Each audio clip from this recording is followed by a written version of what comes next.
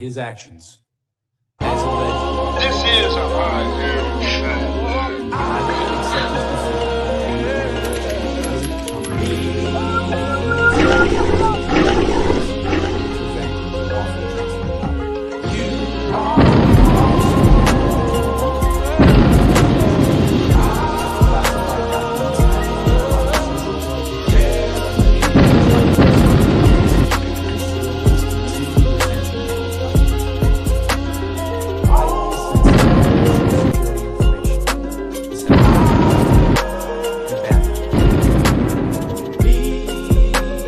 As I testify before the committee today, I stand including the decision to bring charges.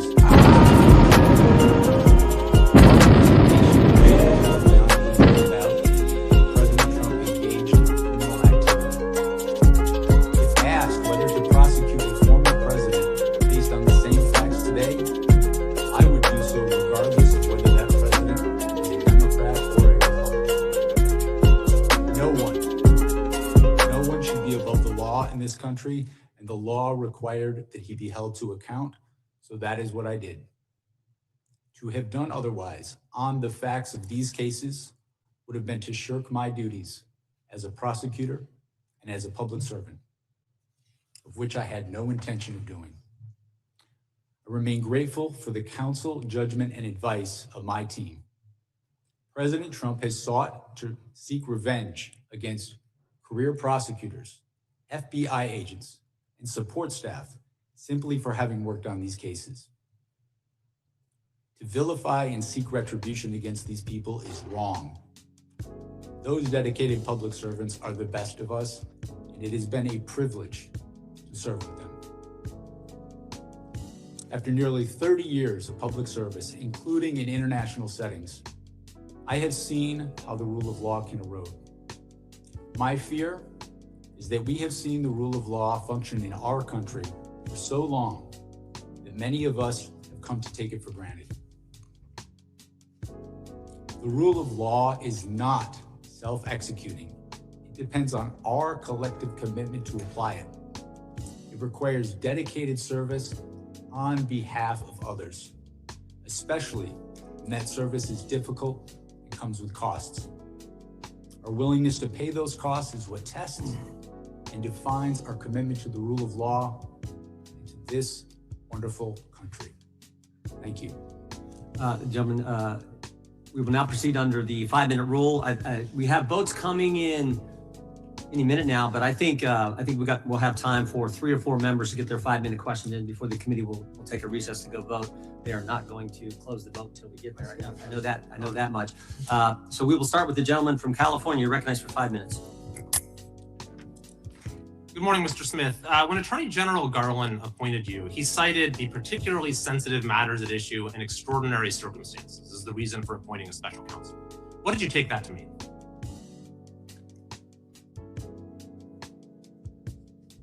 What I understood that to mean is I was to conduct an independent investigation and come to my own conclusions about whether the facts and the law supported a prosecution. But clearly he was alluding to the fact that we had an investigation into a leading candidate for president. That was part of the extraordinary circumstances. Would you agree? I will rely on his public statements about that. I understood my role as special counsel was governed by the regulations, which required me to make an independent decision on my own. So certainly you would agree it was important to approach the investigation with humility and restraint. Is that fair? Yes, and that's what I sought to do. I sought to And you thought you possessed those qualities. In fact, you testified at your deposition, quote, "I thought I was the right person for the job." Of course, some disagreed. Constitutional law professor Jonathan Turley, for example, has said, quote, "Jack Smith has a reputation for stretching criminal statutes beyond the breaking point." I assume you disagree with that statement by Professor Turley. I do disagree with that statement. I think my career speaks for itself. I have been. But that statement was also, and I'm sorry to have to interrupt, I just have a short amount of time. That statement was also echoed by the United States Supreme Court in a unanimous opinion in McDonald versus the United States, where the court overturned convictions that you had pursued against a former governor, criticizing your boundless interpretation of the federal criminal statute. At issue, that opinion was joined by Justices Ginsburg, Breyer, Sotomayor, and Kagan. So do you also disagree with that statement by those justices? I have conducted my career in a nonpartisan fashion. That particular case, the legal position that the department took, that wasn't my personal position. That was the position of the department. I see. So, Mr. Smith, I've had the opportunity during my time in this committee to review the work of two special counsels, John Durham, appointed during the Trump administration, and Robert Err during the Biden administration. And in both cases, they seem to exhibit that humility and restraint that we talked about. But in reviewing in detail the way you conducted this investigation, I see a very different mode of operation. One that sought maximum litigation advantage at every turn, one that repeatedly circumvented constitutional limitations to the point that you had to be reined in again and again throughout the process. For example, shortly after you became special counsel, you issued a subpoena for the phone records of the Speaker of the House of Representatives over a 2-month period, along with for other senators and representatives, even though the public integrity section at DOJ cited litigation risk to doing this. What was that litigation risk?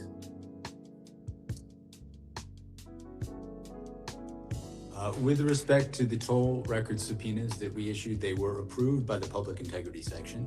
The public integrity section, in approving those subpoenas, noted the fact that the subpoenas were for records for people who were not targets of our investigation.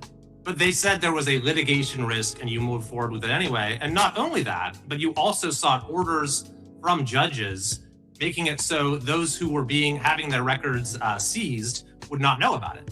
And you even didn't tell those judges that it was members of Congress whose records you were going after, in apparent contravention of a federal statute saying that a telephone provider for a Senate office shall not be barred from providing notice that the records had been requested. Now, if you sought to do that today, would you be able to get away with that, with asking the judges for a non-disclosure order without telling them these are members of Congress?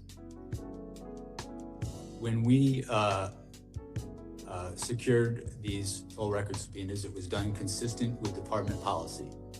You're correct in that that policy has since changed. They changed the policy based upon the actions that you took. Similarly, you issued a gag order against President Trump that the DC Circuit Court of Appeals vacated as overbroad. Is that correct? Well, the DC Court of Appeals, in passing on that order, found that it was justified. They narrowed the order, but they confirmed that the phenomenon— They narrowed the order because it was overbroad. In addition to that, you sought an early trial date that the district court rejected. And when you presented your prosecution memo to Attorney General Garland, it's been reported that he was visibly unimpressed and expressed First Amendment concerns. So, Mr. Smith, looking at the record, I see that you were reversed and rebuked by the Department of Justice itself, by the Attorney General, by the Solicitor General, by multiple district court judges, by the Court of Appeals, and by the U.S. Supreme Court itself. So my final question is, do you believe that you made any mistakes? Do you have any regrets as to how you conducted this investigation? If I have any regret, it would be not expressing enough appreciation for my staff who work so hard in these investigations.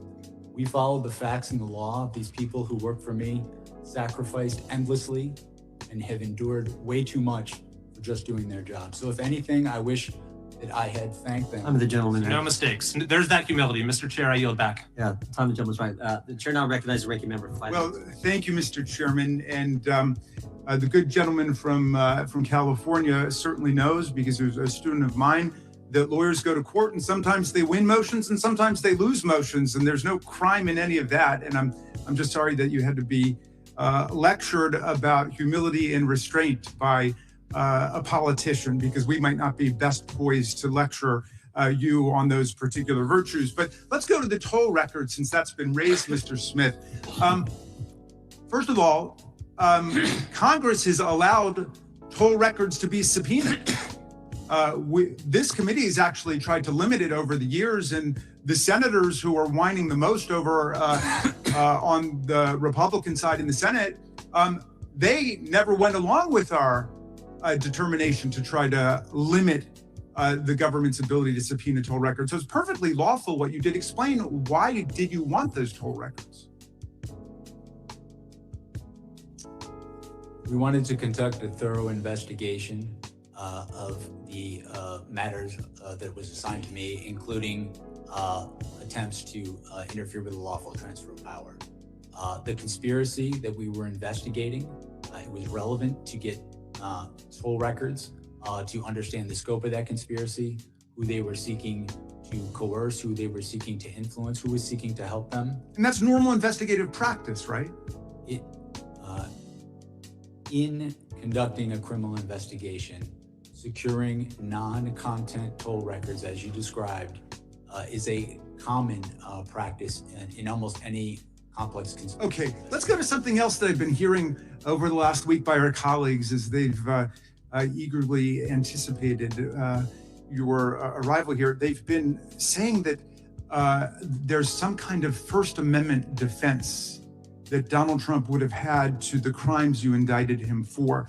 Is there a valid First Amendment defense to defrauding the public? Is there a valid First Amendment defense to disrupting a federal proceeding? Is there a valid First Amendment defense to violating the voting rights of the people and cheating the public out of a fair election? The First Amendment is something we took seriously in our investigation, but the First Amendment does not protect speech that facilitates a crime. Speech that is used to facilitate a crime, a fraud crime in particular, is not protected under the First Amendment. The Supreme Court precedent on that is clear. This is an issue that we litigated before the district court, and the district court ruled, as I just stated, that it is not in fact protected. And the case law is perfectly clear on this, right? All frauds are perpetrated by speech, right? Yes. All conspiracies are perpetrated by speech. So just because your criminal conduct is brigaded with speech doesn't somehow mean you've got a First Amendment defense against trying to overthrow the government. I mean, the people who attacked the police officers on January 6th were chanting, "Hang Mike Pence." I suppose that was political speech, or they were saying, "Stop the steal." Does that mean they've got a First Amendment defense to violent assault against the officers? It does not. William Barr, by the way, was somebody who was perfectly clear about that.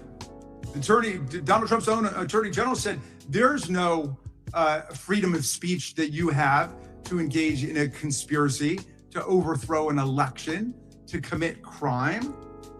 He was perfectly clear about that back in those days. In fact, lots of people on that side of the aisle, including my good friend, the chairman, denounced the violence that took place on January 6th. The cat's got their tongue these days. My friend Chairman Jordan said, what happened last week was terrible, was tragic. It's as wrong can be, he said. Republicans, we know all political violence is wrong. I asked my friend Chairman Jordan at a rules hearing, are you also not interested in what happened to us on January 6th? He said, of course, everyone's interested in holding people accountable who did wrong. The FBI is doing that. The Justice Department is doing that, appropriately so. What do you think about the attack on the Department of Justice and the special counsel for doing your jobs? I think the attack is unjustified.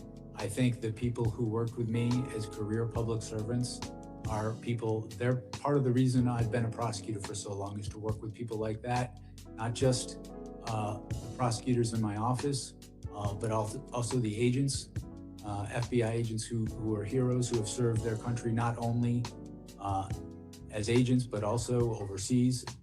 I think those attacks are unwarranted based on the facts, and I think that they have no basis in who we are as Americans, as a country. I don't see attacking people like that as anything appropriate.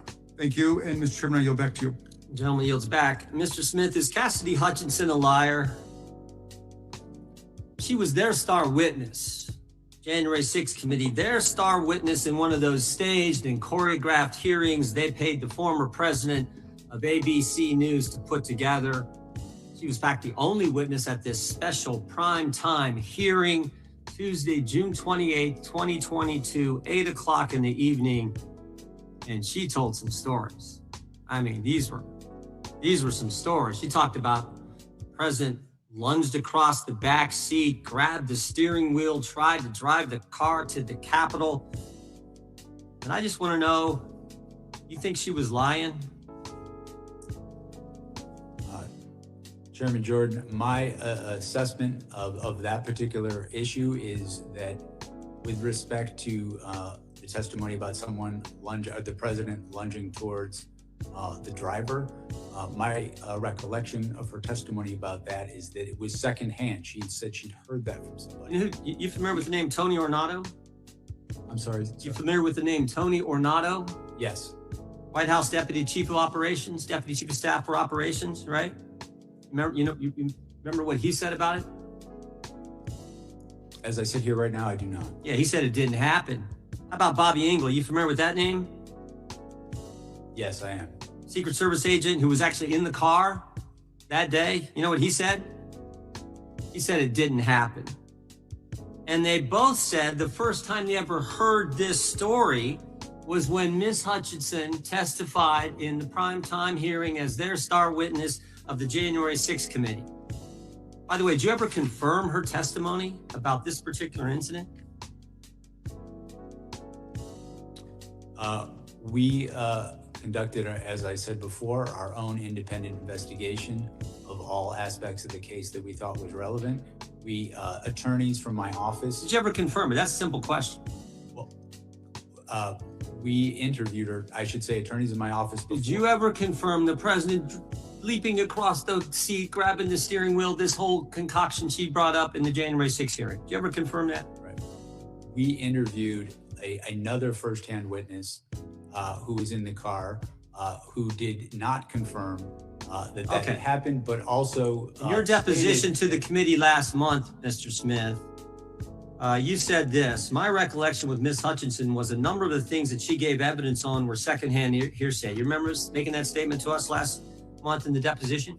I did, and I was referring particularly to what we're talking about now. Yeah, and you also said Ms. Hutchinson, regarding this particular claim, was a second or even third-hand witness. We asked you, if you were a defense attorney, how would you handle cross-examining her if she was on the witness stand? And you said, if I were a defense attorney, Ms. Hutchinson were a witness, the first thing I would do was seek to preclude her testimony because it was hearsay. You remember saying all that?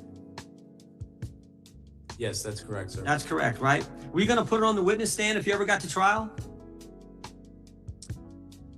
We had not made final determinations as to who we were going to call as a witness. We had a large. You were still considering her? We had a large choice of witnesses in this case. Are you familiar what Washington Post reporters Carol Leonnig and Aaron Davis said in their book? They did this book, 300-some pages book on chronicling the whole investigation of the Justice Department. And here's what they said on page 310. They said Jack Smith had wondered whether some of Hutchinson's claims might be relied upon at trial. Still, at one point, Smith told the elections team he wasn't ready to give up on Hutchinson's account.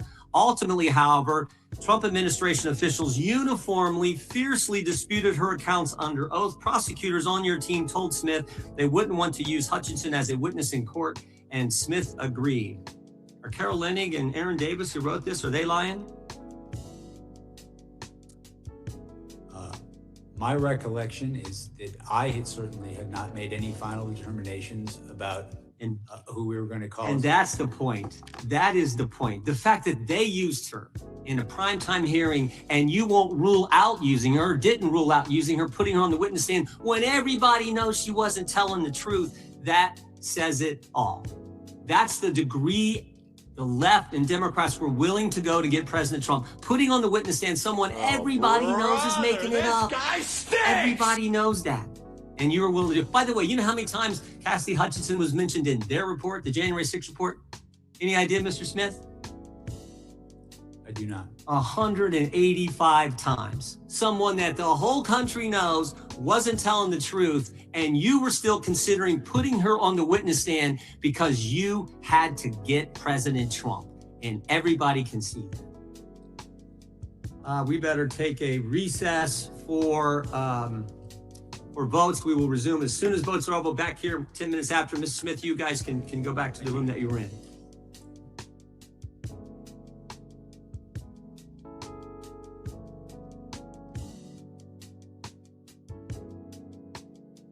Y'all see what's happening, right? While they're on break, the filibustering from Jim Jordan is literally disgusting.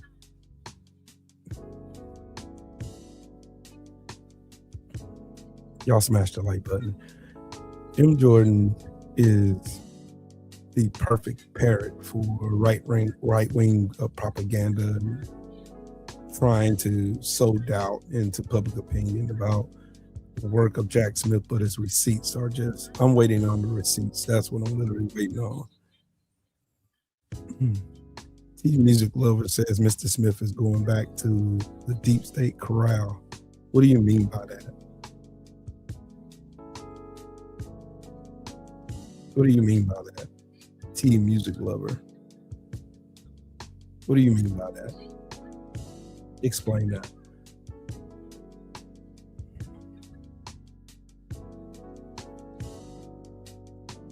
They just being here regurgitating talking points they done heard from right-wing propagandists for God knows how long, man.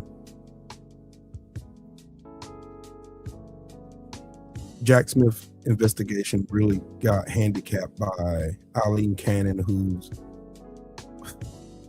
she ain't even deserving her seat right now. But let these right-wingers tell it. Oh, she done a great job of service for the American people. But meanwhile, these people can't explain why Donald Trump had fake electors. He tried to bully the attorney general in Georgia on a phone call that's recorded.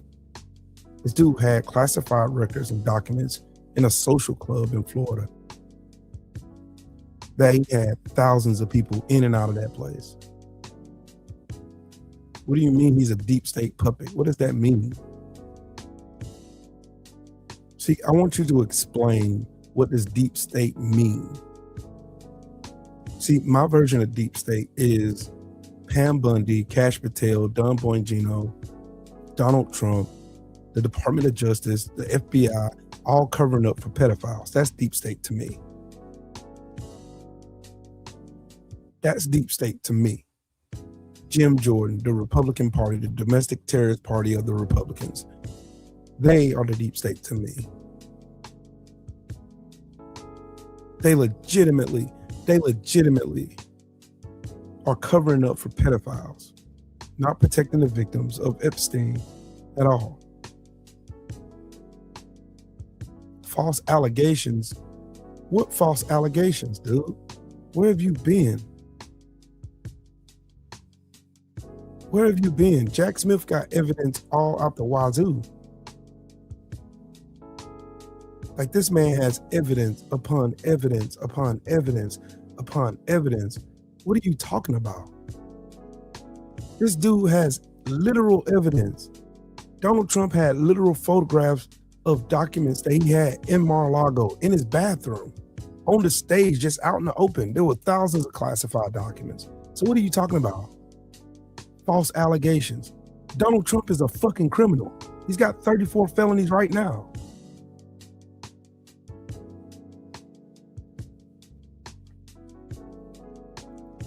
You mean like Elon Musk, Anton Miller, like Peter Thiel, Elon Musk, the Heritage Foundation. That's deep state.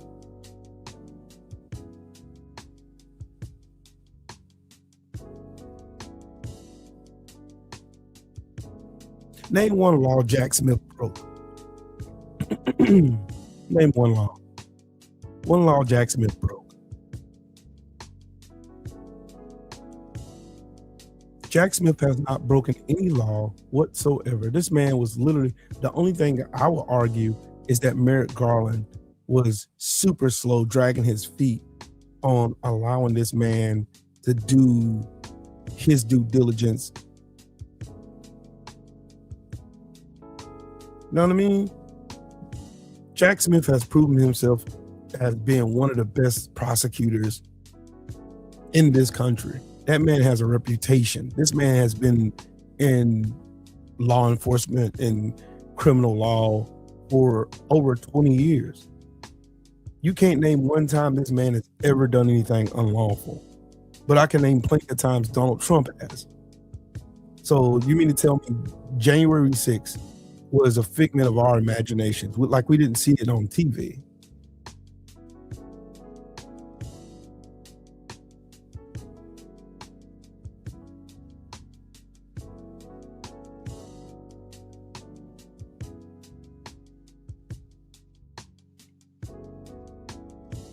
Look what Craig Wilson wrote. He said, I'm a felon too. I can't run for office. How is it that he can be the top of the country, the top cop of this country? He is a felon. Who is y'all censoring free speech? I ain't touched nobody.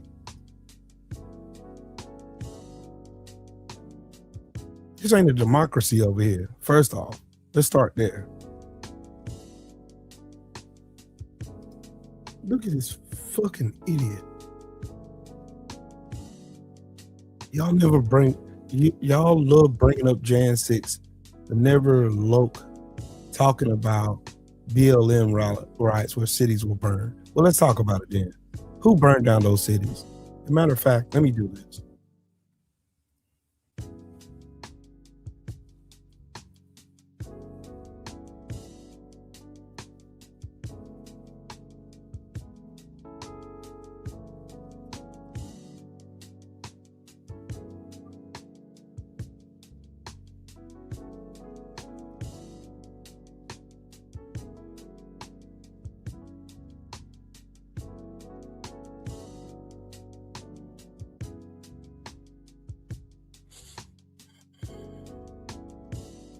Don't worry. Don't worry. Don't worry. Don't worry. Don't worry. I have receipts. So you want to talk about that? Let's talk about it. White supremacists. Y'all are stupid. This is from ABC News. Leave the country if y'all hate it. Fuck you. Take your dumb ass back to Europe. Like, I can literally just show you receipt after receipt after receipt after receipt. This is the white man right here that y'all blame the black folks for. The Boogaloo Boys and white supremacists were starting fires and looting fucking buildings and then blaming the black protesters out there.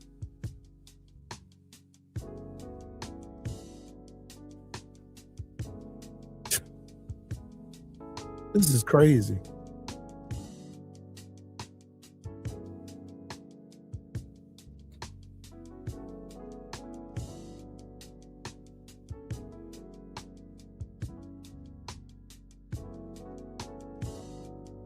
God dang, y'all are dumb. Y'all just use words because you heard somebody else say it. Y'all use words just because you heard someone else say it. Someone else told you, and there you are. BLM is a joke. It got played, and y'all got played. You're stupid and blocked at the same time. How about that? Yee-hoo. Like I told you, racist bastards, this ain't a democracy over here. You ain't just gonna come over here disrespecting black people on a black man channel and think you're gonna sit up in my chat. You getting the fuck up out of here. Y'all can't even give no evidence, no data, no statistics, no articles, no videos of nothing showing nothing that y'all ain't here saying. Meanwhile, I'm showing you it was white racist narcissists that were out here setting fire to buildings during the BLM protests in Minnesota after the death of George Floyd. I'm showing it to you. And y'all literally are in here just parroting bullshit talking points you heard from Nick Shapiro and Charlie Kirk. Fuck out of here. You got to do better than that when you come here. You don't even know what an incel is. What's an incel, Baxter? What's an incel? Because I can show you an example of an incel. I can show you a clear example of an incel. That's easy work. This is an incel. That is an incel. Obvious homosexual telling you that it's gay to have sex with a woman as a man. Yeah, that's an incel who's never had a shot of ass in his life. That's an incel.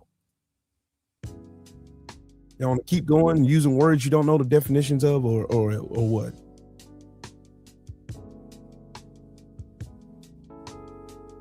See, y'all don't do no research. Y'all just parrot shit you heard from somebody else because you're too lazy and stupid to do your own research. Yes, Shelton, it's in the news. The Boogaloo Boys set fires and were vandalizing properties and shooting into the police station during the BLM protest. It's easy to research. It's easy to research. All you have to do is Google, were the Boogaloo Boys at the BLM protest in Minnesota? And you will see, yes.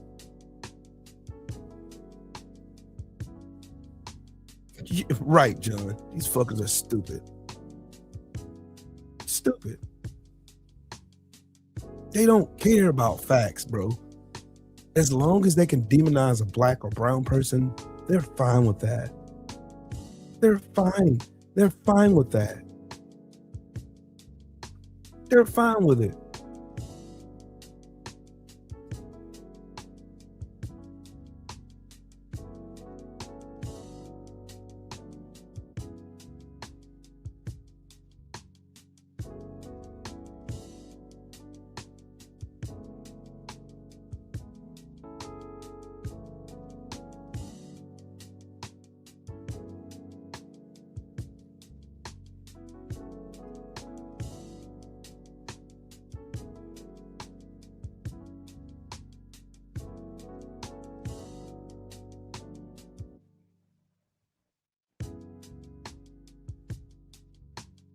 They burned a police car. And just like that, they gave Khalif Miller 5 years in Philadelphia. See, the difference between you and me is I can do research and I can find articles and I can refute or defend whatever you're saying. But I do the research though.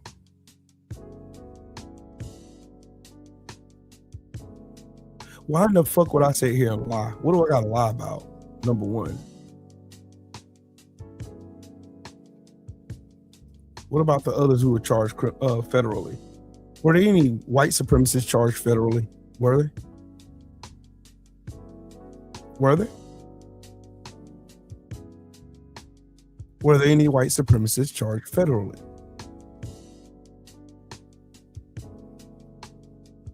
See, y'all gotta remember, the so-called justice system in this country has decades, centuries of unfairly punishing black people versus racist white people.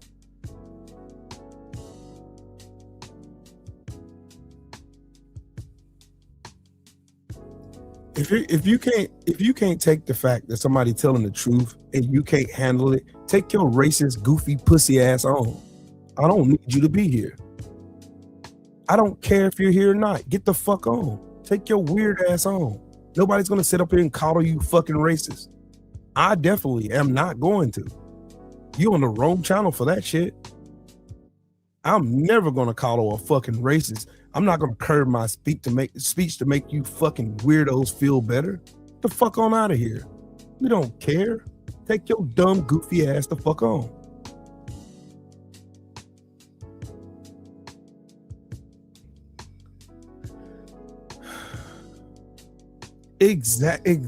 Man, people don't understand about antagonism or people who are antagonists. They don't understand it at all. They don't care. All they care about is maintaining this bullshit mirage of white supremacy in this country. But they don't give a fuck. They don't care. They don't care. They really do not give a fuck. They don't care. They don't. All they care about is defending this fallacy of white supremacy. And they ain't supreme to shit. They keep getting hustled. They keep, like we was talking about last night, how they get roped into the social constructs of race. And you remember Lyndon B. Johnson said, if you can convince the poorest white man that he is better than the best black man, he won't notice you're picking his pockets. Hell, give him somebody to look down on, and he'll empty his pockets for you. These people are too stupid to realize their pockets been picked. They spent all their fucking money. But then they come up in here trying to tell me as if I don't do my due diligence and study, trying to tell me about shit that I know about. Oh man, Will, oh man, you just racist, Will. How am I fucking racist calling out bullshit? How am I racist? Telling you that this system has been put in place for you to defend your own whiteness more than you to feel your way of life, or how your family lives, or how you feed your kids, or how you pay your bills, or how you make money on your job. And they screwing you over left, right, front, and center. Meanwhile, you're maintaining and holding on to a fucking fallacy. You're holding on to whiteness as if that's gonna save your fucking family. Bitch, be for real. Be for real. We done seen this play a long time ago. Been telling you, I've been telling y'all for the longest. Y'all continuously still hold on to this fallacy of whiteness as if it's gonna protect you, as if it's gonna stop the billionaires like Elon Musk and Jeff Bezos and Donald Trump and all these billionaires stealing every bit of your fucking money, getting more welfare than anybody you could hate on. Like it's gonna stop them fuckers from doing what they've been doing, conning your stupid ass using race, and then stealing everything. Because look at the laws that's been passed. The big beautiful bill didn't spare white people. The big beautiful bill didn't stop your health care from going higher. The big beautiful bill didn't stop your fucking Social Security and your Medicare from being cut. Didn't stop it at all. Didn't give a fuck about it. But I tell you what, those billionaires made bank, and their tax cuts are permanent. Oh no tax on overtime, Will. Wait till you file your taxes. Wait, because I'm gonna start filing taxes next week. Wait till you file your taxes. Wait till you file your taxes, and then come back and talk to me. Oh, Will, we got scammed again. You damn sure did. Just like they did in 2017. They did the same fucking thing to you dumbasses in 2017. Oh, we're passing the Tax Cuts and Jobs Act, and you didn't see none of it.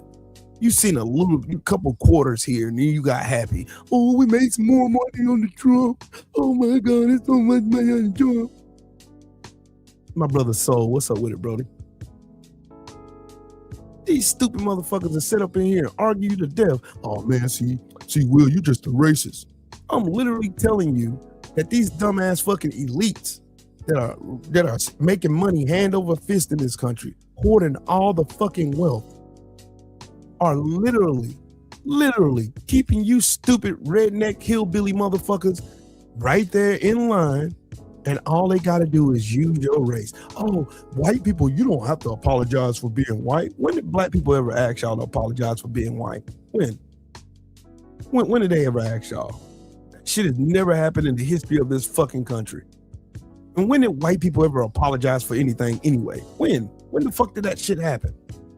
Please point to me a time in American history where white people were like, well, we're sorry for raping your women and raping your men and feeding your kids to alligators, or lynching you with thousands of our kids and our families around, and we celebrated eating your bodies and shit.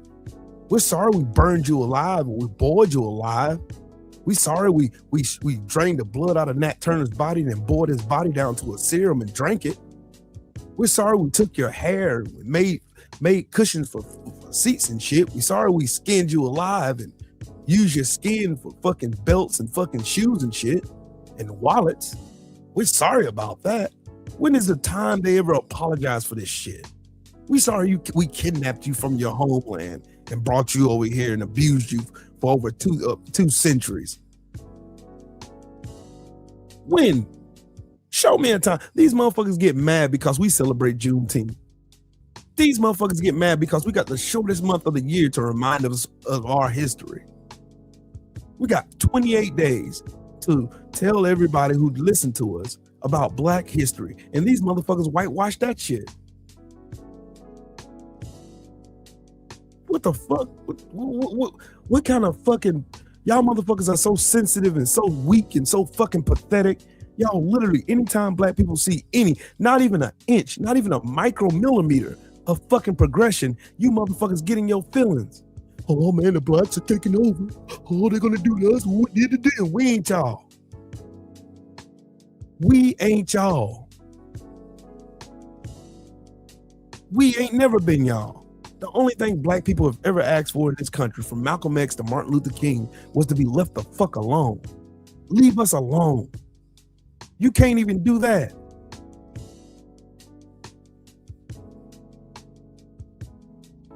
All they did was try to make it sound like, oh man, black people learned so much. They learned so much due to slavery. They learned so. What the fuck do you retarded motherfuckers teach us? Y'all ain't taught us shit yet.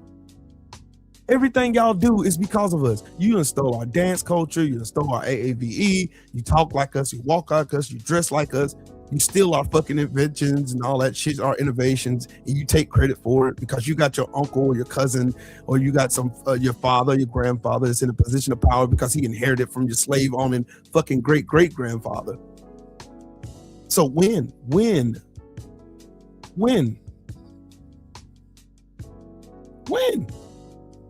Look, I told y'all every time they can't never accept they'll talk about everything around the world but what's going on here in America. When was Mansa Musa in America? When was he in America? When did he condone chattel slavery? When did that happen? When?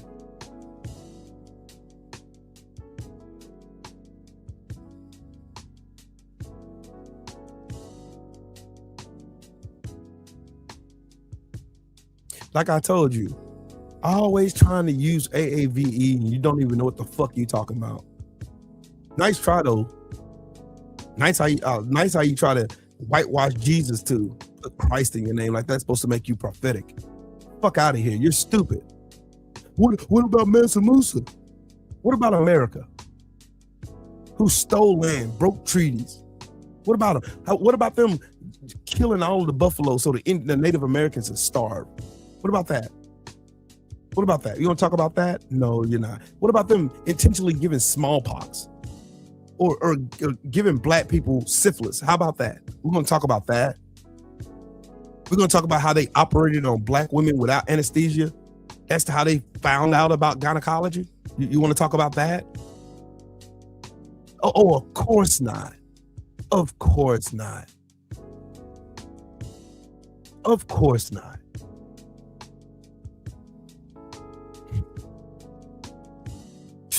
Sheesh.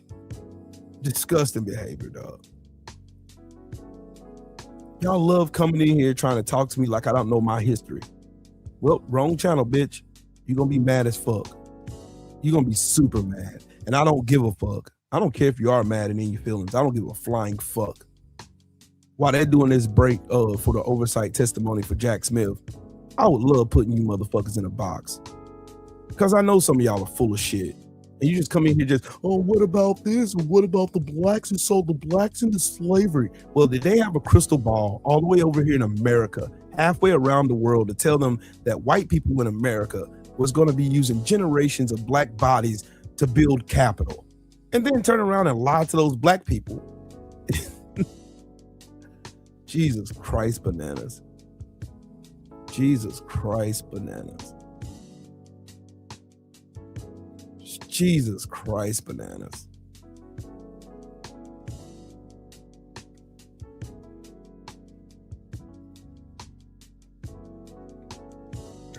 The most evil, violent motherfuckers in this country have been white men and white women. White women in South Carolina were 40% of the slave owners who fought in court to own bodies. They made black women who just have given birth to their kids starve their kids to feed theirs. Wet nursing. White women profited off of wet nursing. Black women breastfeeding their babies, but black people ain't shit though, right? We're violent, right? We're subhuman, but we raised your fucking kids. We cooked your fucking meals. We were in and out your fucking house. Cause y'all love lying about fucking history. And then as soon as somebody looked like me, somebody who's black, comes to tell you about it, oh, all of a sudden now I'm the racist for calling your bullshit out because y'all are too pussy to confront what you're scared of. Y'all been afraid. America's been so terrified of confronting their own racist ideologies That's the reason why we got fucking Trump. That's the reason why ICE agents is doing just like the slave catchers of yesteryear done. That's why they're busting in people's houses. That's why they're dragging people outside. That's why they're shooting people in the face. That's why they're killing everybody left and right, front and center without impunity. And no one gives a fuck because you motherfuckers are too scared to confront that racist demon hiding in your fucking closet. But still you want to blame black people for it because we were the easy whipping boy. Who was the easy Huckleberry? Oh, we'll just keep blaming the blacks for that. We'll keep blaming the blacks. No, you done ran that shit so much, you done ran out of money. Everybody done seen this. We done seen this rerun 1 billion times under the sun. This ain't nothing new under the sun. You can't tell me where a black man in America could get this much white privilege to where he can sit at the top office in this country with 34 felonies, 2 impeachments. And he had 91 total indictments, 91 total charges, and 4 indictments on top of them. But he used a white supremacist system to get off and underneath every last one of those charges. This man literally sat on national TV and incited a fucking riot. And here you bitches are, y'all, man, see, Trump ain't do nothing wrong, man. I don't know why the fake news and the deep state is trying to get this man. This man literally did the shit on fucking TV.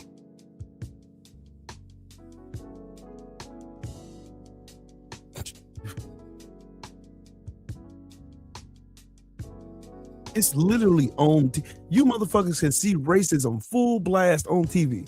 Matter of fact, the April before fucking Trump and them stormed the White House, the year prior, they had a peaceful protest out in front of the White House with Trump and Bill Barr had the National Guard out there front and center shooting pepper balls at people asking for fucking justice for George Floyd. Why is racism still so bad in the US? I'll tell you why, Charlotte. It's still bad in the US because a bunch of motherfuckers here don't want to let go of it because they don't want to lose their power.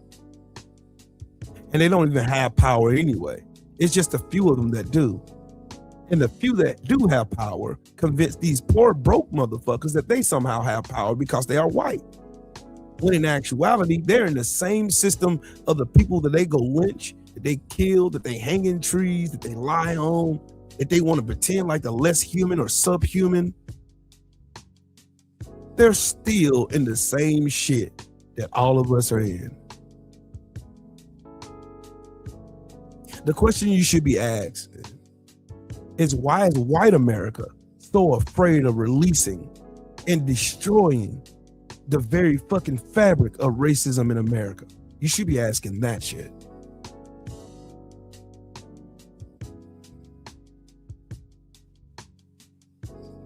That's the question all y'all, that's the question all y'all should be asking. Why are poor motherfuckers in this country trying to pretend like they got the same power Donald Trump? You name one poor white man that would get away with the same shit Trump did. His name is in a file. You know, him and Epstein are one and the same. They're both just as guilty. It's not just the Epstein list, it's the Trump list. Epstein used Trump to blackmail him and world leaders like Prince Andrew, Bill Clinton, and a whole list of other people that are all in that list. Like Lindsey Graham, Andy Biggs, Clarence Thomas. All these motherfuckers are in that list. They don't want that list to be released because if they did release that list, guess what will happen? Destruction. That myth becomes ever so exposed, and everybody sees these rich fucking pariahs are nothing but a bunch of sick, sadistic pieces of dog shit. That's what they are. See, the biggest sin America ever committed was not giving the rope to everybody who betrayed the fucking union. Instead, they gave those racist pieces of shit jobs in government. Just like Trump should have been strung up for his treason against America, working with the Russians. Y'all can't tell me Trump ain't a Russian asset. Steve Witkoff is a fucking Russian Muppet. This dude literally has ties to Russian mafia and Russian oligarchs.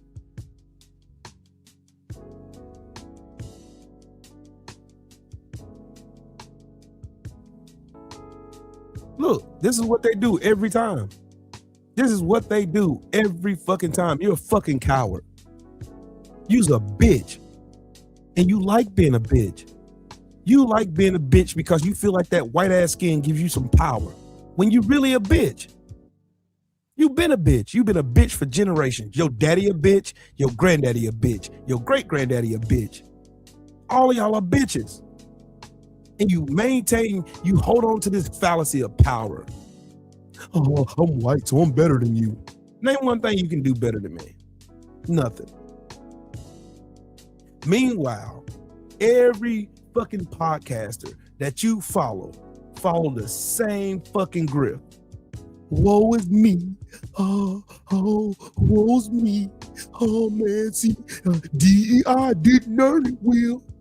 See, we need to get these mud sharks out of our congregation, these white women over and sleeping with these niggers. They over and sleeping with these niggers. I don't know what to do because my dick's too little. Whining all the time. I want to be able to say nigger as much as I want to. I want to be able to call blacks niggers. See, man, I'm just a purebred Aryan. Oh, man, see, man. Oh, man, the white generation's being replaced. White replacement. We got to apologize for being white. That's your dumb ass. That's what you sound like. I've never seen black people sit on the internet and whine. Oh, the blacks. Oh, white men are sleeping with our black queens. Oh, God. Oh, we got Oreos out here in our mix. Oh. Meanwhile, you got Nick Fuentes, Charlie Kirk, Tim Pool. You got every last one. You can't name me a white podcaster right now that don't use grievance politics as his fucking foundation of his channel. That whines about everything. Oh, the blacks are getting in college more than white people. Because you're fucking stupid. You've been stupid. That's why you have to rig systems to make you look smart. This ain't a lie. This is a fact. Go back and look at back in the days when they were doing those fucking those AP tests, and the black students were whooping these white students' ass. Then they had to change the rules of the test to only teach things in those tests that they were only teaching in those white schools. That's a fucking fact. Jesus Christ, man. Jesus Christ. Ratchet, what's up, bro? Y'all come in here with that bullshit. You come in here with that bullshit if you want to. You're gonna get laughed out of here. You're gonna be mad too. I don't give a fuck though. Y'all motherfuckers been voting for Republicans for your entire life. Your daddy vote Republican. Your mama vote Republican. You live in fucking Alabama and you still broke and poor. How did voting for Republican turn out for you thus far? Since you so powerful. Since you got all this power, they convinced your dumb ass you got power. So how's that working out? Why is every Republican state they're a poverty state? Why is there welfare states? They're littered in red. Why? Oh, it's the liberals. No, the liberals ain't got nothing to do with a Republican ran state with a Republican House, Senate, and a fucking Republican governor. Ain't got nothing to do with that. But somehow y'all always finding a reason to blame and whine and bitch and complain about everybody else. Oh, it's Joe Biden. It's the libs. And you run the fucking show. That's like me getting off this microphone, getting in my car, driving down the street, crashing my car into a tree, and then getting on here and blaming Lisa for me wrecking my car into the tree. She ain't had nothing to do with me driving it. Y'all are weak. You can't never take accountability for your failures. See, the moment when racist white people in this country understand the fact that system that they claim they love so much was built to prop up fucking billionaires and millionaires and wealthy corporations. Once they figure that shit out, then we can have a conversation. I strongly suggest you go look at Wilmington, North Carolina, 1898. And see what happened when the first successful coup d'etat was ever executed on American soil. And you'll see exactly why I'm saying what the fuck I'm saying. When poor white people and poor black people were working together, you seen what happened. They were prosperous. They made a lot of money. They had a mixed government and everybody was happy until those racist elites seen, oh no, we can't have these motherfuckers working together. Same with the Irish. They did the same thing with the Irish. Oh, we're the Irish? Oh, they were slaves too. No, they weren't. They were indentured servants. Then they came out with the black codes. Oh, a black man can't look a white man in the eye or go to jail or go back to the plantation.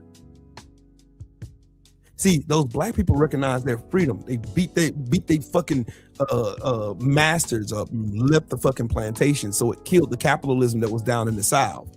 So they had to rebrand it. And they rebranded it as Jim Crow. They rebranded it as convict leasing. They rebranded it as black codes. They can't even tell you how many black souls were lost during the Middle Passage. They can't even tell you that, can they? No, because they don't know fucking history. They can't literally look. As much as these fucking devils get on the internet and claim black people are so violent, they can't name one massacre that ever happened on U.S. soil due to the hands of black people just going out finding white people to kill for no reason. But I can name over 100 that white people did it to us though.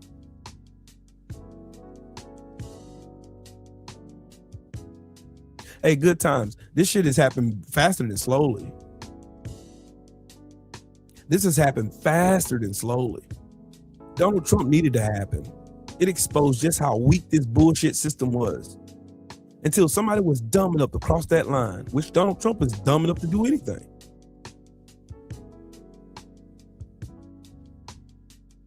You see how they go and they use words and shit that try to push off the fucking responsibility of the United States off on everybody else. Oh, see, look, man. See, man, look. Man, look. The ICE agents are acting just like the Gestapo. The ICE agents are acting just like Nazis. No, the fuck they ain't. No, they're not. They're acting just like Americans. They're acting just like Americans. They're acting just like the Americans of the Confederacy. They're acting just like it. Just like it. Homegrown. USA terrorism. Like they've been destabilized. Like they want to talk shit about all these Venezuelans and Guatemalans and all these other people from Latin American countries migrating here. So what other choice do they have when you go and destabilize their governments? What other choice you have when you steal money from their fucking land? No, Charlotte, you're in the right place because you're going to learn a lot here. You'll learn a whole lot here. So trust me, I'll make sure I go through and destroy all these bullshit narratives and lies that's been told to you, because they've been told to me too. They've been told to everybody in here. Everybody who listens to me, it's been told to every single one of y'all. Every one of us. Oh, America's so great. Oh, we're the home of the brave and land of the free. Yeah, think about it like this, Charlotte. We've been doing a Pledge of Allegiance where we pledge allegiance to the flag of the United States of America, to the republic for which it stands, one nation, under God, indivisible, with liberty and justice for all. And then when black people ask for justice, we get called victims. Everything about this country is a fucking lie.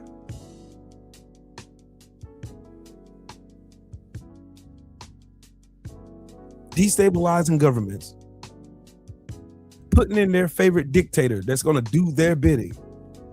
That's the American way, not this bullshit American exceptionalism bullshit lie they told you.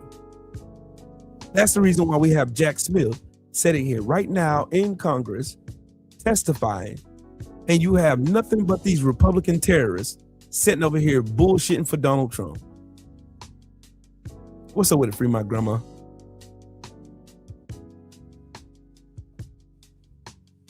America has been going into countries, destabilizing their governments and stealing resources for as long as this country's been around. J-Ron, what's happening, man?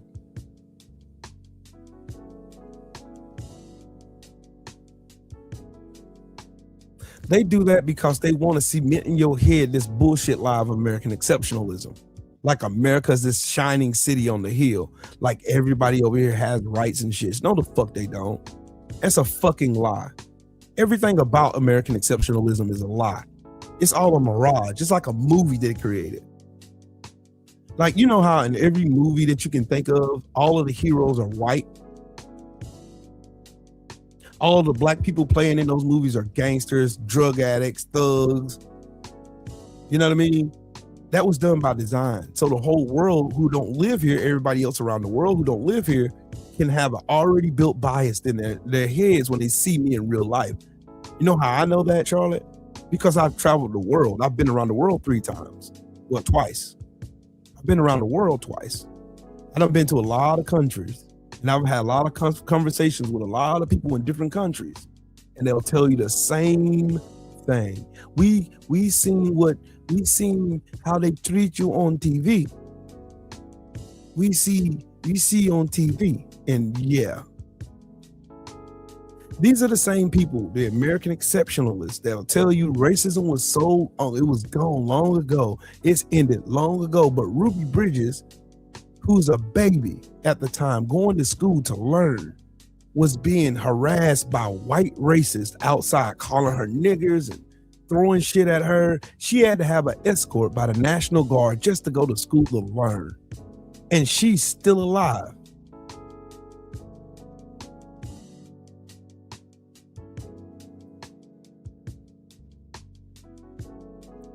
Salute to you in the super chat, Miss Solana. Thank you for that 5-piece.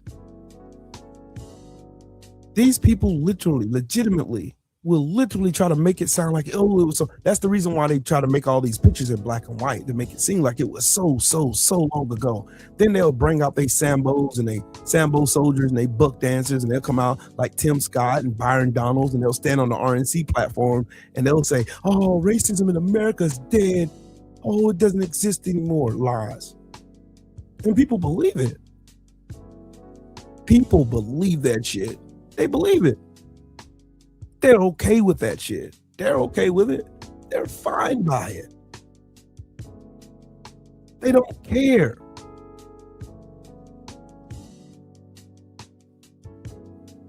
They will still enjoy the benefits of racism in America. You know, like redlining and gentrification and the destruction of the black family, or the destruction of black neighborhoods. And that's why when you go to a black neighborhood, all you see is buy here, pay here car places. You see predatory loan places. You see fucking liquor stores. You don't see anything that will build a good, successful fucking society. You don't see none of that.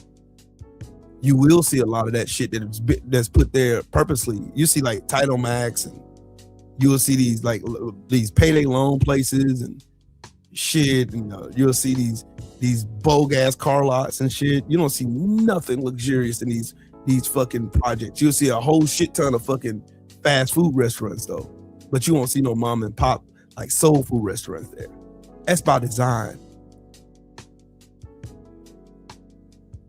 Did y'all know that these fast food restaurant chains have studied black society and black communities, learned them, then moved into the local governments to control zoning laws so black people couldn't build?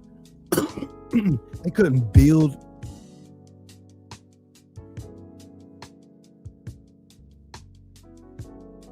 So they'll build a McDonald's down the street, then they build a Burger King and then a KFC.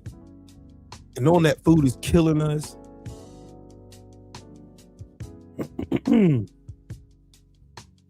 It's funny that they'll say black people have low IQ, but they won't tell you why though. They won't tell you that they discriminated from black folks from going to certain schools, or they zoned them out so they couldn't. And then they won't tell you that your property tax in your neighborhood is what funds your school. But if you defund your property, then how can you fund a school? And if you can't fund a school, you can't fund an after school program that'll help your kids from being crash outs. It's all systemic.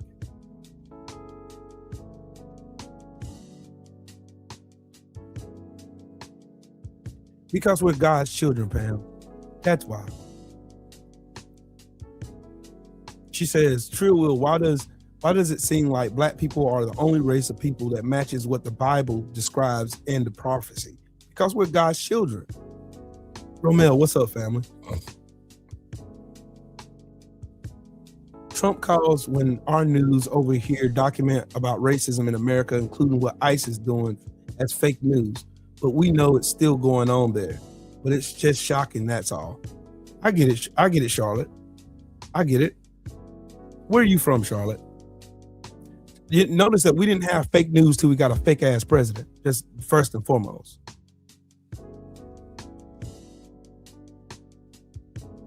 First and foremost, let's just start there. We didn't have fake news till we had a fake president. But this fake president exposed the media's fucking biases, how they talk about black people versus white people who commit crimes, how they suck up to fucking politicians, how they fit and they lay right down into the fucking narratives that they lay down and race. Look at the cowardice of these fucking reporters now. Look at them. This shit had to happen so that you can see real time how this whole gigantic conundrum of fuck shit, all of it operates.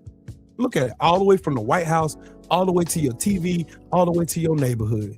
This shit is exactly exposing everything and how this shit happens. You see how law enforcement, they go and they confront, you don't see police officers out here beating the shit out of ICE agents, do you? For violating constitutional right. That's criminal. They're doing criminal acts out in the street. The job of the police is to stop criminal acts. That's their job. At least that's what we thought their jobs were. What their jobs actually are is to maintain capitalism and to keep your dumb ass quiet. I ain't even had my coffee yet. Y'all need to hurry the fuck up. I'm ready to hear Jack Smith's testimony so I can shut the fuck up.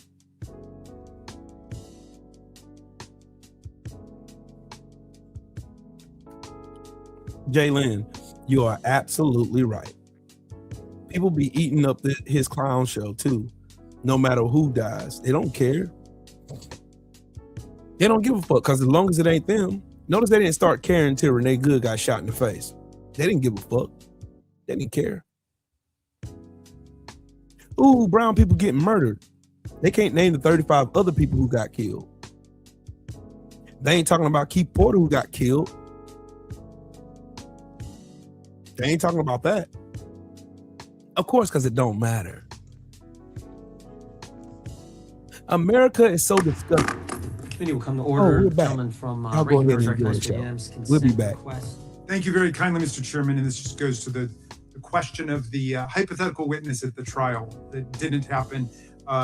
New York Times, May 1, 2024, Trump acknowledges he wanted to go to the Capitol on January 6th. Objection. Carol Leonnig, who you quoted, Carol Leonnig outlines Tony Ornato's history of lies. That's June 30, 2022. Objection. In July 1, 2022, the men disputing Hutchinson's testimony are two of Trump's biggest acolytes. And finally, June 29, 2022, CNN, Cassidy Hutchinson stands by her testimony amid pushback. Thank you very much. Gentleman from New York is recognized. Thank you, Mr. Chairman. Mr. Smith, over the past few years, Republicans have waged constant attacks on you. Donald Trump has said you are totally compromised, a political hitman, a left-wing radical, a criminal, a fully weaponized monster, and that you should be considered mentally deranged and thrown out of the country. Just this week, he called you a sick bastard. Unfortunately, the rules of decorum prevent me from saying what I think of Donald Trump. But he is not the only one to launch attacks against you. Chairman Jordan has accused you of abusive surveillance and accused you and your team of partisan and politically motivated prosecutions. Despite the mountain of evidence that you laid out in the special counsel's report and in your court filings, President Trump's supporters are convinced that the only reason your team tried to hold him accountable is because you have a vendetta against him. I want to address these allegations today. You have had a long and distinguished career with the Justice Department, including serving as the chief of DOJ's Public Integrity Section for 5 years. While leading the Public Integrity Section, you led investigations and prosecution of public figures and political leaders from both parties, Republicans and Democrats. Can you give us a couple of examples?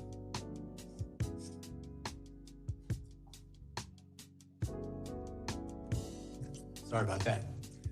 During my time as the chief of public integrity, I investigated cases involving both Republicans and Democrats. The standard in all of those cases was the same: follow the facts and the law. Didn't matter what party you in, it mattered the facts of the case. In doing that, there were cases I brought against Democrats and cases I brought against Republicans. There were also cases that I investigated and did not bring against Democrats and Republicans. Party affiliation played no role in my investigations. I can think of multiple cases of prominent members of Congress that we investigated who were Republicans, who upon reviewing the law and the facts, I decided not to go forward in those cases. And the same could be said with people on the Democratic side. I've always tried to follow the facts and the law in my career. When it comes to deciding whether to pursue a criminal prosecution of an individual, what factors do you consider? The primary factors are the facts and the law. As a federal prosecutor, in making a prosecutorial decision, you're guided by the federal principles of prosecution, which guide one not only to look at the facts and the law, but the federal interests. And that is exactly what we did in this case, as set forth in my final report. Does partisan politics play a role in your decision whether or not to prosecute someone? None. To be clear, did partisan politics play a role in your decision to charge Donald Trump? It did not. What does it do to the justice system if political leaders place pressure on prosecutors to file charges against their political enemies? What are the implications if prosecution decisions are based on politics, not the law? I think it weakens the rule of law in our country because it weakens the mechanism for us to prosecute, among other things, corruption. When there is political prosecutions targeting people because they're enemies of the president, the department loses credibility and it can't do its job in all sorts of cases. According to your deposition before this committee, it sounds like your problem was not determining if you had enough evidence to charge Donald Trump, but rather that you might have had too much evidence and struggled to determine how to present a clear narrative to a jury. How would you characterize the evidence against Mr. Trump about inciting an insurrection against the laws of this country? Did you have too much?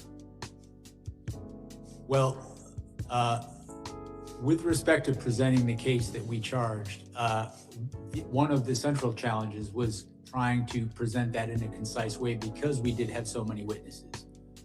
Some of the most powerful witnesses were witnesses who, in fact, were fellow Republicans who had voted for Donald Trump, who had campaigned for him, and who wanted him to win the election. These included state officials, people who worked on his campaign, and advisors.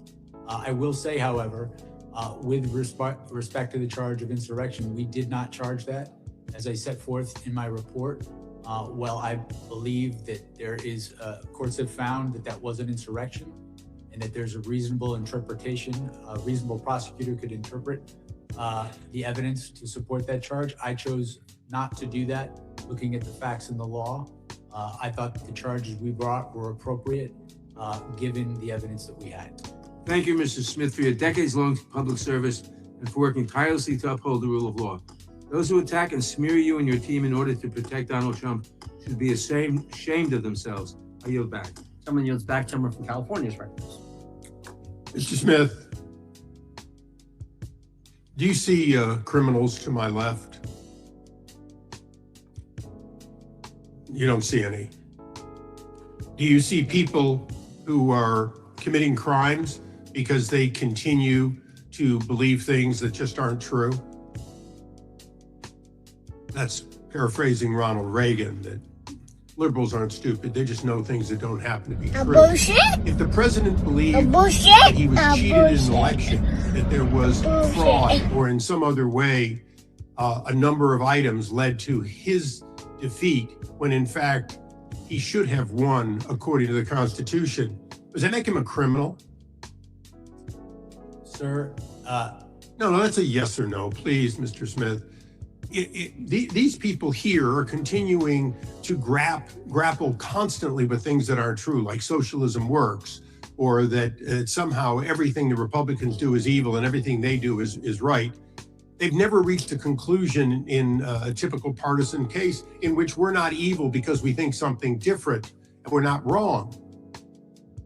You understand the Constitution. Do you understand the Bill of Rights, that someone has the absolute right to believe something, whether it's true or not, and to advocate for something, whether it's true or not? Do you understand that in addition to your oath to the Constitution, that that's one of the things the First Amendment allows for, isn't it? Yes, sir. Okay, so if you know that people have a right to opine, lobby for, assert, do everything they can legally to ask for people to make different decisions, then why is it you saw criminal conduct on behalf of a president who believed he didn't win? Chairman Gordon and myself have something in common along with a number of others here. We saw wrongdoing, and on January 6th, we voted not to confirm 2 states because they had violated the U.S. Constitution in how they selected who got ballots. This guy stinks! And yet, you're going to come here and say, oh, I just followed the law. When you went after these people and you said, well, technically I can do that, you didn't see any selective nature or any separation of powers under the Constitution to spying on the activities and the conversations of the Speaker of the House. To what end would conversations between the Speaker of the U.S. House, third or second in line to be the president, and the president, in what basis would it be any of your business other than you believe that there was a conspiracy without conspiracy as a basic premise? You, like the president's men for Richard Nixon, went after your political enemies. Maybe they're not your political enemies, but they sure as hell were Joe Biden's political enemies, weren't they? They were Harris's political enemies. They were the enemies of the president, and you were their arm, weren't you? No. No. Oh, great. So you spied on the Speaker of the House and these other senators and so on, and informed no one, and in fact put in a gag order so they couldn't discover it. If they were not subjects of a conspiracy investigation, why did Congress, a separate branch that you, under the Constitution, have to respect, why is it that no one should be informed, including the judges? As you went in to spy on these people, did you mention that you were spying on seeking records so you could find out about when conversations occurred between the U.S. Speaker of the House and the president? Did you inform the judge, or did you hold that back? My office didn't spy on anyone. Wait a second. The question I asked you, Mr. Smith, was pretty straightforward. Did you withhold that information from an Article 3 judge in the process of taking the records of the Speaker of the House? We complied with Department. Did you hold back Mr. Chairman, would you please instruct the gentleman to allow the witness to answer the question? It's not your time. I'd like my time back. Mr. Chairman, you have repeatedly done that in the past. The witness has the right to answer the question. And there'll be due time to answer the question. Would you please put my time back and let me finish this? Mr. Smith, I asked you a question and you were not responsive to it, and I want you to be responsive to it. Did you, whether you think it was legal or not, whether you think it was right or not, did you withhold the name of Kevin McCarthy, Speaker of the House, when you were seeking records on Kevin McCarthy, the Speaker of the House, or Jim Jordan, the chairman of this committee? The time of the gentleman is... No, please give me back the time that was taken away. Time is expired, but we're going to let the witness answer your question because it's an important question. The witness can respond. We He literally making up shit. information to the judge when we requested a non-disclosure order, consistent with the law and consistent with Department. Mr. Chairman, the amazing thing here today is that we have an admission that an Article Mr. Chairman, 1... the gentleman's time has expired by now 34 seconds. It gets more than 5 minutes. How many times you interrupt me? The time belongs to the gentleman from California, but it has I expired. will be brief in my address to the You're chairman. just letting them just spew propaganda. We have the evidence No that an time. Article They 1 have no representative decorum on behalf of the whatsoever. president withheld that Article 3. Mr. Chairman, I wish the the information. same leniency And with that, I yield back in disgust of this witness. Sticking with California, the gentlelady from California is now recognized. Mr. Smith, thank you for being here today. Earlier the chairman spent a lot of time Look at talking the about Handmaid's Cassidy Tale Hutchinson, walking back there looking who we fucking know is just dumb. one of many witnesses. it's important to note that there was testimony That's why that I'm an she was independent. told something by Mr. Ornato, not that she had personal knowledge. And of course, Mr. Ornato was Y'all see the very plan, right? Y'all see the play, right? veracity. They're trying to make Jack Smith look We like had he was directly a testimony targeting from a Metropolitan Biden's Police so-called Department enemies, right? official But about in an actuality, argument, a big argument that the Trump is president doing was that shit in having real about time. going to the Capitol. And in fact, the vehicle was delayed going back to the Capitol while that argument occurred. But having said that, I want to focus on something my colleagues across the aisle seem to want to ignore. The fact that your investigation into President Trump's attempt to overturn the 2020 election was built on testimony from members of the Republican Party. See, in fact, last week, there the it New York is. Times There- published that's what I grand was jury waiting on. transcripts from They're Georgia trying to make it sound like, that oh, show the the same Dems, pattern in Trump's them Georgia criminal Republicans case. testifying against this Georgia's bitch ass Republican dude, Attorney man. General Chris Carr testified that he told, quote, and this is a quote, "We're just not seeing the things that you are seeing." And the late Georgia House Speaker David Ralston, also a Republican, testified that Trump's fake elector scheme was, quote, "the craziest thing I've heard." And then there's Senator Lindsey Graham, one of the president's closest allies. In his secret grand jury testimony, Senator Graham told the jurors, quote, "I have told him more times than we can count that he fell short," unquote. And then he said this, quote, "If you told him Martians came and stole votes, he'd be inclined to believe it." Martians, that's from Senator Graham speaking under oath. So here's my question. Mr. Smith, in your deposition with this committee, you testified, and here's a quote, "Our case was built on, frankly, Republicans who put their allegiance to the country before the party." Also, that the president's closest allies are telling him that his claims of election fraud are wrong. And so I'm just wondering, can you explain what you meant in your deposition that it was Republicans who were putting their allegiance to their country ahead of their party? Yes. There were witnesses who I felt would be very strong witnesses, including, for example, the Secretary of State in Georgia, who told Donald Trump the truth, told him things that he did not want to hear, and put him on notice that what he was saying was false. These were people who knew how the elections were conducted in these states.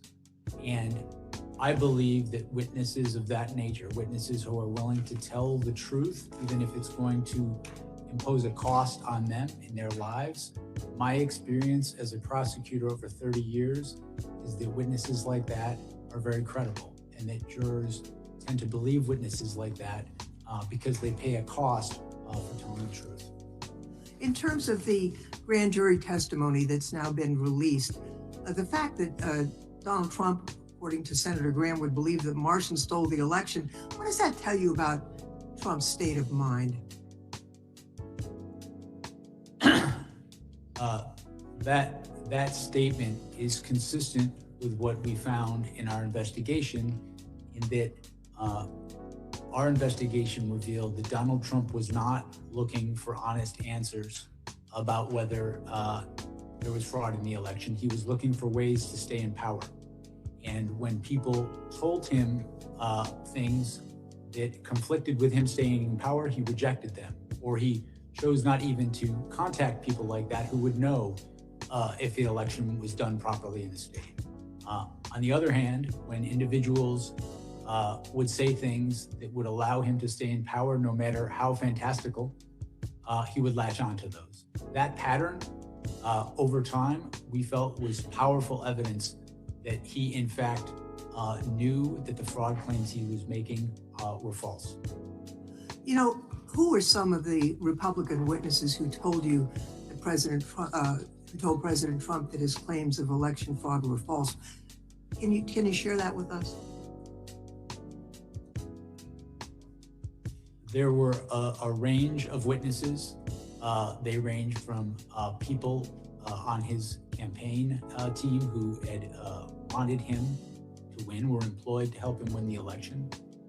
They included state officials, state Republican officials who wanted him to win, voted for him, campaigned for him, asked him and his co-conspirators to provide evidence to support their claims, and invariably they never did. It included officials, advisors, people he worked with in the White House who he relied upon for important decisions and who he trusted in other contexts. We felt we had strong evidence from a variety of sources. Time of the gentlelady has expired. Mr. Chairman, with my fellow Californian, you were allowing the witness. Yeah, it's a to good answer. question. Isn't that grounds to let him answer? I've given him 30 seconds extra, the gentlelady 30 seconds extra. If the gentleman can be concise and finish up here quickly, we will allow him to finish. Yes, sir.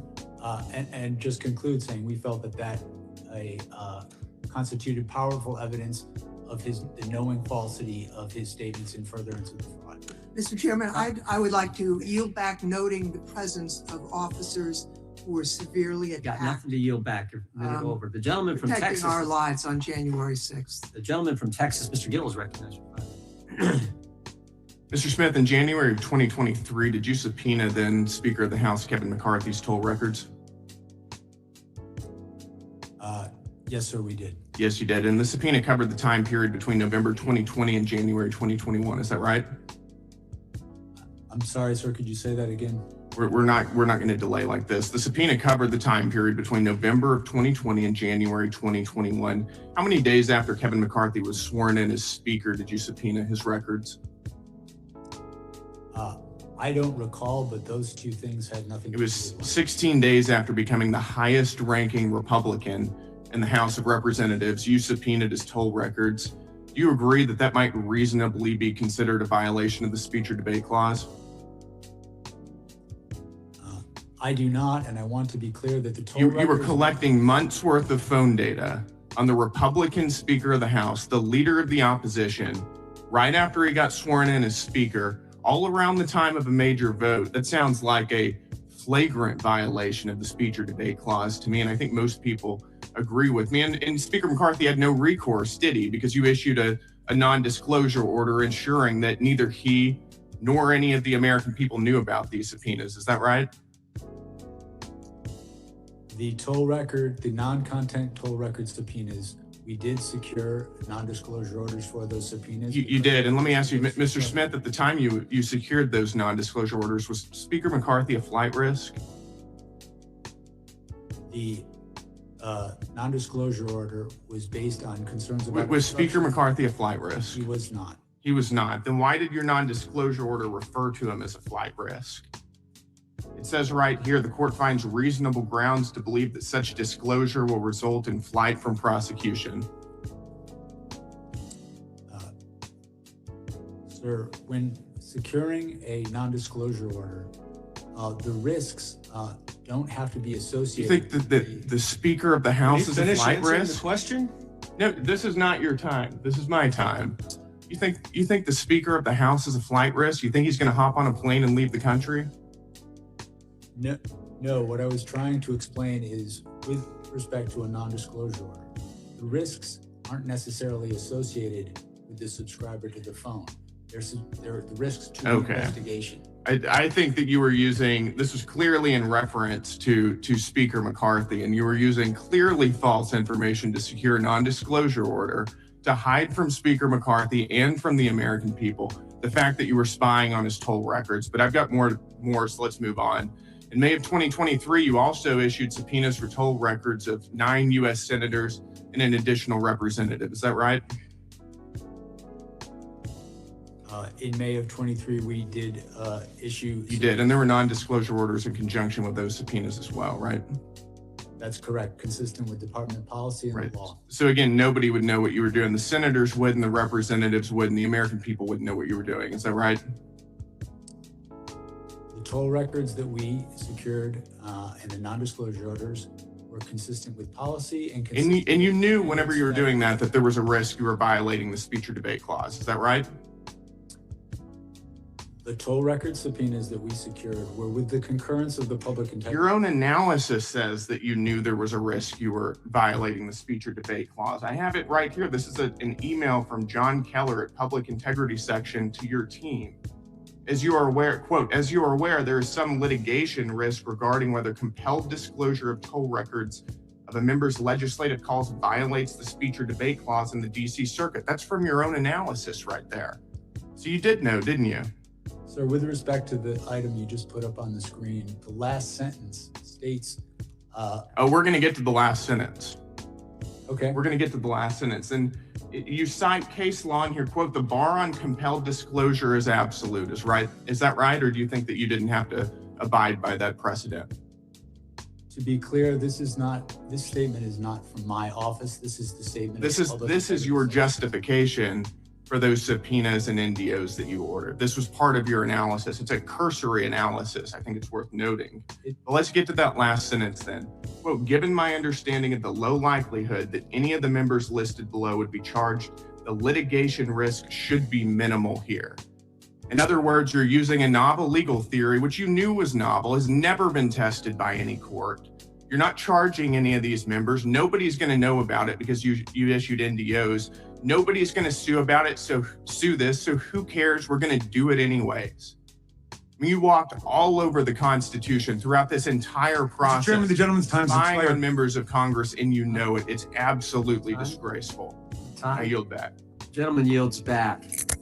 Not going to be charged. They're not going to see it. They're not going to know I because we're hope not y'all going to see tell what them. the So let's go ahead and do it. I ain't Exactly calling what them happened. Republicans. These Gentleman from motherfuckers are Tennessee domestic is terrorists. recognized for 5 I minutes. hope y'all Thank see you, Mr. what they're Chair. actually doing Mr. here. Smith, it's great They that you've are been allowed to come here and legitimately testify. trying to Is there gaslight anything people you'd like briefly and to lie discuss that about Mr. what Gill really brought up, fucking the happened reasons why you while needed they those were phone records actively and the helping Donald limitations Trump that you commit a felt crime. might have been on you and the prosecution of the risk, because of the risk, to risk the investigation.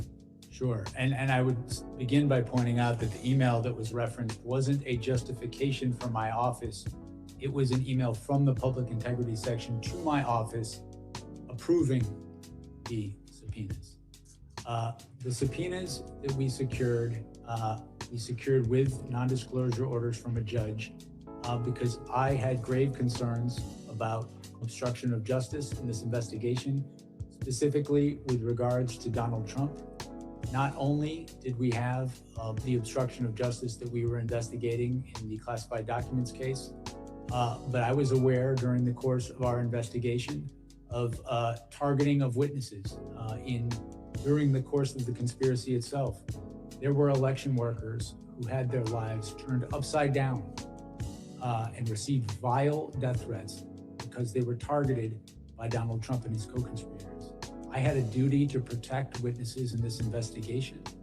That risk, that threat to witnesses was only confirmed when we went forward in this case and Donald Trump suggested that one witness should be put to death and then also issued a statement to the effect of, if you come after me, I'm coming after you. In my mind, I can't think of a more direct threat to witnesses and individuals involved in that proceeding. Given that sort of threats, it was, in my view, completely appropriate to protect the integrity of the investigation, to protect against destruction of evidence, and to protect the witnesses in our case. And just make clear, you did not see any of the discussion. There was not any, it was just the content that they made a call to the president and vice versa, but nothing about any content whatsoever. That's correct. A toll record subpoena gives you who a call is from, who it is to, and the length of that call. It does not tell you the content of what people are speaking about. You felt that you had a case that was one that you would win beyond a reasonable doubt, no moral certainty. Is there anything in your facts that you've had that you would have used at trial that you believe has not been presented to the public in the past or have been misrepresented to the public? Is there anything Essential facts that you had that you felt would have resulted in a conviction of the president on the charges that he was indicted upon?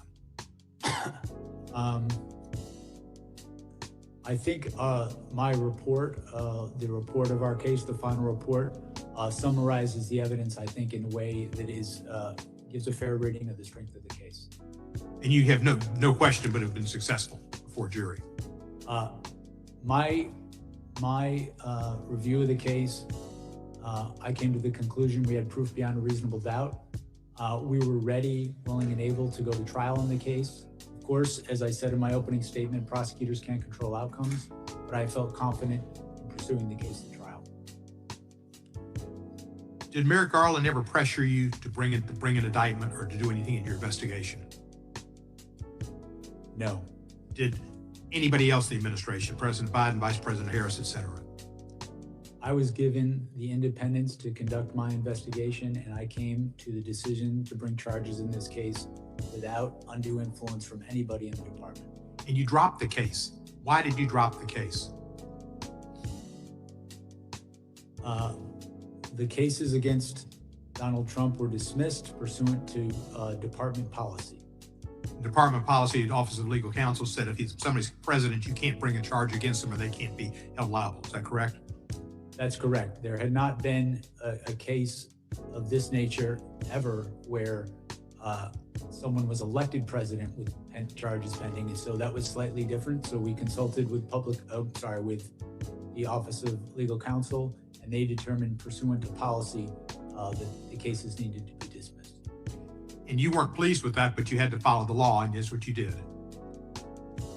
We followed policy throughout my investigation. My job was not to set policy. My job was to follow it. That's what we did.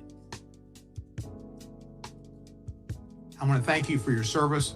I think you're a great American, and you came out of this as being somebody who people can respect and look up to in a fashion that we should be instilling people's desire to go into justice, to go into law, and to go into government. You're an example of the type of person they should follow. I yield back to the balance of the time. Gentleman yields back. The gentleman from Wisconsin is recognized. Mr. Smith, there's something that's really bothering me since your deposition. It's how and why you got the position of special counsel and your personal relationship with Marshall Miller. Let's go back to 1999 when you were working for the United States Attorney's Office for the Eastern District of New York. Is that when you first met Marshall Miller? Yes. So after ED New York, did the two of you ever work together again prior to becoming special counsel? According to the public bios for you and Mr. Miller, you overlapped at DOJ from 2014-15 when you were chief of DOJ's public integrity section and Mr. Miller was chief of staff for DOJ's criminal division. Is that accurate? I believe that is accurate, yes. Okay, so were the two of you social outside of work? I would say intermittently, yes. Okay, but after 20 years of knowing each other, it's safe to say you were friends, correct? Yes. Okay, so let's fast forward to 2022. Mr. Miller is appointed Principal Associate Deputy Attorney General at DOJ, the number 3 at DOJ. You call your friend to congratulate him, and according to the deposition transcript, you say you'd be interested in a position at DOJ. Is that correct? Yes. What I recall is that I expressed an interest if the right position came up, I would be interested in. But at that point, there's no discussion about special counsel. Is that correct? This is some time ago, and so I don't have a specific recollection of all these conversations. So you were first approached about special counsel and that role before the 22 midterm elections. And according to the deposition transcript in October of 2022, you fly to DC, meet with the AG and the Deputy Attorney General. Is that correct? Yes, I flew to DC, I believe it was in October, and I met the Deputy Attorney General, and also I met the Attorney General. So in multiple conversations with your friend Marshall Miller, he never once tipped you off that the Attorney General or Deputy Attorney General have you on the short list for special counsel? That never came up? Again, this was some time ago, but my recollection is I came to Washington and I met with those individuals as well as the Human Rights section. Marshall Miller is the person who set that up. So he was at the meetings. Was he at the meetings? So just to tie all this together, you've known Mr. Miller since you were both AUSA in New York. You stayed in touch over a 20-year career in federal government. He gets a job with the Biden administration, and just a few short months later, you're offered the role of special counsel. I'm having a hard time believing that this is some big coincidence and that there wasn't a back and forth on the special counsel. I swear these motherfuckers are retarded. Maybe you never received directives explicitly from the AG or the Deputy Attorney General, but was Marshall Miller, did he become a two-way conduit throughout the investigation with DOJ? No, and I would not take because America is direction from a racist, political Charlotte. That's person. why. political figure about how That's I why. should conduct an investigation. But you never spoke to him throughout the entire time you were conducting the investigation? No, I didn't say that. What I said was Okay. that he was, I think you asked if he was a conduit of information. He was present, to my recollection, at meetings, briefings that I had with the Attorney General and Deputy Attorney General during my time as special counsel. I mean, I don't want to assume anything, but Mr. Miller wanted you in that position, not because you're necessarily the best lawyer he ever met, but because of the long-term friendship that you have with him. What I can tell you is I have been a prosecutor for 30 years. I have been an apolitical public servant for 30 years. I've prosecuted cases against Democrats and Republicans, all the same. I've had, in my view, the experience necessary for this position, and that's why I accepted it. So he knew that you would pursue, I mean, he had to have an idea that you would pursue exactly what the Biden administration wanted, which was criminal charges against President Trump. I think that anybody who knows me well knows the idea that I would take direction from a political figure about how an investigation should come out. I don't think anybody who knows me thinks that's true. You know what the irony of all this shit is? Chairman Jordan, These I think the motherfuckers next asking all this damn deposition what about his should with be Jack with Smith, Marshall Miller but they ain't at got this a point. bitch I yield ass thing to say about Pam Gentleman yields Bundy. back. The gentleman from Georgia. Files with all these child. While we are Ain't that ironic? deposing Marshall Miller, maybe we can Fuck the depose Republican Donald Party. Trump Y'all about better not why ever he vote for chose his piece of personal spineless lawyer shit ever to again. be the head of the DOJ. On January 6, 2026, the fifth anniversary of the insurrection, the White House launched a taxpayer-funded website that attempts to rewrite history about what happened on that day of infamy. On January 6, 2021, there was an insurrection at the United States Capitol that resulted in a police officer dying the next day, another 4 officers dying by suicide in the months thereafter, with at least 140 police officers being injured by the insurrectionists, with 15 of them requiring hospitalization. And I'm proud that we have 4 former officers as well as on-duty Capitol Hill police officers here today. Mr. Smith, I want to ask you about this website because the Trump administration is using taxpayer dollars to lie to the American people about the events leading up to and the events taking place on January 6, 2021. For example, this Trump propaganda site claims that the 2020 election was, quote, stolen. Mr. Smith, did your investigation uncover evidence sufficient to prove beyond a reasonable doubt that Donald Trump knew that his claim that the election was stolen was false? Yes, it did. And did your investigation uncover evidence sufficient to prove beyond a reasonable doubt that Donald Trump publicly claimed that the 2020 election was stolen from him while he privately acknowledged that he had lost the election? Yes, we cited instances of that during in our case. But yet here we see that on the 5th anniversary of the insurrection, the Trump White House propaganda machine is still promoting the stolen election theory on this government webpage with a text box titled, quote, fraudulent election, stolen election certified, end quote. The site also has a subsection reading in part, quote, FBI entrapment operation exposed. Mr. Smith, did your investigation develop any evidence to support the allegation that the FBI entrapped insurrectionists into committing crimes on January 6th? Our You know, an easy way to answer that question is, if that were the case, then why the fuck did Donald Trump pardon all of them then?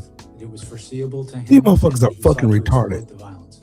Donald Trump contradicted This website himself also every angle of accuses this you fucking shit. of being a, quote, So if Biden it's FBI prosecutor entrapment, why the fuck brought, did Donald Trump pardon quote, all of them then? weaponized charges against Mr. Trump. That's fucking stupid. Mr. I Smith, swear to were God, you these a fucking Biden dumbasses. prosecutor who weaponized the Department of Justice against Donald Trump?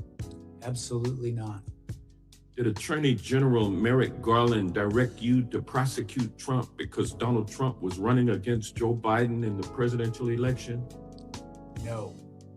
There are also allegations that President Trump was the victim of, quote, lawfare, and accusations that the Department of Justice lawyers who prosecuted Donald Trump used, quote, fabricated indictments and rigged show trials. Did you, Mr. Smith, or the men and women working on your team work to fabricate indictments or put on rigged show trials? No, we secured indictments from grand juries, and we were prepared to prove our case in court beyond a reasonable doubt. Did you use your appointment as special counsel to conduct a politically motivated witch hunt, scam investigation, and prosecution of Donald Trump? I did not. We followed the facts and we followed the law. Where that led us was to an indictment of an unprecedented criminal scheme to block the peaceful transfer of power. And those indictments have been dismissed. Can they be re-brought or resurrected after this, after Trump leaves office? They were dismissed without prejudice. So they can be refiled? And he can be prosecuted after he leaves office, is that correct? I'm not going to speak to that. I can only speak to what we did, which was dismiss the case without prejudice. All right. The website put out by the Trump White House on the anniversary of January 6th is nothing more than a pack of lies. It proves that Donald Trump is hell-bent on misusing taxpayer dollars in a feeble attempt to rewrite his criminal history and the history of what happened on January 6, 2021. And with that, I yield back, but I would like to, Mr. Chairman, offer for the record unanimous consent, a statement from Cybersecurity and Infrastructure Security Agency released on November 12th, 2020 that states the November 3rd election was the most secure in American history. Objection. And also testimony from, I would like to request unanimous consent to enter into the record the September 24th, 2020 testimony of Trump's former FBI Director, Chris Wray, who told Senate Homeland Security, the Homeland Security Committee of the Senate, that the FBI had, quote, not seen or historically had any kind of coordinated national voter fraud effort in a major election. Objection. And last but not least, Mr. Chairman, I'd like to ask unanimous consent to enter into the record this article titled "Disputing Trump, Barr Says No Widespread Election Fraud." Without objection. The gentleman yields back. The gentleman from Texas is recognized for 5 minutes. Thank you, Mr. Chairman. Mr. Smith, on November 18th, 2022, AG Garland appointed you as special counsel. Can you tell me about your swearing in or the oath of office that you took after that? I don't recall the specifics of it. I know I was sworn in. I don't recall the specifics of how that was done. You don't remember who swore you in? I don't. Would you agree that taking the oath of office is a legal requirement for the job that you had? I've taken oaths of office regularly. I haven't researched whether it's required or not, but I have done that, I think, in every government case. It is required. Terms I heard earlier today were atypical, irregular, no proper procedure. Yet in your opening statement, you said that we followed Justice Department policies, and I would assume you meant the law as well. It strikes me as odd that you don't remember who swore you in, how you were sworn in. It's pretty significant. We all get sworn in here, and I remember every day. You don't remember who swore you in. I don't remember the details of it as I sit here today. But you did take the oath of office before you got rolling. I think my recollection is it was when I was appointed. It was when. It strikes me as odd that Attorney General Garland had you retake the oath of office on the 14th of September of the following year. Why did he make you do that? As I sit here right now, I do not recall. I know that there is the oath of office that I signed. I believe it was on the 18th, the day that I was appointed. and I know the department had me do a second one. I don't know the particulars of why they asked me to do it again, but Wait, I know you that- signed it on the 20th of November 22nd, November 2022, but there was no witness, which, I mean, you have to agree, it's a little odd. If there's no witness saying that you took the oath of office, it would maybe make someone like me question whether or not you were legitimately doing the job until you finally took the oath of office. It sounds like the Attorney General had the same question and thought, oh shit, we got to have him sign this on the 14th day of September of the following year. So why did you take the oath of office again on the 14th of September of the following year when you say you took the office in November of 2022? Why'd you need to do it twice? My recollection is that I took the oath of office, as you said, it was the 18th or the 20th, and felt I was under the oath of office. I believe, if you have it in front of you, I think I signed an oath. You signed it, but there was no witness. There was supposed to be either notarized or a witness. And apparently Attorney General Garland thought it was significant enough to have you do another oath 11 months later. That's strange, right? I don't know why they asked me to sign it again. I don't recall ever discussing this issue with Attorney General Garland. Well, that is just wild to me. I'd like to yield the balance of my time to Mr. Jordan. Well, which one was the official one? Which one counted? I think that's what the gentleman's asking. I understood myself to have taken the oath of office when I assumed the job. How much money did you? Okay, how much money did you spend in the investigating President Trump?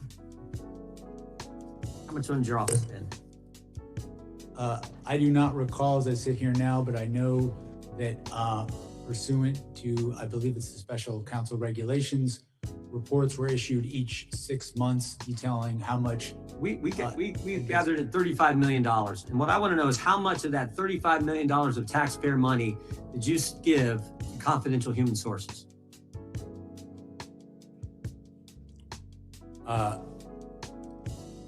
We know you gave $20,000 to someone. It just got reported last week. How much more money did you pay confidential people we don't know about, with American tax money going after the guy we elected president?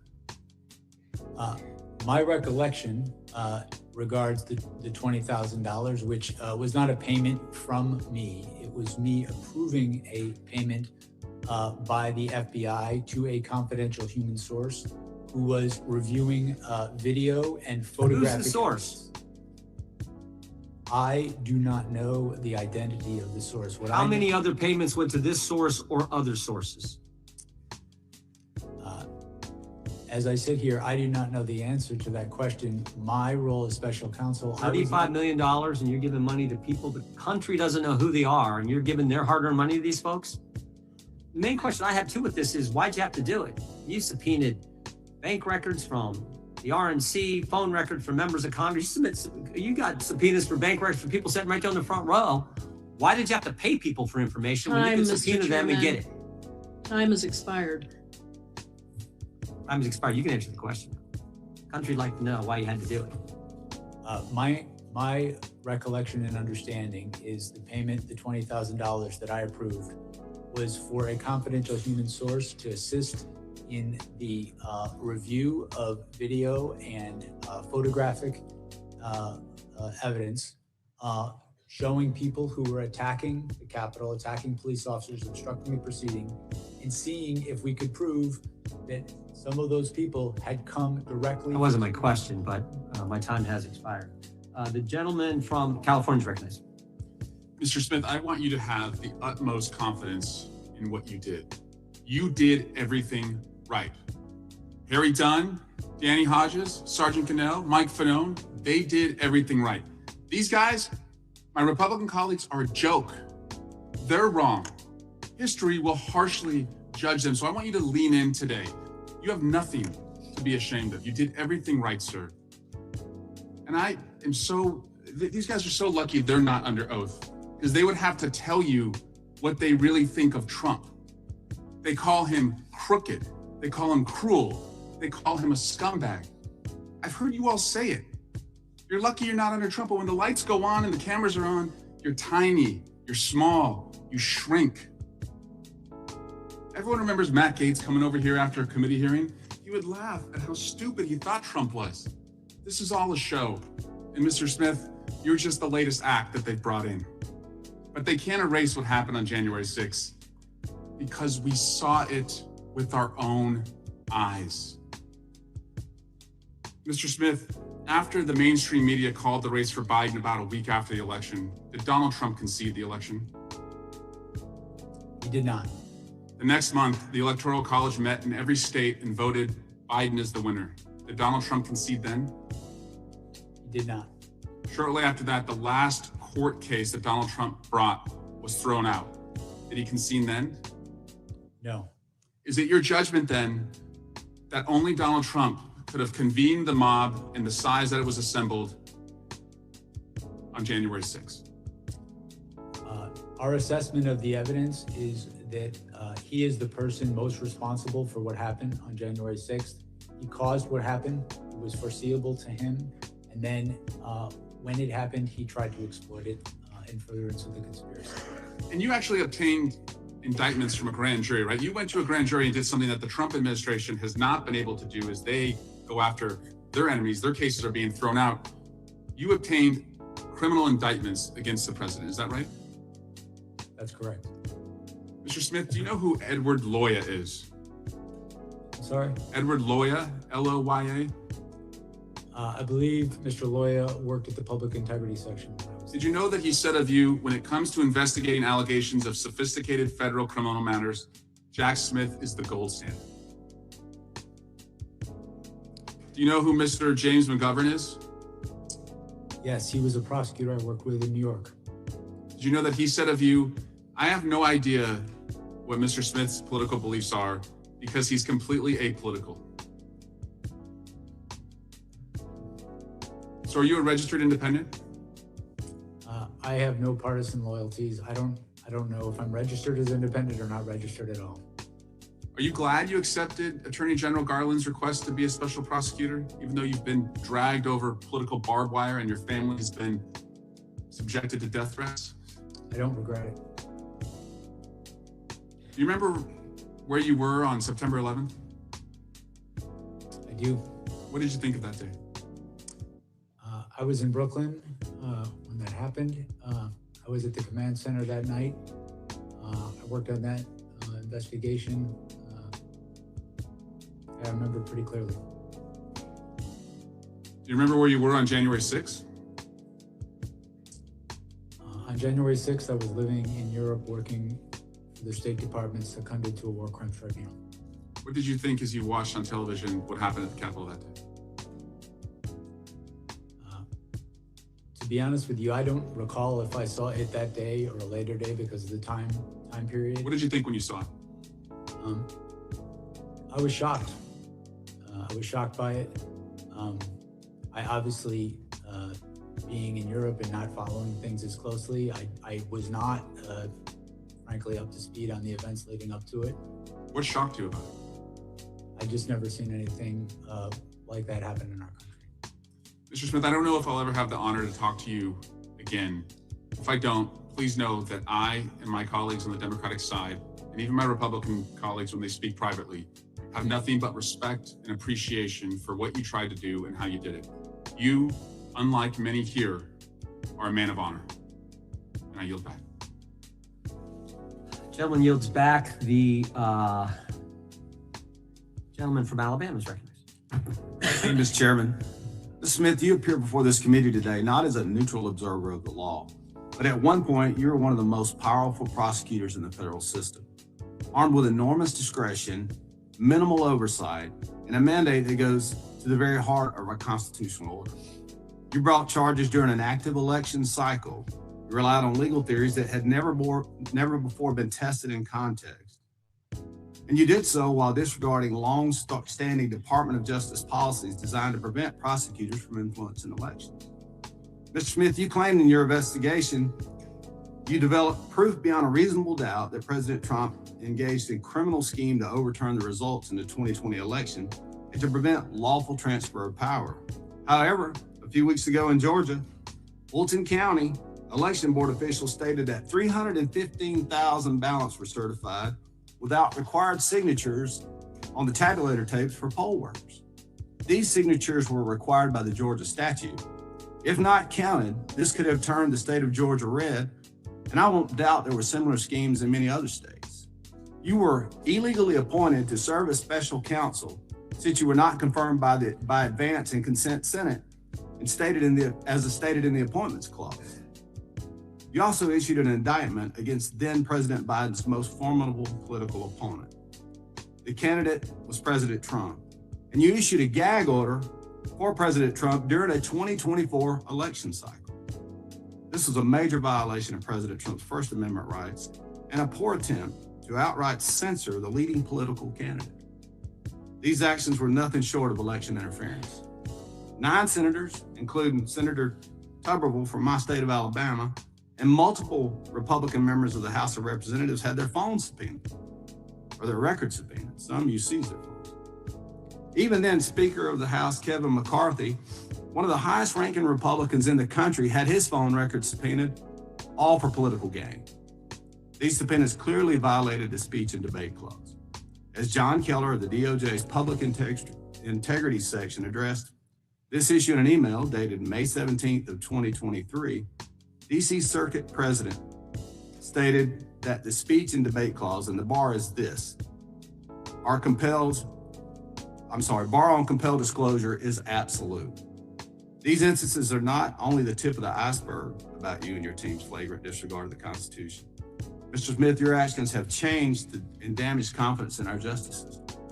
Today, this committee will determine whether that damage was a result of reckless judgment, political bias, or deliberate misuse of authority. And with that, Mr. Chairman, I'll yield you the balance of my time for questions. I thank the gentleman for yielding. I want to go back to that email. If we could put that up, this email that Mr. Gill highlighted a few minutes ago. This is the justification from the Public Integrity section. If you look at the bottom, John Keller, Public Integrity section, for going and getting the phone records, toll records of members of Congress. And there's a couple things I want to highlight. That first highlighted area, there is some litigation risk. So they admit there's some concern here. And they send the copy to Jack Smith's team. And then you go down later, as Mr. Gill pointed out, the case law is clear. A legislator may intervene and oppose such use. So the risk is real. But here's the deal. There was really no risk because we weren't going to know.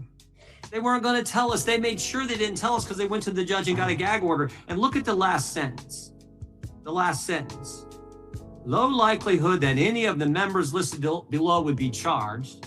So they're not going to know because we're not going to charge any of these guys. They didn't do anything wrong. And so therefore the litigation risk should My brother be Brett, minimal. I salute, bro. They're not going to be charged. We're not going to go after them. The litigation risk is minimal. And it's minimal because, frankly, it's non-existent because they're not going to know.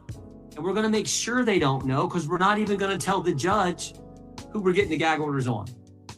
And yet, Mr. Smith thought that was A-okay. That was just fine. That was in the letter and the spirit of the Constitution. I find that hard to believe. And you know why? You know why everyone knows it's wrong? Because the Public Integrity section at the Justice Department has now changed its policy. You can't do this anymore. They've changed their policy, but it was okay for Jack Smith to do it because we got to get Trump. We got to get the president. That's what this was all about. Yield back to the gentleman from Alabama. Thank you, Mr. Chairman. I yield back. Mr. Chairman, Mr. Chairman, I have a unanimous consent request. Gentleman from New York's recognized. Mr. Chairman, I ask unanimous consent to enter into the record a transcript of the voicemail that President Trump's lawyer, Rudy Giuliani, left Senator Tuberville on January 6th, in which he states, "I'm calling you because I want to discuss with you how they're trying to rush this hearing and how we need you, our Republican friends, to try to just slow it down so we can get these legislatures to get more information." Without objection. Gentleman yields back the chair. Now recognizes the gentleman from California. Thank you, Mr. Chairman. The House Judiciary Committee is responsible for helping to ensure the rule of law. Unfortunately, the chairman of this committee ignored a bipartisan congressional subpoena directed at him. His actions have made it harder for this committee and other congressional committees to get witnesses and testimony and damage the rule of law. Now, before I ask questions of Mr. Smith, I just want to make a simple observation. How scared are Republicans of talking about the Epstein files? They're so scared that they literally are calling Jack Smith, the distinguished federal prosecutor who secured multiple indictments against Donald Trump with multiple felony counts. Republicans would rather talk about the criminality of Donald Trump in trying to steal an election and trying to stop the peaceful transfer of power, and the criminality of Donald Trump in stealing classified documents of obstructing justice than about Donald Trump's associations with Jeffrey Epstein and his pedophilia ring. I demand this committee, this chairman, and Republicans to call an immediate hearing asking why the Department of Justice is refusing to release 99% of the Epstein files and why the DOJ is violating the law right now. Questions, Mrs. Smith, for you, and thank you for being here today. My questions center on interactions or lack of interactions between the Biden administration and yourself. Did President Biden or anyone in the Biden White House ever direct you to seek retribution against anyone perceived to be Biden's political opponent? No. Did the Biden administration or President Biden or anyone in the White House ever write a social media post directing you to seek retribution against any particular individual? No. Did President Biden or anyone else in the Biden White House ever direct you to take any prosecutorial step whatsoever? No. Donald Trump made it clear he wanted to seek retribution against New York Attorney General Tish James. Trump relentlessly attacked her, saying, quote, she should be prosecuted and, quote, arrested and punished because she dared to hold Trump accountable for Trump's fraud in New York. Trump weaponized the Department of Justice, and the Trump DOJ opened a sham investigation into her alleged mortgage fraud. We know it's a sham investigation because they couldn't even get twice grand juries to secure indictments against her. When interim U.S. Attorney Eric Siebert, who Donald Trump himself appointed, spent 5 months investigating Tish James, he concluded there was not enough evidence to go forward. Fucking fascist! He fired his own U.S. attorney. Mr. Smith, did President Biden or anyone else in the Biden White House ever tell you that Donald Trump should be, quote, arrested and punished? No. Did President Biden or anyone else in the Biden White House ever threaten to fire you based on any action you took or did not take? No. Donald Trump also directed the Trump DOJ to open investigations into his own appointees who refused to do his bidding. His DOJ recently investigated Federal Reserve Chair Jerome Powell because Powell won't cede to Trump's bullying on interest rates. Did President Biden or anyone else in the Biden White House ever direct you to go after any Biden appointee? No. I just want to say a little bit about what the Republicans have brought up about these phone toll records. Do you believe the Speaker of the House is above the law? No, I don't believe anybody should be above the law. Right. And U.S. senators are not above the law, correct? No. Yeah. And members of Congress are not above the law, right? No. Yeah, that's right, because we're not. And what Republicans are trying to argue is somehow, if you're doing an investigation, you can't do stuff to senators or members of Congress. Get out of here. We're just under law like everybody else. And by the way, the speech and debate clause only applies to legislative acts, communications with legislative acts. Stealing a frickin' election, trying to do so, is not a legislative act. It is a crime. So I don't know what the heck they're talking about. And this is so stupid. I'm a former prosecutor. You'd never in an investigation go and try to get someone's toll records or phone records and then tell them, hey, dude, we're about to get your phone records. Of course you wouldn't tell them. What the Republicans are saying today is just idiotic. I'm so pleased you're here on national TV telling the American people that Trump was indicted. He was indicted lawfully and multiple grand juries secured those indictments. Thank you for your service, and history will look upon you well. You're back. Gentlelady from Florida is recognized for 5 minutes. Mr. Smith, You have a long tenure at the Department of Justice. Would you agree with the statement that DOJ charging policies require prosecutors to bring charges only where the admissible evidence is expected to be sufficient to obtain and sustain conviction? That is correct. That's from the federal principles of prosecution. And in this case you brought against President Trump, one of the charges you pursued is Section 371, which requires an agreement through deceit or dishonesty that the defendant knowingly and intentionally joined in an overt act. And what I'd like to ask you about is this. So you would agree that Section 371 requires dishonesty or deceit and also proof that a criminal defendant acted knowingly and intentionally. Is that right? I believe that's correct. It requires knowing deceit targeted a lawful government function. So you would then also agree, would you not, that opinion, disagreement, or even mistake is insufficient to satisfy the burden of criminal intent set forth in that statute? A mistake certainly would. We needed to prove and This shit intended is to prove a fucking trial. garbage. Their line of False questioning statements that is Donald so. Trump made were It's knowingly false. you They can were predict false, what they're going and to that say it was done before they even knowingly. open So their even fucking under cock your theory up of the in their head. case, I think she even had if too we much took your Botox in her facts as mouth. true, you still would have been All that required to Botox prove and that that the fucking president said facelift, something they done false fucked her brain and that up. he or did know Them it. extensions So are terrible. going on too. to Just your so y'all next know. charge, let's talk about obstruction. There too, that charge requires proof of wrongful intent, does it not?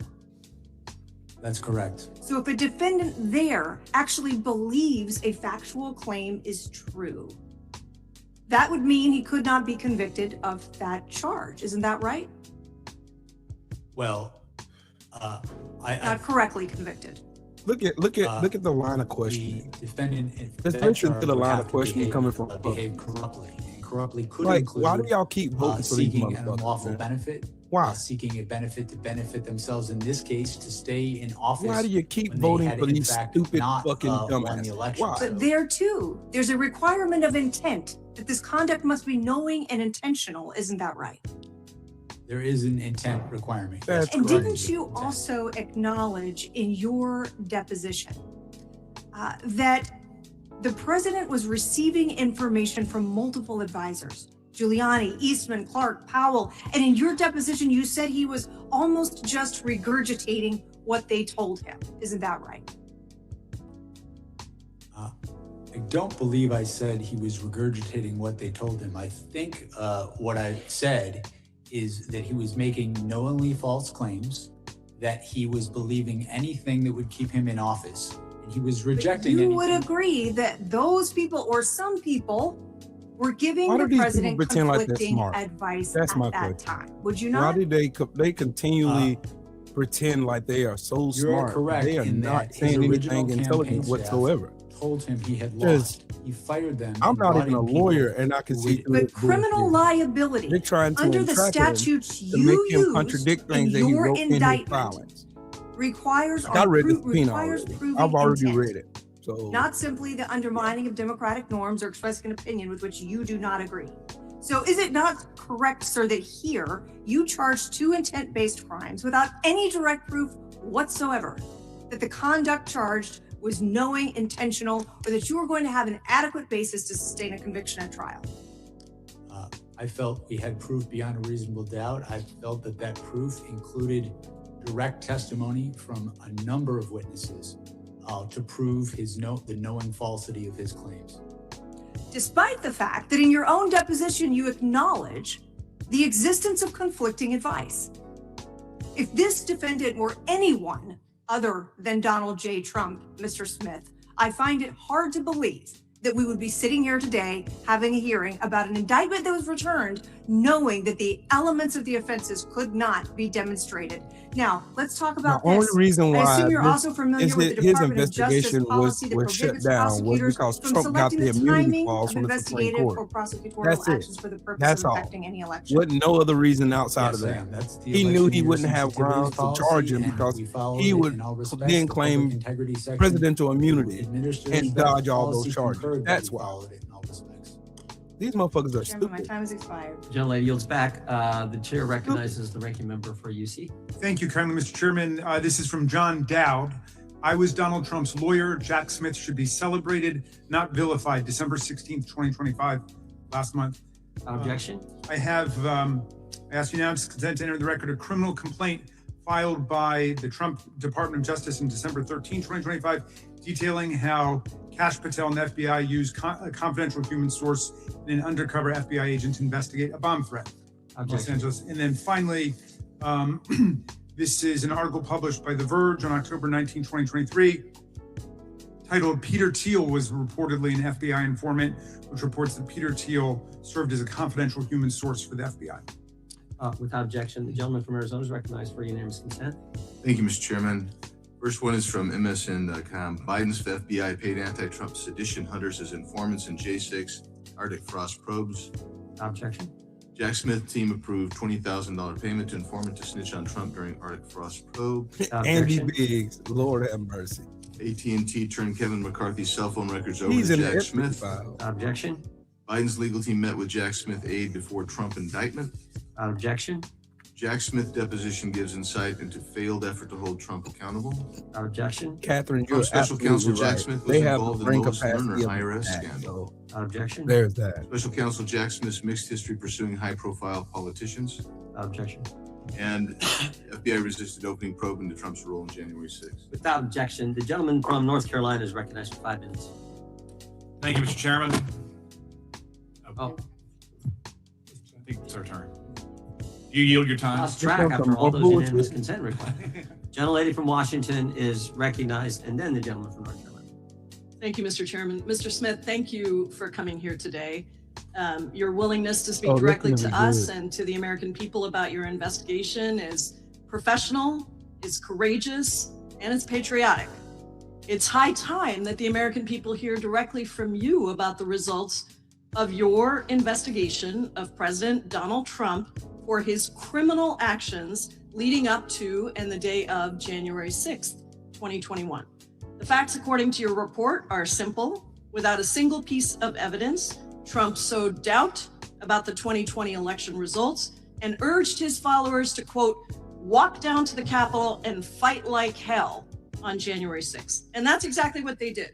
Thousands of insurrectionists violently tried to stop Congress from certifying the 2020 election and doing our duty. And they assaulted law enforcement officers, some of whom are sitting right here in the chamber with us.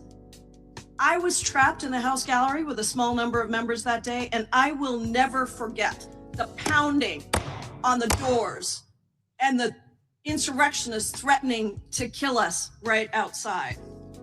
My Republican colleagues keep trying to rewrite history. They claim that somehow Trump's words and actions did not legally rise to the level of criminal activity, that he did not directly cause violence at the Capitol. And so I want to set that record straight with you right now. First of all, you successfully secured indictments against Donald Trump in 2 major federal cases: election interference in the 2020 election and mishandling of classified documents after leaving office. Is that correct?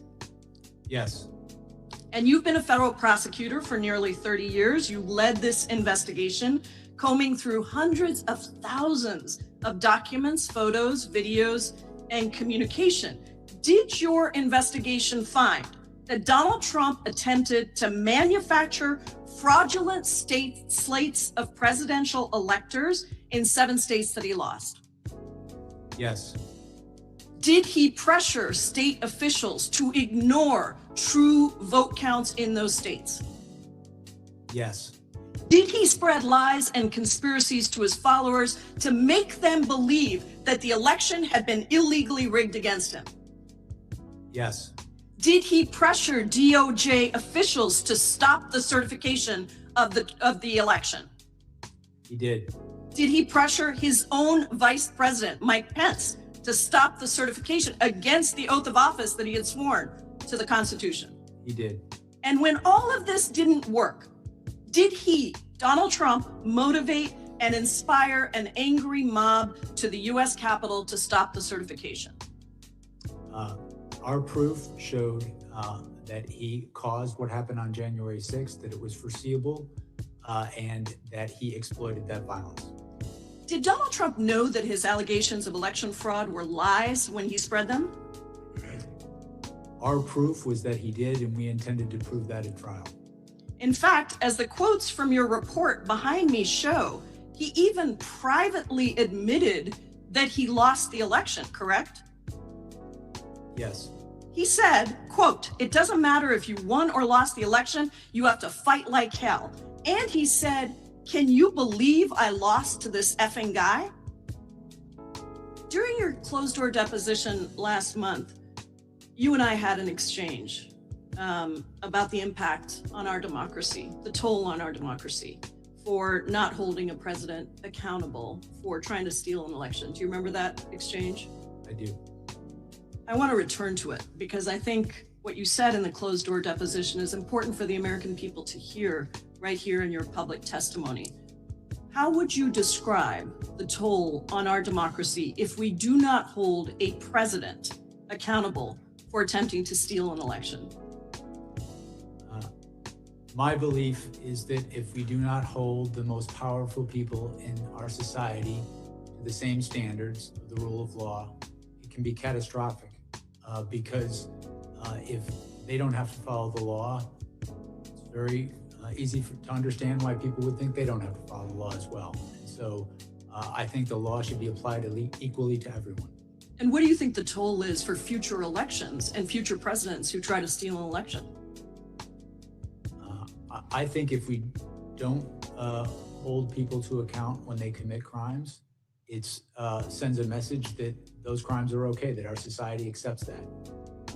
I believe that if we don't call people to account when they commit crimes in this context, it can endanger our election process, it can endanger election workers, and ultimately our democracy. The attack on this Capitol on January 6th was, and the Court of Appeals in Washington, D.C. said this, it was an attack on the structure of our democracy. And we could experience much worse results down the road if this happens again. I thank you for your work, for your courage, and for your patriotism, and I yield back. Gentleman yields back. Gentleman from North Carolina is recognized. Mr. Smith, just briefly, if there was no mob on January 6th that attacked the Capitol, we would not be here today, would we?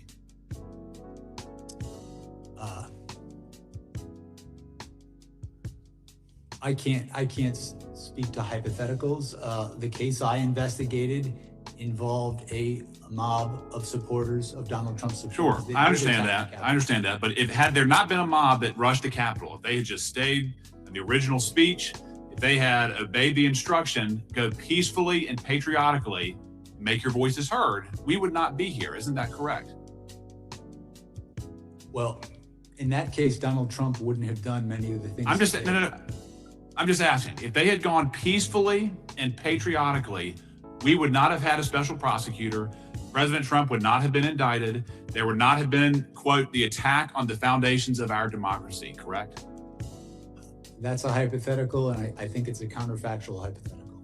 Well, and second point, in regards to what we just heard from my colleague from Washington, I think it's noteworthy that the vice president, despite the enormous toll that he has taken in these events, was against charging the president criminally in this case. But in regards to my own experience, Mr. Smith, I've charged many conspiracies. There's obviously a lot of benefit to that charge. It's a useful tool for fact-finding, scrutinizing evidence, figuring out exactly what happened, trying to form charges, trying to prove charges, trying to solidify the evidence. And in your case, sir, you've detailed, number one, the unprecedented criminal scheme, your words, not mine. In the press conference, you said there was an unprecedented assault on the seat of American democracy. Do you remember saying that? I believe so, yes. And in regards to your investigative authority, it was quite broad. We've already established that you had millions of dollars at your disposal. You had teams of lawyers. You had total subpoena power. You used campaign officials as witnesses. You subpoenaed millions of documents. You had civilian witnesses. You had political leaders. You had campaign officials that work with the president, folks who were in the room. And after all of this, sir, you charged a conspiracy, and notably absent, there was no insurrection charged. There was no seditious conspiracy charged. And there was only one defendant, correct? Donald Trump. That is correct. Despite 6 co-conspirators identified in the indictment, only one person was charged. Is that correct? Yes. Despite there being an unprecedented criminal scheme, you did not find it necessary to charge anybody else who was admittedly, by your own evidence, involved in a criminal conspiracy that amounted to an unprecedented assault on the seat of American democracy. Yes. At the time of the conclusion of our work, my lawyers had believed that we did have proof to charge other people. I was in the process of making that determination when our work was concluded. But you are correct that the only person charged in this case was Donald Trump, who, in my estimation, was the person most culpable for the crimes charged. Well, I understand your position, sir, but again, you started at the very top and only charged the top conspirator, in your opinion. You didn't charge anybody underneath him, correct? Correct. Despite that charge requirement, you would agree that a criminal conspiracy federally is a criminal agreement, correct? Yes. So by extension, people, under your theory, people besides the president were involved in the unprecedented assault on American democracy, but you didn't find it necessary to charge them criminally. I had not yet charged anyone besides the president. You didn't. You decided not to charge anybody but Donald Trump in that indictment. Consistent with the federal principles of prosecution, which emphasize the degree of someone's culpability in making a charging decision, Donald Trump is the person that was. I understand that. I understand your position, but you made the decision to charge one person and nobody else, correct? I made the decision to make the charges in this case. In regards to the way that the case handled from there, sir, I just want to get this on the record. In regards to your press conference, politics played no role, correct? That is correct. The charges you brought, politics played no role, correct? Correct. The expedited trial date played no role. Politics played no role, correct? I followed the facts and the law, the department policy. The speedy trial request, there was no role in politics, correct? That's correct. Supreme Court precedent emphasizes that. And even your brief that the court found atypical, politics played no role. Mr. Chairman, the time's expired. Time the gentleman's expired. The gentleman from Pennsylvania is recognized. Thank you, Mr. Chairman. Thank you, Mr. Smith, for being here today. I believe it's important for the American people to finally hear from you directly about your investigations that you and your office conducted with integrity, following the facts and the law without fear or favor, as is department policy. And as people do hear from you, I think they're going to better understand why the White House and congressional Republicans are trying to rewrite history and seeking to discredit you and your investigation so that they can help the president avoid accountability for his crimes against the American people. So I'd like to move on from some of these baseless conspiracy theories we've been hearing and focus on your actual work as special counsel. In volume 1 of your report, you concluded that when it became clear that Mr. Trump had lost the election and that lawful means of challenging the election results had failed, he resorted to a series of criminal efforts to retain power.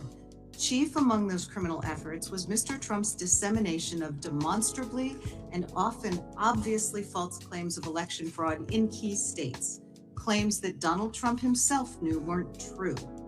In order to pressure officials to ignore vote tallies and submit fraudulent certificates of fake electors to Congress, he repeated these false claims and ultimately used them to direct an angry mob to attack the Capitol.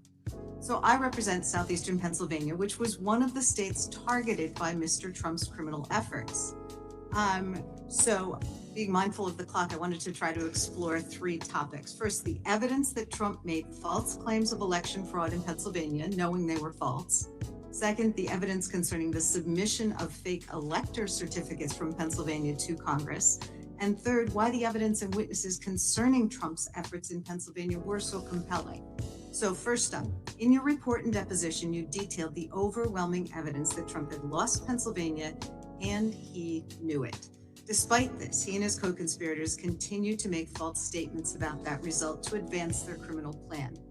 Can you describe the evidence that these were false claims and they knew they were false, including statements by election officials, court cases, and conversations between Trump and his Republican allies in the state? Sure. What springs to mind most immediately is I recall one particular claim that there were more votes than ballots that had been sent out. This was a claim that was obviously false because many even in the campaign knew that the reason for that discrepancy is we were talking about 2 different elections. One was the primary and one was the general election. My team interviewed Rudy Giuliani regarding that claim, and he admitted it was wrong. He admitted flat out that that was a mistake. And so that's one of several. With respect to witnesses in Pennsylvania, what springs to mind is the chair of the Republican Party, I believe, in Pennsylvania. This is relatively early, shortly after the election, had informed Donald Trump that the idea that fraud was the reason was not accurate. It was because of the counting of mail-in ballots, which was totally normal in this process. And again, this is someone who is a Republican who supported Donald Trump, wanted him to win. I submit he would have been a credible witness at trial.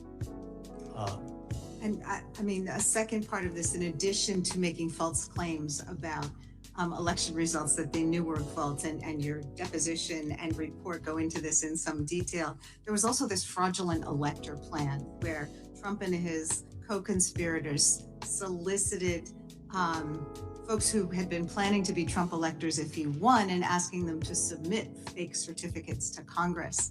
And I think what you found was pretty remarkable, including a former congressman who told the co-conspirators that this was illegal and it was an attempt to overturn the government. Is that right?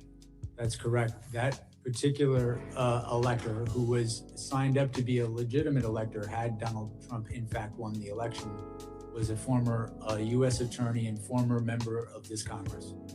I mean, the bottom line is that despite the facts and over objections from his allies, Trump still went to the ellipse on January 6th and lied about Pennsylvania's votes to direct his angry mob to attack the Capitol. So I just want to thank you for your work and your years of service to the country. And I would invite everyone to read your deposition and to read the report because it tells a very different story than what our colleagues do. Mr. Chairman, I have a unanimous consent. Young ladies recognized. Mr. Chairman, I ask unanimous consent to enter into a record a speech by former Vice President Pence published on C-SPAN in June of 23, in which he calls the president's comments on January 6th reckless. President Trump was wrong then, he's wrong now. Anyone who puts themselves over the Constitution should never be president, and anyone who asks someone else to put them over the Constitution should never be president. Without objection. And the gentleman from Virginia is recognized for 5 minutes. Thank you, Mr. Chairman. Mr. Smith, you've said several times in your deposition that you believe that the facts and the law, your interpretation of the law, would lead to a conviction of President Trump. Is that correct? Yes. And did you believe that same thing, that your interpretation of the law, your reading of the law, would have resulted in the conviction when you went after Virginia Governor Bob McDonnell back in 2014? Did you believe it at the time? I did believe, and ultimately you got a conviction in lower court, but that was overturned by the Supreme Court, correct? yes, the Supreme Court changed the law on what constituted an official act. Actually, that's as a result, incorrect. that conviction was overturned. That's incorrect. They applied the law, and they said in their ruling, our concern is not with tawdry tales of Ferraris, Rolexes, and ball gowns. It's instead with the broader legal implications of the government's boundless interpretation of the federal bribery statute. A more limited interpretation of the term official act leaves ample room for prosecuting corruption while comporting with the text of the statute and the precedent of this court. They accused you of using a boundless interpretation of the federal bribery statutes. Now, did you believe when you went after John Edwards that your interpretation of the facts and the law were correct and that you would convict John Edwards of corruption? Yes. But in fact, that case resulted in a jury deadlock on 5 charges and acquittal on another charge. Is that correct? That is my recollection. That's correct. Let's move on to the court's interpretation of your gag order requests. Mr. Smith, America was founded on the principle that the government doesn't silence political speech, in particular speech before it happens. You sought a prior restraint against President Trump without a single violation of pretrial release. In fact, there was no real-world harm that you could articulate justified giving the federal government the power to silence him as a presidential candidate, was there? The court granted those motions and found that the prosecutor did not have to wait until someone was harmed to make such a motion. Actually, the request was rejected when the case was actually, when you actually were not able to, it was restricted, correct? The gag order was restricted, correct? Well, we filed for an order in the district court. The district court granted an order. President Trump appealed that order.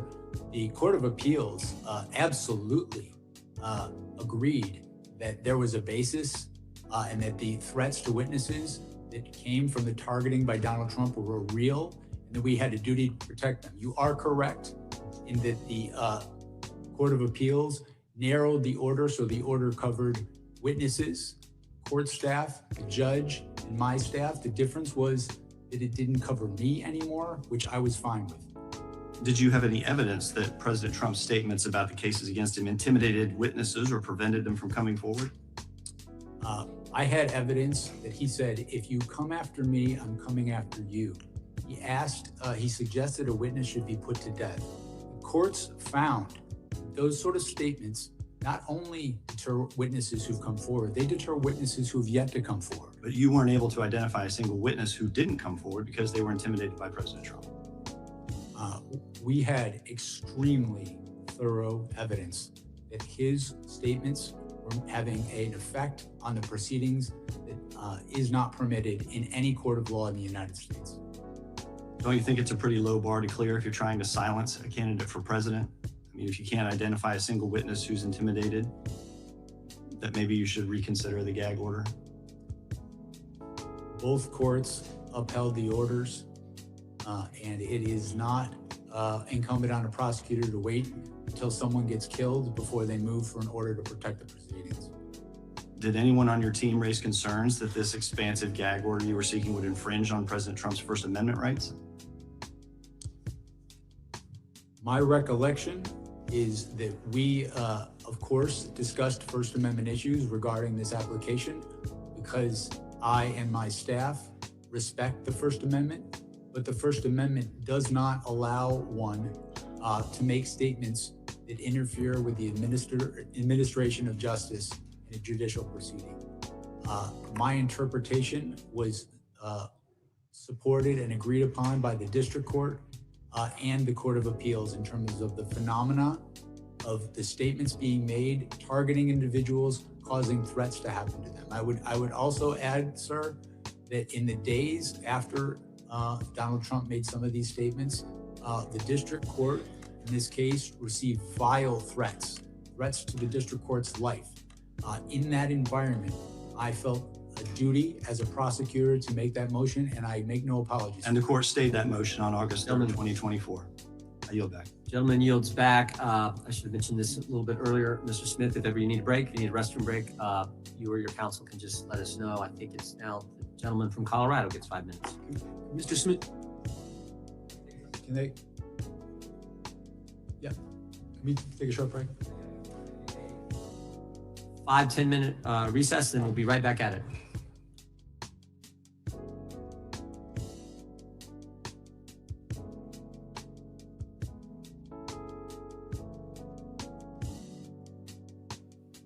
Y'all see what they're doing.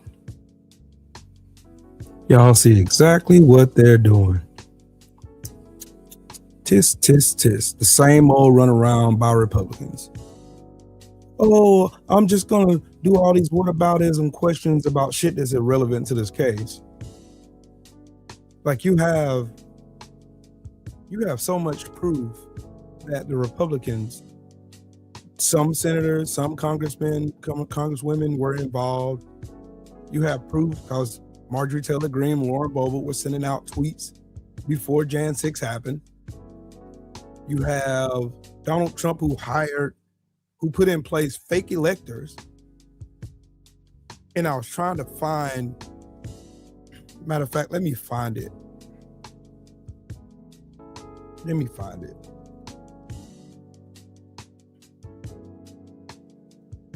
Oh, I can find it.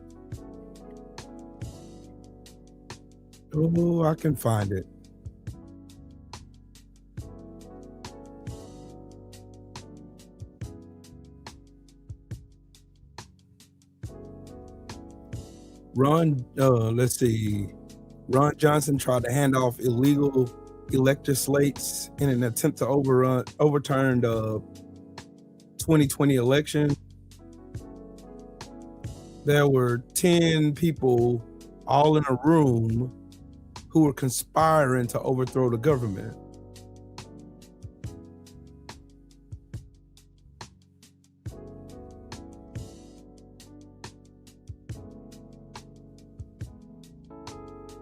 They did it in Arizona.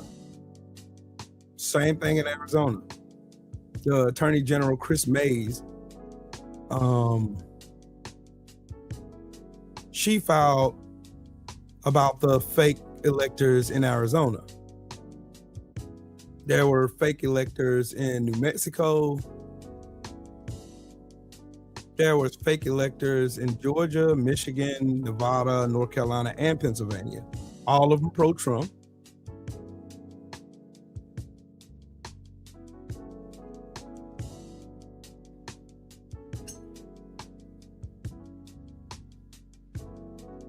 There's all kinds of articles. All kinds of articles.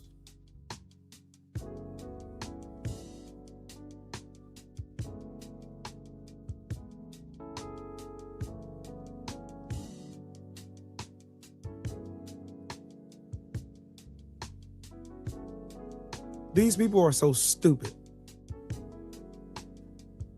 Like they literally had a whole gallows created at the west lawn of the White House where they was planning on hanging Mike Pence. And there's still dumbasses who think they were paid actors from the Democrats that was all in there. Meanwhile, all these people, the only thing that you have to even say to even dismiss every bit of these bullshit accusations these motherfuckers are trying to do, because Trump undermined himself, by the way, is why did Donald Trump then pardon all those people if they were fake Democrats that did this fucking insurrection? If they did it, why did Donald Trump pardon them then? Donald Trump hates Democrats.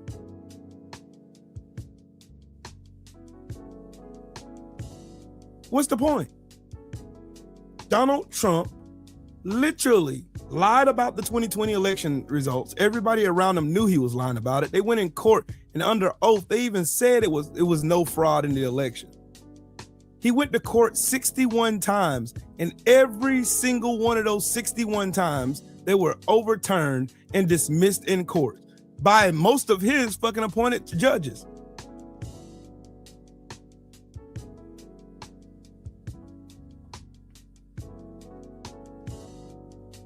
Why do y'all think Kenneth Chesebro was disbarred? He was disbarred because they tried to set up the fake elector scheme.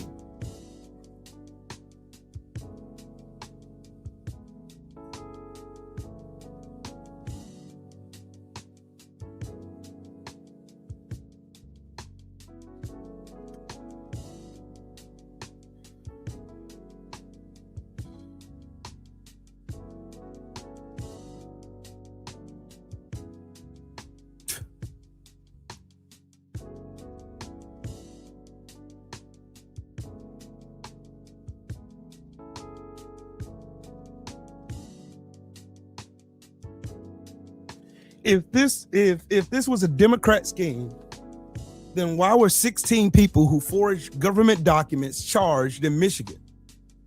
Like this shit is, if I can go and find all this information in a matter of 5-10 minutes, then why in the world can nobody else seem to find this same information?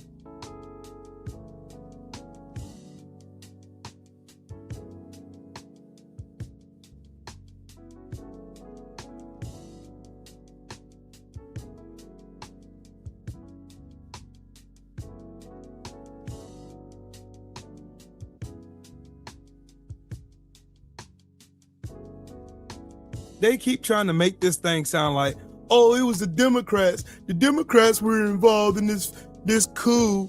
It was the Democrats. It wasn't no Republicans. They were all fucking Republicans. Tina Peters is a Republican bitch who's in jail right now for trying to overturn the election in her state. All of these people who have been arrested were pardoned by Donald Trump. So how can y'all then make a case to say, oh man, so Jack Smith, he was heavily involved in this. Yeah, it was the Democrats and Trump derangement syndrome. It was all them. It was Trump derangement syndrome. Yeah, it was Trump derangement syndrome. It was a total of 56 people, Republicans, who was a part of this electoral college still.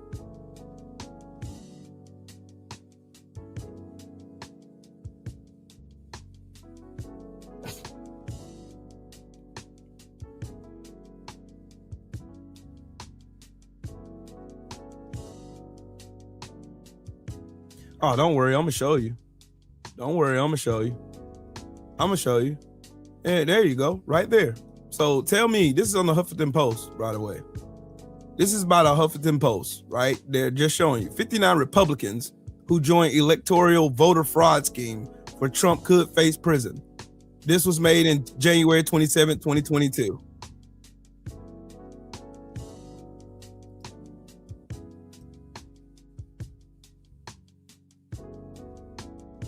Yep, Eastman was disbarred. Who was that other bitch that was disbarred? The crazy bitch that was in court when Trump was farting and sleeping. She was disbarred too. So was Rudy Giuliani. So you mean to tell me the Democrats, they were behind this big scheme to steal the election, but somehow only Republicans got charged in it and was charged with conspiracy to overturn the election?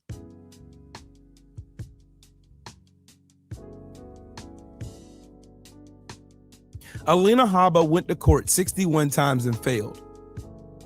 61 times.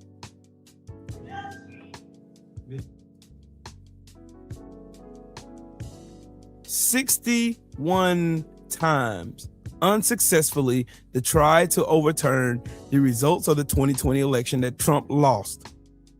And Trump is still talking about it now.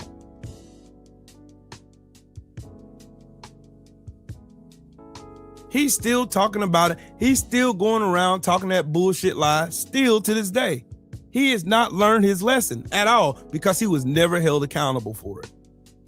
And he had the opportunity to skirt off into the night with no charges because of the Supreme Court that they strategically put in place. That case went to Eileen Cannon down in Florida because that's where Trump lives. They strategically put her there. She's never tried any fucking cases like that before. Go look up and study who Eileen Cannon. Go study who that stupid bitch is. Go do it. Look at her history. See how many cases she prosecuted. See what kind of cases she ruled over as a judge. And then come back and talk to me. But they'll still sit here and based on that lie and ride on that lie and ride on that lie some more and lie on that lie some more and mount on some more lies on top of that lie. But one thing that's been consistent, Jack Smith has just literally just been sitting there just telling the truth. And that's all he has to do. The truth, you don't have to add nothing or take nothing from it. The truth is going to be the truth regardless of who's telling it. Oh, it was the Democrats. Oh, it was Antifa. Oh, it's undercover FBI agents. Now they got all these excuses when the whole time it was Trump. If it wasn't Trump, then why in the fuck did he? Yeah, Jenna Ellis. Yeah, she lost her law license too. So if it was the Democrats who did all this shit, then tell me, why is it Republicans covering it up then? Why they're trying to dismiss everything Jack Smith said? If it was the Democrats, they let Jack Smith openly testify with no breaks. He'll be still here talking about everything he found if it was Democrats. All y'all have to do is just sit back and just listen to these bastards talk. That's it. They will sit here and talk. Oh man, see, man, listen, man, it was the Democrats, man. It was the radical left. It was the radical left. That's who did it. It was the radical left. The radical left Democrats are the reason why. That's who tried to steal the 2020 election, even though Biden won. So what purpose would Democrats have to try to steal an election they won? It doesn't make sense. None of this makes sense. Mr. Chairman. Witness will go ahead and take the stand. We want to make sure the Capitol Police remains in the room just in case we have any other. This still don't make any concerns. sense. They want the release of the Epstein files. That's why they're there. From Washington is recognized. Thank you, Mr. Chairman. I have a unanimous consent request. Gentleman is recognized. This is an order of the DC Circuit dated December 8th, 2023, in which the court recognizes that Donald Trump's statements about the judge and his case have led to threats against the judge, where callers labeled the judge and clerk, quote, Nazis, dirty Jews, and child molesters, and represent, quote, Mr. Trump's documented pattern of speech and its demonstrated real-time, real-world consequences pose a significant and imminent threat to the functioning of the criminal trial process. Why won't you let her finish? Objection. Let her finish. And the gentleman from Colorado is recognized for 5 minutes. Thank you. Mr. Smith, thank you for being here. Thank you for your service to our country. My colleague from Virginia, a Republican colleague who was questioning you right before the break, do you know what he said in the days after January 6th? Let me share this with you. This is a quote of his from a press release on January 8th. Congress stands united in our rejection of the violence that occurred this week, and I'll continue to urge the swift prosecution of those involved to the fullest extent of the law. Mr. Smith, this is theater. Republicans are trying to rewrite history. That's what this is. Many of them were with us in the House chamber on January 6th. I remember it well. The chairman was there, as was I. There's been a lot of discussion about witnesses today. Perhaps the chairman could muster the courage to call the 4 witnesses who I see. The American public may not see. I see standing behind you, Mr. Smith, the 4 police officers who risked everything, life and limb, to do what? To protect the Republican members on the dais. It's an outrage that they now sit here and have the audacity to try to rewrite history in front of the very officers who sacrificed everything to protect them. That's the point right there. Right there. Smith, you got people who were there. We've seen it on fucking TV. You're, of course, aware that President Trump was impeached for his conduct connected to January 6th, right? Correct. You know how many members of Congress voted to impeach him? I don't recall. 232. Do you know how many Republican members of Congress voted to impeach him? I don't recall. 10 Republican members of Congress voted to impeach him for his conduct related to January 6th, including at the time the sitting Republican chairwoman of their conference. There was a trial in the United States Senate. Senators sat as jurors. I remember it well because I was one of the prosecutors who prosecuted that case. Yes, and I watched it. Do you know how many senators voted to convict President Trump of high crimes and misdemeanors during that trial, Mr. Smith? I don't recall. 57 senators. Do you know how many Republicans voted to convict him?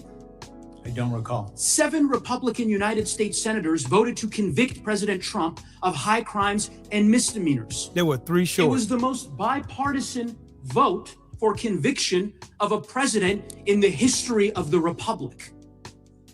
So they can engage in as much histrionics as they want to try to rewrite history. But facts are facts. Thank you. They talk about weaponization. They accuse you of weaponization of the justice system. While the Federal Reserve Board chairman rings the alarm about political retaliation by this Department of Justice. Mr. Smith, I don't know if you're aware of this. I don't know if your counsel has made you aware that President Trump is live tweeting, I guess you call it truth socially, as we speak. Are you aware of this, about this hearing? No. Let me read to you what he posted an hour and a half ago. Deranged Jack Smith is being decimated before Congress. It was over when they discussed his past failures and unfair prosecutions. He destroyed many lives under the guise of legitimacy. Jack Smith is a deranged animal who shouldn't be allowed to practice law. If you're a Republican, his license would be taken away from him, and far worse. Hopefully, the Attorney General is looking at what he's done. We have a word for this. It's called weaponization. It's called corruption. Directing people to Mr. Smith, send if you death care threats to Jack Smith and his respond, family. I'll give you an Because opportunity. Donald Trump's a but piece of I will shit. simply say, we are grateful for your service to this country. We appreciate your fidelity to the rule of law. And I would echo the comments that have been made by my Democratic colleagues to ignore the noise that you hear from so many of my colleagues who debase themselves in this way. It is, in my view, subversive of the oaths that we took to defend the Constitution. I'm happy to give you an opportunity, Mr. Smith, if you'd like to respond. I don't have anything to add. Thank you for your service. I yield back. Gentleman yields back. The gentleman from Wisconsin is recognized. Thank you, Mr. Chairman. In 2010, Mr. Smith, did you work for the President Obama's Department of Justice? Yes, in 2010, I was the chief of the Public Integrity Section. During that time, did you have any contact or connection with Lois Lerner with the Obama IRS? Yes, I was new to the Public Integrity Section. I was the chief. I was trying to learn about issues I had not been at. Did you attempt to work with Lois Lerner and the IRS to investigate nonprofits? What I did was I asked for a meeting with the IRS about nonprofits. So the simple answer is yes. Well, I didn't ask to work with Ms. Lerner. They sent Ms. Lerner. That's the person who came to this meeting. I met her once. And they went after Second Amendment groups, correct? If you remember correctly, that's what was the offshoot of it, that Second Amendment groups that tried to gain nonprofit status, they were slow rolled through the IRS. Do you recall that? Separate from this, there was an investigation of that that I was a part of in Public Integrity. Did you, you prosecuted Virginia Governor Bob McDonnell, this was asked earlier. You prosecuted him, correct? I was part of the prosecution, yes. And that ended up with that decision ended up being unanimously overturned by the Supreme Court, correct? That is correct, sir. Yeah, including Justice Ginsburg joined in on that opinion, correct? I believe that's correct. Yeah. You also prosecuted John Edwards and Bob Menendez, and those both ended in mistrials. Is that right? The John Edwards case did. The Menendez case, I had left the Public Integrity Section by the time that case was tried. I wasn't. So, Mr. Chairman, what we heard from the other side here is that this gentleman is the gold standard for prosecution here in the United States. So think about it. We had a witch hunt done by the IRS going after Second Amendment groups, unanimously overturned by the Supreme Court, prosecuted two prominent political figures, and they ended up as mistrials. That's the gold standard here in America. I would just say this, Mr. Chairman, if Mr. Smith ever works for the Department of Justice again, I would recommend a remedial course on the First Amendment to the Constitution. Before I yield the rest of my time, Mr. Smith, I just have one other question. Is there any historical precedent for an alternate slate of electors to be sent to Congress? Has that ever happened before? That had happened, not anything similar to this situation, but you're correct. It was in Hawaii. I think it was Hawaii in want to say the 1960 election. So it has happened before that there was an alternate slate of electors that was sent to Congress, which does the electoral count, correct? There was a prior time that an electoral slate was sent where there was litigation and recounts going on. Actually, there's twice that it happened, Mr. Chairman. It happened in 1876 and 1960 that these alternate electors happened. I'd like to ask unanimous consent to introduce the 1960 Hawaii case. With that, I yield to the chairman. I appreciate the gentleman yielding. The gentleman from Colorado talked about noise from this side. It's not noise, it's facts. The fact is, you approved a $20,000 payment to a confidential human source. And I think you said earlier, the reason this individual or entity or person was paid was to review photo and video evidence. Why'd they have to be confidential? Why didn't you just contract with them? My understanding is that this person was a confidential human source, the FBI. I do not know why they were confidential, but it would make sense to me, given that this person was assisting. Well, confidential just raises the question of what were you trying to hide? Why not tell us? We know you hid the fact that you were getting phone records from members of Congress. We want to know why this payment had to be hidden. Why couldn't you just contract? Which would be the customary normal way, I think, of doing it. I did not make the determination that this source would be confidential, but given that this person was working on an investigation involving attacks on the Capitol, and given the violence in that, it makes complete sense to me that the Bureau. You know of any of the other special counsels who approved payments to like I don't remember Robert Mueller approving payments to confidential human sources. I don't remember Durham. I don't remember her. We brought all those guys in front of the committee. It's the first time I've ever heard of a special counsel having to pay secret money to someone to get information when you had the broadest subpoena power you could possibly have. You aware of any of the other special counsels who had to do this? I am not aware whether confidential sources were or were not used in those investigations. That's because I don't think they were. I don't think they were. I'm not aware one way or the other. I can say that the use of confidential human sources is a standard thing done by the Federal Bureau of Investigations. Time of the gentleman from Wisconsin has expired. I now yield to the gentlelady from Georgia for 5 minutes, Ms. McBath. Thank you, Chairman. And Mr. Smith, thank you for appearing today to speak publicly about the major issues that you handled as special counsel. Your work on election interference in my home state is especially important, as Georgia still today remains ground zero for voting rights. My state has a long history of voter suppression, including violent tactics and legislation that has actively disfranchised our voters. In fact, the Department of Justice filed a lawsuit against Georgia in 2023, challenging recently passed voter suppression legislation. That lawsuit was later withdrawn by Donald Trump's Attorney General, Pam Bondi. But this is not the first time that Donald Trump has encouraged voter suppression. In the 2020 presidential election, which many have accepted that he lost, he pressured his party members to overturn a legal election. Thankfully, several public servants upheld our constitutional process and respected the voice of the people. Your investigation revealed how far he is willing to go. In your final report, you wrote that, and I'm quoting, the through line of all Mr. Trump's criminal efforts was deceit, knowingly false claims of fraud. Mr. Smith, what did your investigation reveal about President Trump's interactions with Georgia's officials regarding his frauds claims? As I sit here now, I can recall two specific officials.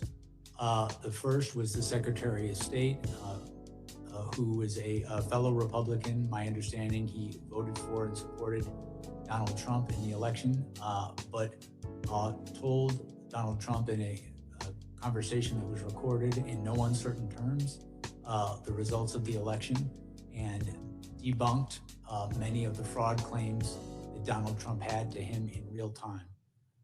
In addition to that, I recall that Donald Trump also spoke firsthand with the Attorney General of your state, also a Republican, who informed Donald Trump that he had supported him and voted for him twice in the past.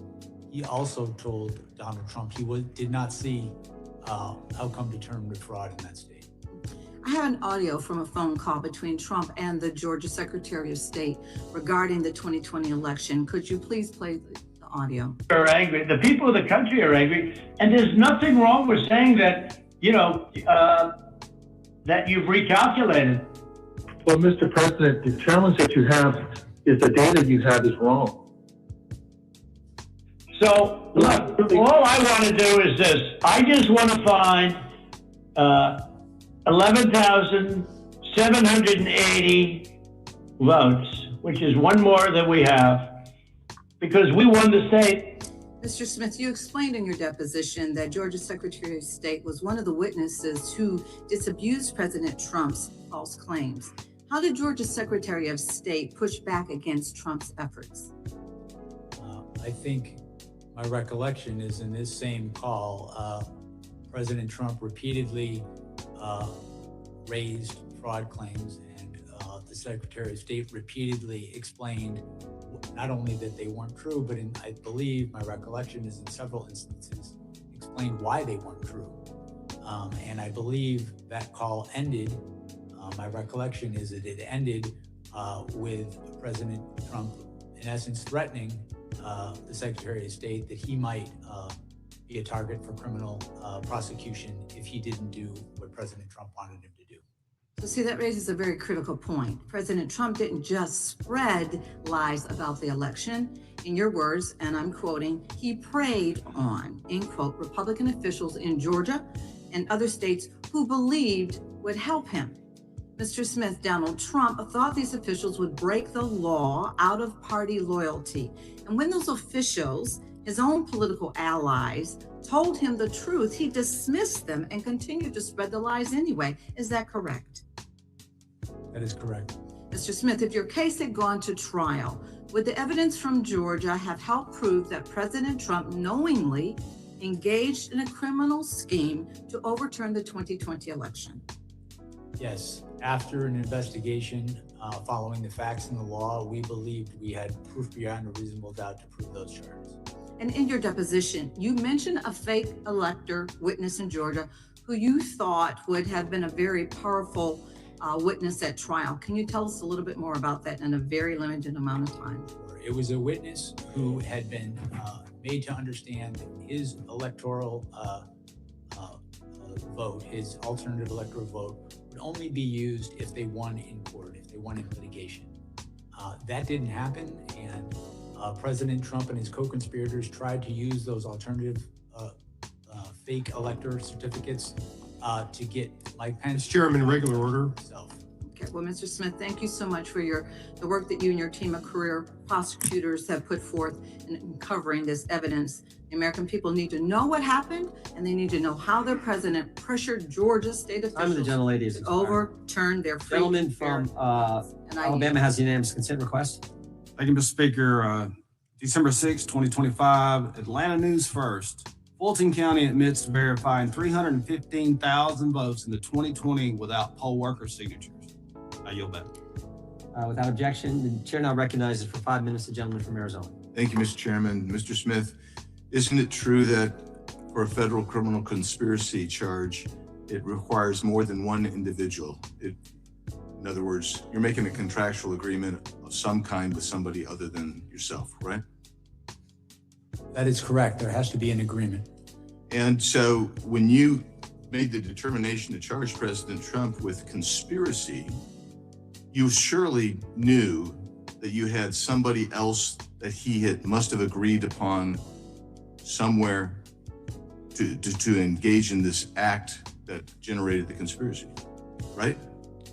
That's correct. We alleged specific individuals in the indictment as co-conspirators. And so you knew who you were going to do, who you were going to charge when you pursued the indictment. You knew who the agreeing parties were, but you chose to list them as co-conspirators, but you didn't indict them. How often have you done that in the past? In the past, I have had a number of cases where I have charged some members of the conspiracy and not charged others. One member of the conspiracy. How many times have you done that? Charged one member of the conspiracy and let everybody else off the hook? I'm sure that's happened. That is not an. You don't remember doing that? That is not an uncommon thing to do in an investigation. In my view. So okay, I dispute that, but we're going to leave that as it may. But let's just get to this: if a member of Congress moves to decertify states' electors, that would not be a crime, would it? When you say to decertify, you make a motion to decertify on that January 6th. That way, every 4 years. That's not a crime, right? Correct. And if another elected official urged someone to join them in that decertification, that's not a crime either, right? As you stated, it's not. Several members of Congress get together over breakfast. They say, this is the normal path. We watched it because we saw the Democrats do it for every Republican president. So we're not sure how to do it. We've never done it before. That's not a crime to sit down at breakfast to talk about that or any other time together to talk about decertification, is it? No, it's not a crime to talk about that over breakfast. In your deposition, you talked about, you made the argument that an elected official who's been deemed to have lost could not knowingly make false statements about election fraud to target a lawful government operation. Isn't that true? That's what you said in your deposition, page 27. I believe it's a lawful government function. Yeah, I'm sorry. Yeah, lawful government function. That's what you said. Remember saying that? I said lawful government function. Could you read back what you said again? I'm sorry. Yeah. An elected official has been deemed to have lost could not knowingly make false statements about election fraud to target a lawful government function. You said that would be illegal. Remember that page? Do you want me to actually read this back? Surely you remember that position. I'm not denying it, and I apologize. I'm just trying to listen to you closely. Okay, let's just go right from this. You said there's, as we said in the indictment, he was free to say that he thought he won the election, right? That is correct. He was even free to say falsely that he won the election, correct? That's correct. What you said is he was not free to do was violate federal law and use knowingly false statements about election fraud to target a lawful government function. That is correct. Yeah, and for you, that lawful government function is the certification process, I suppose, on January 6th. Well, it's a slightly broader than that. It's the collecting, counting, and certifying of the votes. Our view of the evidence is that begins from the point of time that the electors are certified through the counting of the votes. So that would be the entire certification process from the state to the Fed. My recollection, as it's pled in the indictment, as I sit here, I don't have it in front of me, but I believe it's from December 14th. I think that was the day through the voting. Okay, so you can't recall, but for you, it's from the certification moving forward to the actual ratification of the certification process on inaugural day. My recollection, that's what we pled in the indictment. Yes. Okay, so you've managed to filibuster us right out of this thing, but your beef was, you said that President Trump engendered a level of distrust.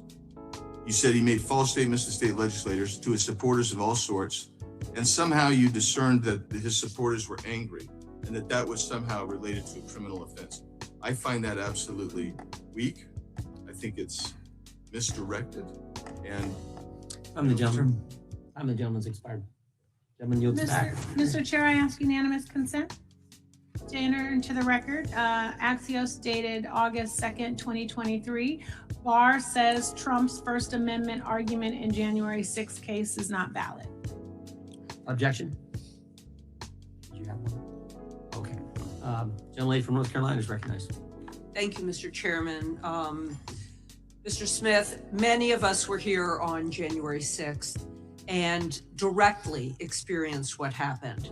Yet some of my colleagues across the aisle still insist that Trump had no role in the violence. In videos of the raging battle against our brave Capitol Police officers, many rioters were screaming things like, "We were invited here by the president." Mr. Smith, did your investigation uncover evidence that some of the rioters had gone to the Capitol because they really believed the president had invited them there?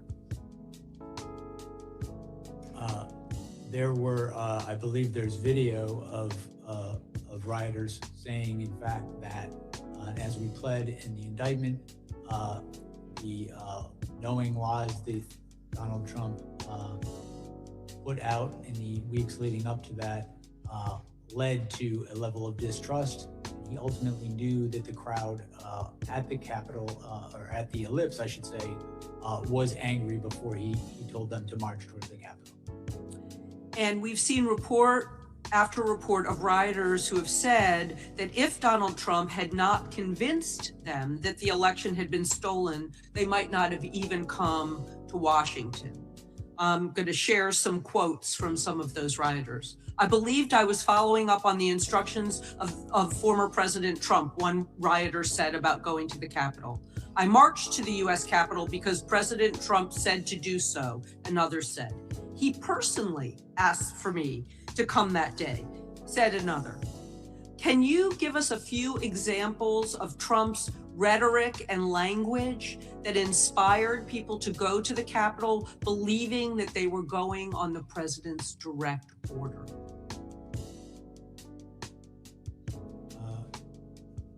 One instance I can recall is during the speech he gave to his supporters, and in context, his supporters, he told them to come to Washington, D.C. and be wild. He was on notice that they were angry, and he told that crowd, we can't let this happen. And he told them that, my recollection is multiple times, at a time when there was nothing that could be done to stop the outcome of the election, but to obstruct it. In addition to that, he told them when there is fraud, you can go by different rules. And my recollection is there is a videotape of when he's making these sort of statements and he's saying that they need to fight if they want to save their country. There are, in fact, people in the crowd chanting, "Fight for Trump." That all happened during the ellipse speech before people headed towards the Capitol, and the Capitol was attacked. And did your investigation find any of the rioters trying to use Trump's words and calls to action as a defense in the criminal cases against them? I can read you something from your special counsel report. I was just going to say, I think we cited a number of rioters who ultimately admitted that they had committed their crimes at the behest and in the name of Donald Trump. Okay. And it happened several times, and many of those accounts are on page 86 and page 87 of the special counsel report. Even the lawyer for Jacob Chansley, also known as the QAnon shaman, highlighted that his words, how the words affected his client. He heard the words of the president, he believed them, he genuinely believed them, and he thought that the president was actually going to walk with them to the Capitol. For my final question, Mr. Smith, do you believe that Donald Trump motivated and was responsible for the violence that occurred on that day, even if he didn't walk with them to the Capitol?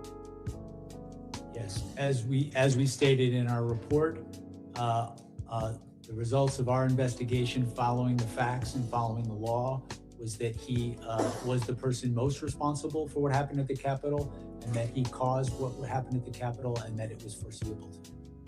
Thank you. Mr. Chairman, I have two UCs. Joan, can state her unanimous consent request. I asked unanimous consent to enter into the record a tweet from Representative Biggs on January 7th, 2021, in which he said, quote, "Yesterday, criminal rioters hijacked a joint session of Congress." Objection.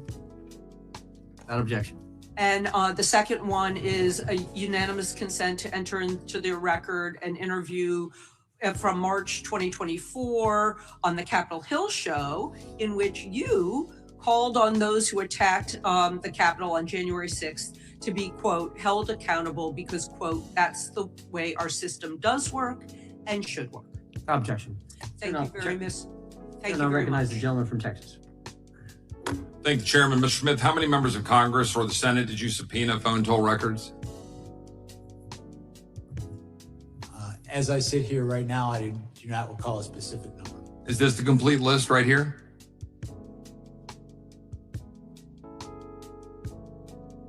Let me ask you this. Am I on this list? Did you target my records and subpoena my phone toll records? My Another understanding is your pedophile. records were subpoenaed by prosecutors before Chip Roy. I became special. Shut the fuck up, Chip Roy. Staff will put this up on the screen. Oh, I'm thankful for the I great think- staff who discovered the email where I learned for the first time a few weeks ago that my phone records were indeed targeted. Look at him lying We again. called AT&T and we've learned that they were given to the Department of Justice, as this email indicates, because I had been in communication with Scott Perry, Can I one of my ask y'all a colleagues question? here in Congress, When in the history who literally of had his phone investigation, taken from him in front of his the family. person doing the investigation, Of course, gonna let we've the already person talked be about an in this investigation document, know it talks that about you could be in there's violation of the privilege That's by the whole even point of obtaining and doing possessing this investigation, information right? if the member objected to the disclosure. Look at this stupid This ass happened 4 enemy years there. ago in May of Now, 2022, do and I something. couldn't object because I didn't know.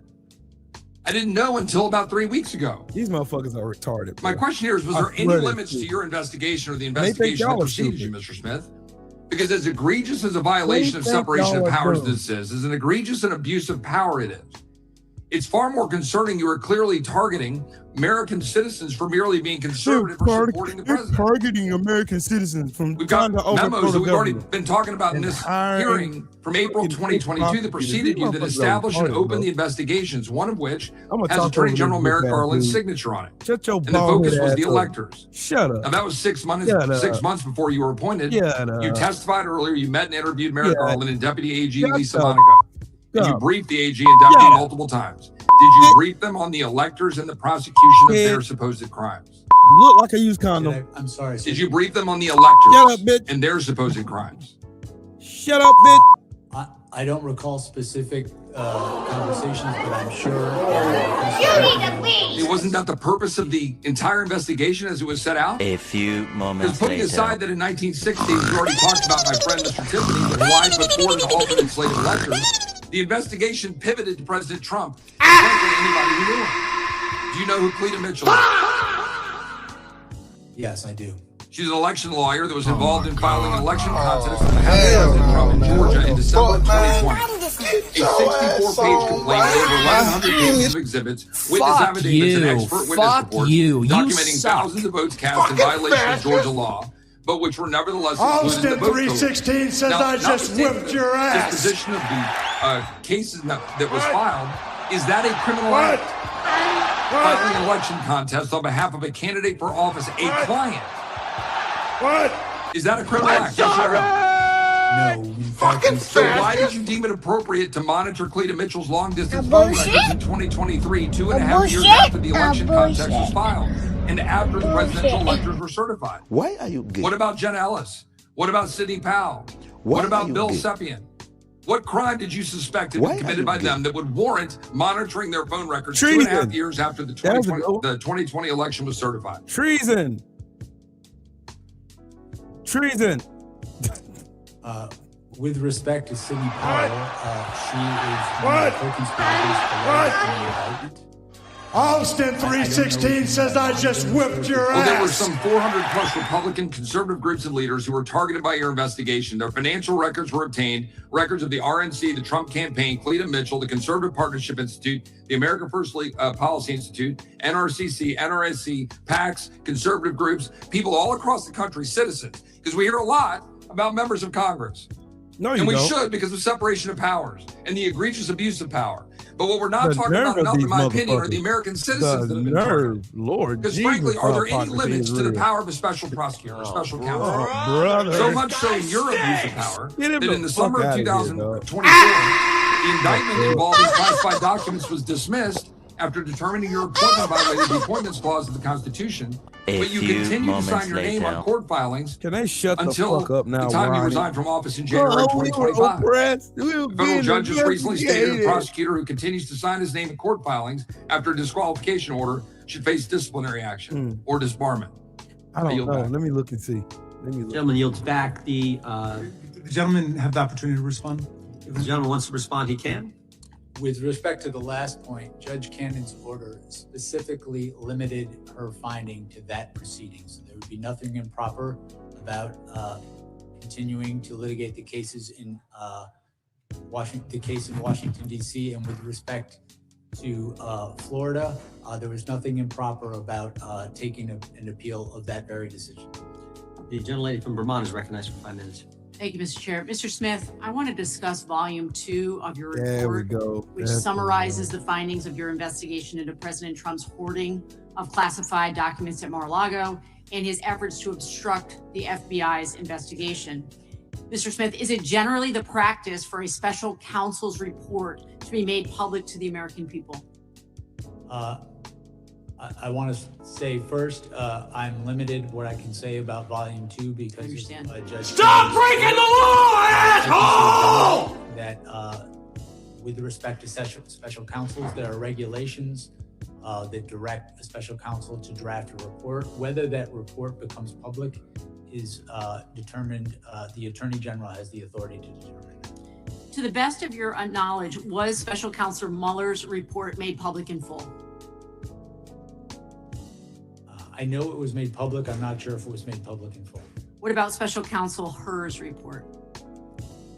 My recollection is his report was made public in full. I believe that's correct. And Special Counsel Weiss's report? I do not know. Okay.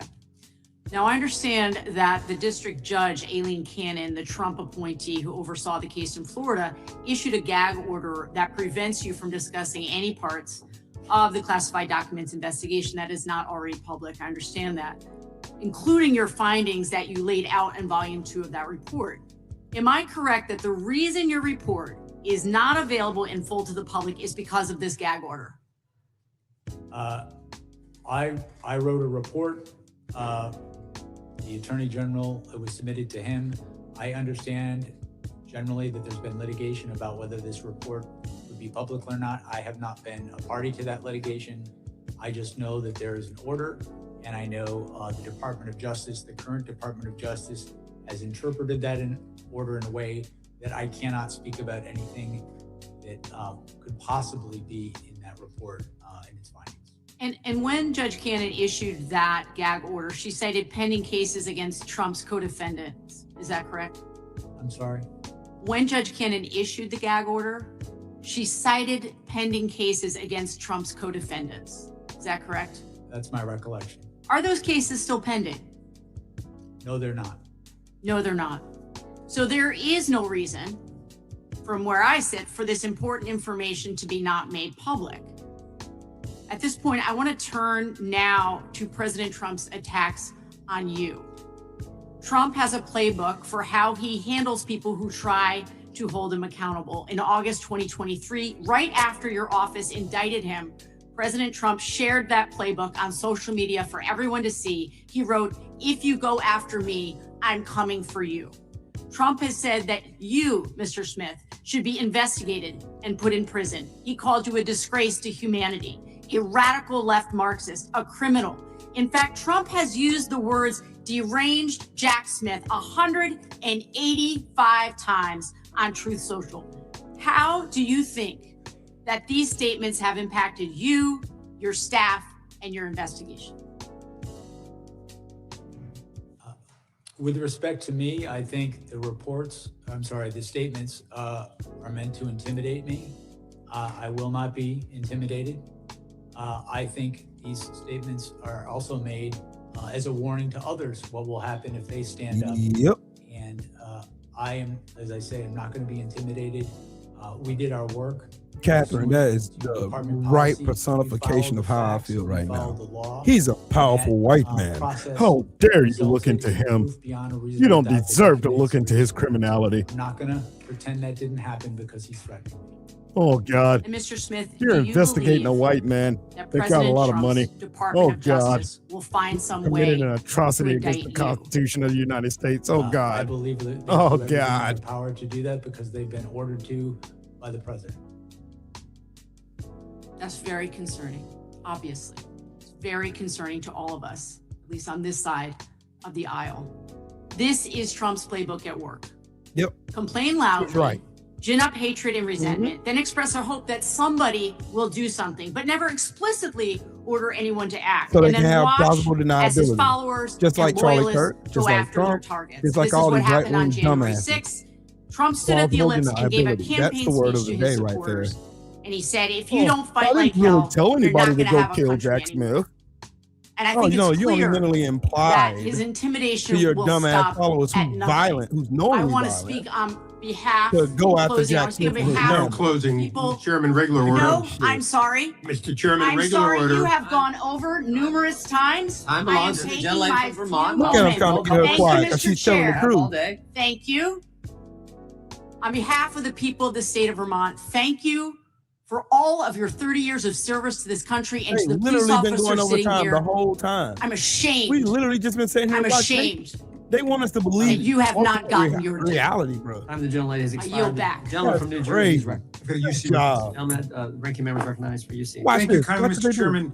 The first is a New York Times article titled "Hunting Leaks: Trump DOJ Officials Seized Records of Democrats," explaining He how doesn't take no shit the Trump at all. administration subpoenaed So y'all Apple been for talking data all from over at least a the whole dozen day. people Now I'm saying tied to the House congratulations Intelligence to him. Committee Now in you want to talk over 2018, Shut the including fuck up. Representative Swalwell Shut and up. Senator Adam Schiff. Shut up. And the other, Fuck similarly, Jim Jordan. is Trump's DOJ secretly obtained phone and text message logs of 43 congressional staffers and 2 members of Congress. That's December 10, 2024. Thank you. Objection. The chair They've been recognizes doing Gentleman this from shit. New Jersey. They're Thank you, literally doing Chairman. this You shit know, right I now. don't even know where to go because there's so much, Mr. Smith. There really is. But it isn't, what I do know is it's much more than how much people like or hate you, or like or hate Donald Trump, or like or hate Republicans, or like or hate Democrats. This is about the system. It's about what the Department of Justice did. It's about what you did. The core of the hearing You did a is good all thing, about, Pinky. can You voted a Americans great person still in office. trust the justice system? Nobody Is it trusts the fair? justice Was it system because fair it ain't the under justice you? system anymore. It's And the all they Department of expect, Trump they and don't them. expect you to be That's perfect, what it is. but they expect you to treat everyone the They same. do the same Republicans fucking shit and Democrats, every fucking liberals and time. conservatives. But that wasn't the case. When you treat people differently because of their political status, their political party, their ideals, that's hypocrisy. And I'm sorry to say, and I don't say it lightly, I do consider you to be a hypocrite. Look at this With that dumbass being here. said, I swear these man, let me mute you know, this I shit. think the Shut the prosecutors fuck and the up. people Shut around. up. Shut up, bitch. I don't want to listen to these dumbasses anymore. Bro, do y'all see the fucking plan? Y'all see the plot here? The plot here is to try to bastardize all the hard work that Jack Smith did with the limited amount of time that he had, and so they can pervert it so they can make Trump look like he's some fucking pariah, like Trump was a victim. This motherfucker literally organized a fucking coup against the United States of America. He man, fuck this. Fuck this shit. This motherfucker literally installed a fucking coup against the United States of America, hired fake electors. And now he wants to play victim as if he's the one. Oh man, what was me? I was only just working on behalf of the American people. Oh God. How dare you investigate my treason? Oh God. Then at the same time, simultaneously, he pardoned everybody who committed treason on that day. And these dumbasses think y'all are too stupid to sort through all this word salad and bullshit that they're out here talking, trying to demonize who these people, who Jack Smith is and what his investigation entailed. He wrote it all down. They refusing to allow it to be released. They literally just filed a petition with a court for those files not to be released of what Jack Smith found. They're literally just doing it. And then at the same time trying to play, like I told you, racists love to play victim and also be the victimizer. They love being the predator and the victim at the same time. And they expect you to think, oh man, see, Trump was illegally prosecuted. He was illegally, they looked into him wrong. It was all about politics. No, it wasn't. It was about treason. It was about a whiny, old piece of shit, old pervert who can't stand losing, who's got to win no matter what the cost. Just like he was willing to throw America into a cesspool, into a financial fucking death spiral because he didn't win a fucking Nobel Peace Prize. Y'all don't see the fucking irony in all this shit? This shit is literally in your face. It's right here. It's in your face. This man literally was about to invade Greenland because he didn't win a Nobel Peace Prize. He was about to blow up NATO because he didn't win a Nobel Peace Prize. And you want me to believe that Jack Smith is the culprit? Jack Smith is the one with the agenda? Jack Smith has political enemies that he's looking at? Fuck no. Look who all Pam Bunny and them was going after. They done went after Letitia James 3 times. They went after Jack Smith. They went after who else they go after? They raided the former fucking department the Secretary General fucking what's his name? Bolton, John Bolton. They raided his house. They went after James Comey. These motherfuckers are literally sitting here trying to tell you, well, it was the Democrats who was going after their political enemies. Like they're weak. They're not weak like y'all. Is the Democrat messaging trash? Yes, it is. It is that. Do they got some moderates that are assholes, that are pieces of shit in their congregation? Yes, they do. But are they anything like the Republican Party, aka the domestic terrorists of the United States? No, they're no way near the fucking corruption and bullshit the Republican Party is. The Republican Party is full of fucking Nazis. It's full of fucking slave catchers and racists and white supremacists. That's who they are. Look at them over here they all on their knees. The Republican, I ain't even calling the Republican Party. They ain't that no more. The Democrat, the fucking domestic terrorists on the right, all got knee pads on right now, sucking off Donald Trump's little fucking shrimpy dick. They're literally eyes open with their hands behind their back. I'll please you, Mr. Trump. I please you. Sucking his shit off. That's the MAGA party. That's the fucking domestic terrorist on the right. That's these dirty motherfuckers sitting in this White House right now trying to convince you that somehow Jack Smith did something criminal when he was the only one trying to protect sovereignty in the United States. And he got death threats because of it. So they're trying to desecrate this man's, all these years that he's worked in government. They're trying to desecrate everything this man's ever worked for to save a fucking demon who's been doing shit openly in the public. What's up, Eric? What's good with it, bro? He's openly doing this shit in the public, dog. There ain't no doubt about it. You can look and see exactly what Trump is doing. This nigga is breaking laws right now. Don't care. Pardoning his fucking buddies on Wall Street. Erasing billions of dollars worth of fucking restitution that's supposed to be paid to the victims. Billions of dollars in Medicaid fraud, Medicare fraud, welfare fraud. Rick Scott is a fucking he should be in jail right now. $1.7 billion in Medicare fraud, and he's sitting in the Senate.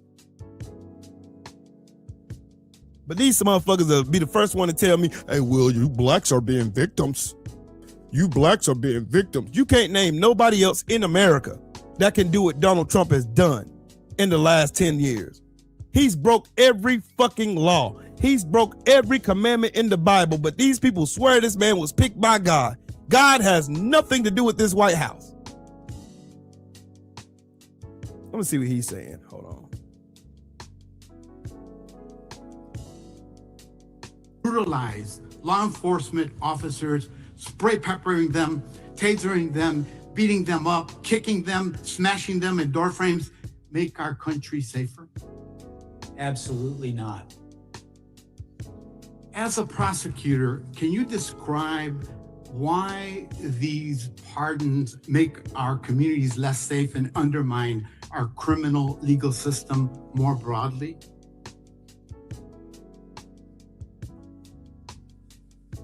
The people who assaulted police officers and were convicted after trial, in my view, and I think in the view of the judges who sentenced them to prison, are dangerous to their community.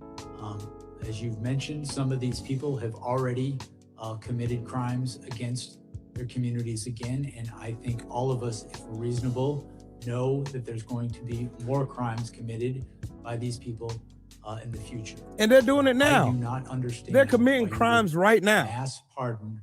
They're who they're assaulted committing police crimes right now. I don't get it. One of these fucking Jan Sixers down in Florida That's exactly was right. telling one of his victims And none of that he this was is sexually a assaulting, coincidence. that he The was going to entire get $10 million because Trump of told the he was going to get him some money. Republican Party, unfortunately, has become to help criminals and corporate interests evade accountability.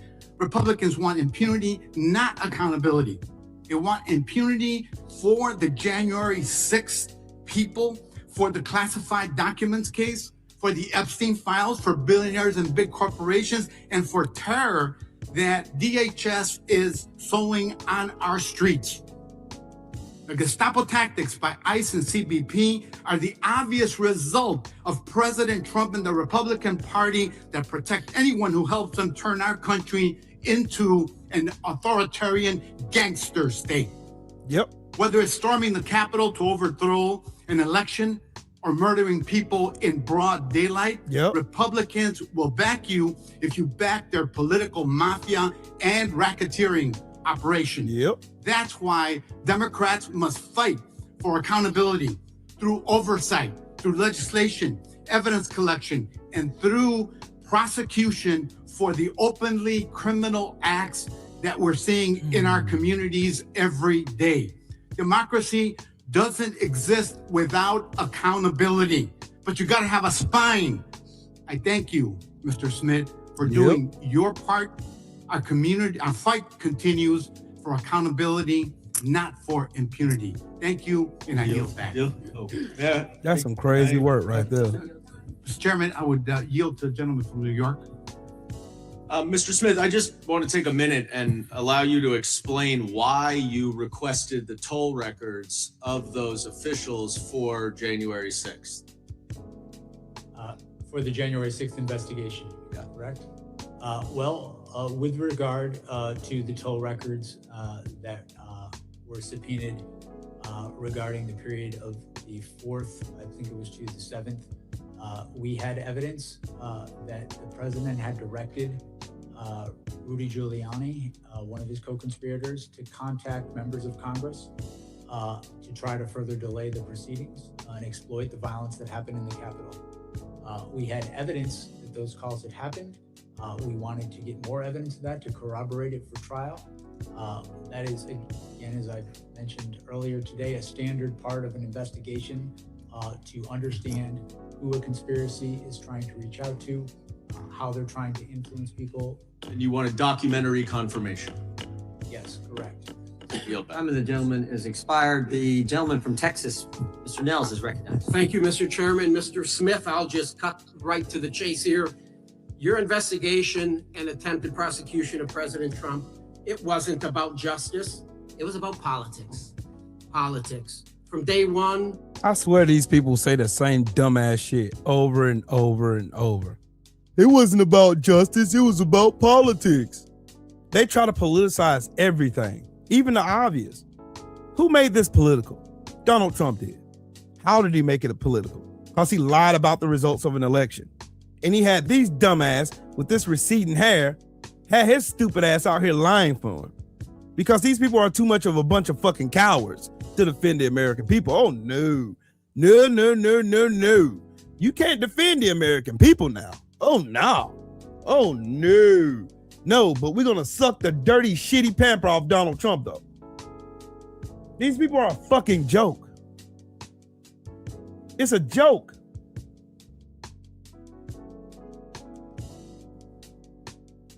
It's a joke.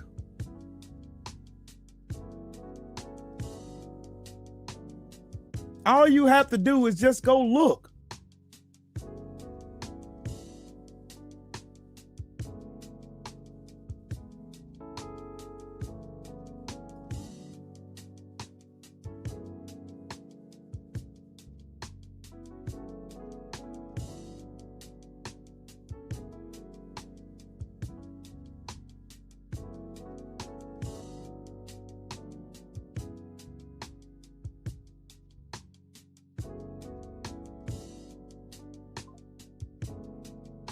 Same thing with all this shit and fucking all this stuff that happened with the Somalis in Minnesota.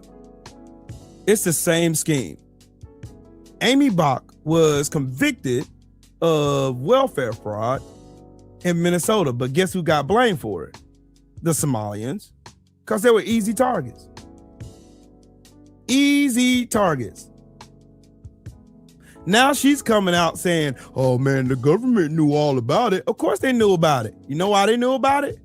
Because they threw her ass in jail after investigating her stupid ass. Now she's in prison trying to clean up because she's taking advantage of this fucking political climate.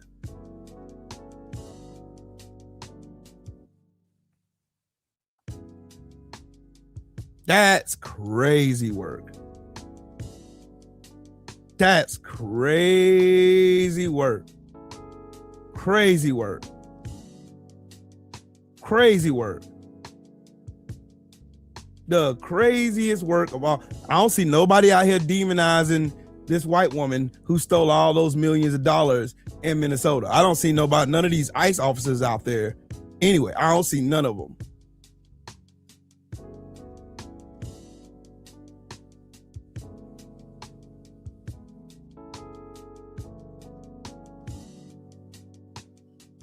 I gotta remind y'all also, Jim Jordan is not an attorney. He has not passed no attorney's bar. He's done none of that shit. Chosen One, how you doing, Queen? These motherfuckers have. What kind of law experience does Jim Jordan have to sit on the Judiciary Committee? What does he have? None. Nothing. Nothing. But he's willing to suck dick to sit there. That's all the Republican Party is a bunch of fucking goofballs who are cowards. And racist as fuck too. Because you'll never hear none of these fucking weirdos talk about the fraud, the real fraud in Minnesota, which was that white woman who was stealing millions of dollars, who's in jail right now. They ain't talking about that, are they? Nope, they're not. They're talking about the Somalis. Oh, it's the Somalians. They're low IQ. They're trash. They need to be sent back to their country. They're not talking. I ain't heard one of these motherfuckers say not one word about this white woman who stole all this money. I ain't heard it. I ain't seen it. I ain't seen none of this anger or none of this shit. I ain't seen nothing. I have not seen none of them. None of them.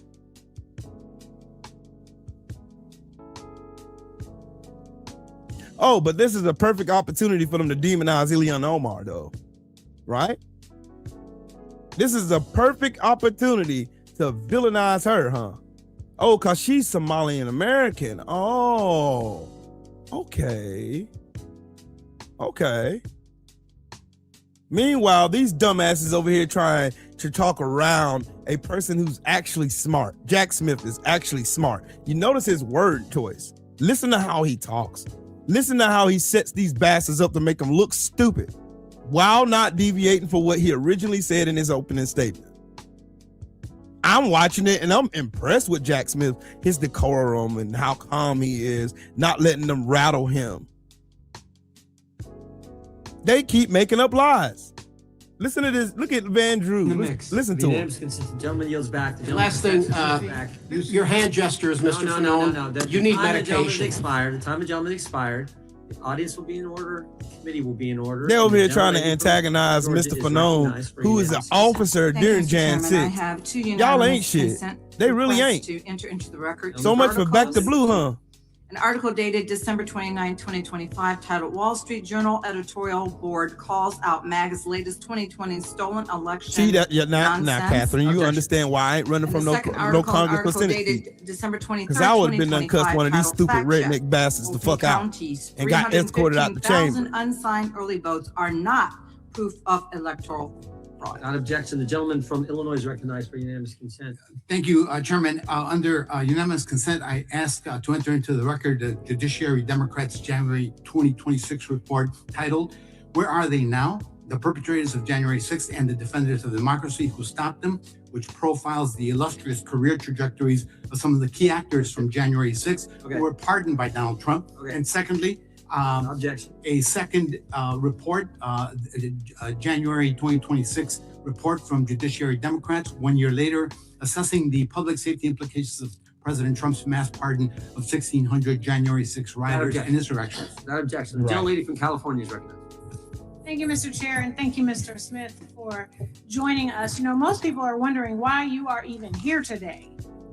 But it's because we've heard conspiracy after conspiracy that the 2020 election was rigged, and Capitol Police officers were harmed and died because of those conspiracies. And we have important elections coming up, and the people want them to happen, and they want them to be fair. And the one person who should be telling the truth about elections is the president. But Donald Trump has not and is still not telling the truth about the 2020 elections. In fact, there is a January 6th page on the taxpayer-funded White House website that says the election was stolen from Trump, a blatant, disproven lie he knows is totally false. So one of my Republican colleagues earlier brought up Trump's mind state, that he knew he lost and he knew that what he was saying was untrue, but that you had no proof. So, Mr. Smith, what evidence did you develop to suggest Trump knew he had lost the 2020 election? We had evidence from a variety of sources, evidence from people who were close to Donald Trump and who he relied on, people who wanted him to win the election, people who were employed by his campaign to help him win the election. Our evidence is that this was a conspiracy and that Donald Trump specifically sought to prey on party loyalty. Our investigation involved interviewing and subpoenaing records of Republicans because that's who Donald Trump sought to prey on to stay in office. And the reality is certain people refused to do that. The vice president refused to go along with that. People in various states' legislatures refused to go along with that. And the reality is that if we took this case to trial, a good number of our witnesses would be Republicans. If a Democrat had committed these crimes, had done these things, I would have subpoenaed a number of Democrats. I would have subpoenaed their records. And I'm going to ask you about that. But correct, it's not like he was calling Nancy Pelosi. So why is it legally important to know that Trump knew he was lying when he said the election was stolen? That was part of our proof at trial, and it was relevant to the charges, specifically to the first charge to defraud the United States.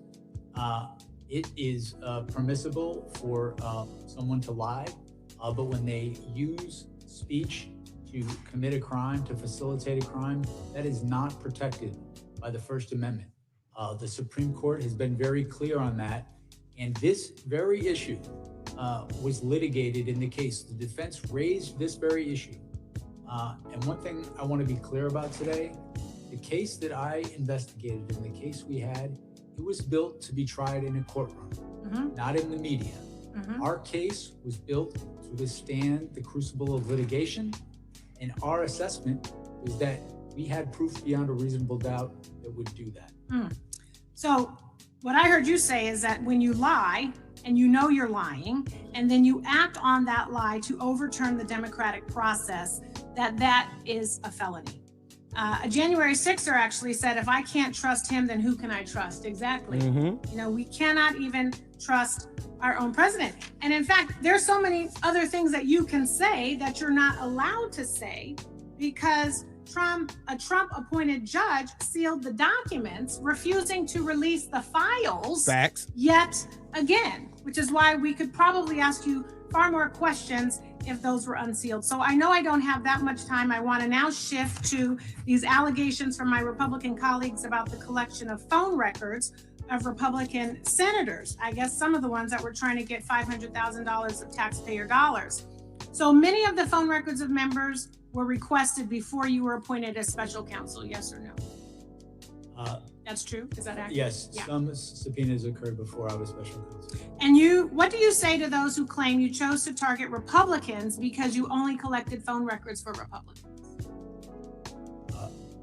The conspiracy I was investigating targeted Republicans. Right. As I mentioned earlier. That's right. And so you would have requested any Because the relevant Republicans call was the only records one involved in the necessary fucking for your theft investigation of the a fucking Republican 2020 or a election. Democrat. That's correct. And to be clear, if a Democrat committed these acts, we would have sought those. I could just add one thing. We interviewed Rudy Giuliani in the course of this investigation. We asked him, why did you, in one of the voicemails he left for the senator, mention the fact that it was Republicans that you were reaching out to? And he said, because the Democrats weren't going to help us, and even some Republicans wouldn't help us. And so our evidence shows repeatedly that the plan was to see if you could prey on people's party. Time of the gentlelady's expired. That said a lot right there if y'all ain't catch it. Gentlelady yields back. The gentlelady from Wyoming is recognized for 5 minutes. Mr. Smith, it was during your deposition with our committee that you revealed that you tasked your team, specifically J.P. Cooney. This is the bitch engage who with the thinks she's partisan smart, but she January ain't really 6th smart committee. though. Yeah, if You y'all had to listen have to known it, at the watch. time the controversy Watch. surrounding this committee, including the fact that all of the members I remember Hageman. She's one of those Jan 6, she's one of those 2020 election deniers too. Yet you proceeded anyway. Don't let her raising word numerous salad get you questions off guard. As to your strategy for That bitch is dumb as a brick, conspiring too. with the J6 committee. You had every possible resource available to you. Your prosecution of President Trump was clearly a priority for the Biden administration. No, it wasn't. And it is clear that It you was had fixing an Trump's unlimited fuck up that budget. was the priority. And you also left no stone unturned, even subpoenaing records from the sitting members of the House and Senate. So what information could the J6 committee possess that you and She's the saying the nation's same top thing law Jim Jordan enforcement said, by the way, agency if y'all not ain't obtain caught on your on own? yet. Going on, I let's did investigating request sitting members of What did they Congress have that you couldn't right now. obtain How on your own? egregious. Y'all shouldn't be doing criminal Any shit. investigation. What information did they have that you were not able to obtain on your own? I couldn't know that until I had their information. Thank you. Was there anything there? Did you find that they had information that you were not able to obtain? I don't recall specifically every bit of information. What I can tell you is we took in their information because we Well, wanted Tia, to get collect you some any rest. information that could be relevant. We made our own independent assessment of the Okay, evidence. so from the time that you were appointed as special counsel up to the date of your resignation in January of 2025, did you personally have any contact with any members, staff, or contractors of the House's January 6th Select Committee, and if so, who? I do not believe I had contact with anybody personally from the January. The January 6th committee failed to archive or preserve its video recordings of witness interviews, deleting or destroying as many as 900 interview summaries or transcripts involving more than 1 full terabyte of digital data. I repeat, the J6th committee destroyed evidence. Let that sink in. That is whiny. Why would they do such a thing? I think we have a dang good idea. The committee actually used selected clips from these videos and transcripts during their hearings, and yet by destroying this evidence, they have denied Congress and the public the ability to obtain their full content and context. Have you ever had a They dream created their narrative that by selective use that you of the evidence you had before them. you So you how- you so could how you very do convenient. you want Did you or your you could team do so receive you any of you those do witness you could transcripts or you video want recordings him of to do you transcribed so much you could do interviews from the anything. select committee that were not released to the public? What I can tell you is that I requested to contact the select committee. Do you know if you received any of the evidence? or Austin testimony that the 316 says I just whipped your ass. The felon is the teeny weeny mushroom cock piece of shit, don't Cankles know one way or the other McTaco as tits you at the sit top here of the ticket. What I'm telling you is that I requested Fucking all the information fascist! we could get from the January 6th. Has all of the Fuck information that you you. requested Fuck been you. preserved? You suck. All of the information from the J6 committee, has that been preserved? Brother, Information that we requested. What's that? We reviewed it. It was Has it been part of- preserved? What's that, brother? Yes, it's part Thank of you. our What's that, files. brother? Were you or your team advised, or did you get the impression from anyone affiliated with the January 6th committee that these documents were not for public release, even though portions of them had already been shown to the American people? Were you advised to keep any of This the is information from the J6 committee confidential? As I sit here right now, I don't recall that. Okay. I recall. Did the J6 committee provide you with Cassidy Hutchinson's testimony as part of the trove of documents that you received? Where are the white women at? As I sit here now, I don't recall that it was Well, very you're like- familiar with her testimony, aren't you? I am. In fact, wouldn't you agree with me that Ms. Hutchinson's testimony, God. especially the most explicit allegations made, was comprised of Emotional damage. A few moments later. Come on, you're in trouble, Mr. Smith. You can answer the question. Of course it was hearsay. Shit. There was And hearsay isn't admissible A in bullshit? the court of law, is it? A Why? bullshit? Because it is A inherently bullshit. unreliable, and the victim or the Bullshit. target of a prosecution is not able to cross-examine. Isn't that correct? In fact, Mr. They ain't gonna let him Smith, answer if you anyway. had attempted to walk into court with Cassidy Hutchinson's testimony, you would have been thrown out on your ear. No judge, no legitimate judge would have ever allowed the testimony of Cassidy Hutchins to be admitted in a court of law. Yes, they would have. I disagree. Yes, they would. Well, What and the then fuck we've is you already talking talked about? about your record. Mr. Chairman, Mr. Chairman, the gentlelady's time has long since expired. Time of the gentlelady. Yeah, letting her over talking, saying our stupid shit the gentleman whole from time. Florida. Fuck Can I outta do here. one UC request first? Get the fuck out of This here, is from bro. factcheck.org. Meme rehashes old false claim that J6 committee destroyed evidence from October 15, Jamie 2024. Raskin with the receipt. And this is Thank from you, the sir. District of Columbia National Guard website, stating that this is the only National Guard unit in America which reports exclusively and only to the president. Without objection, the gentleman from Florida. My sir. God, today. Thank you, Mr. Chairman. The I mean, we're re- definitely not in a court of law today. Half this shit wouldn't come in if we were.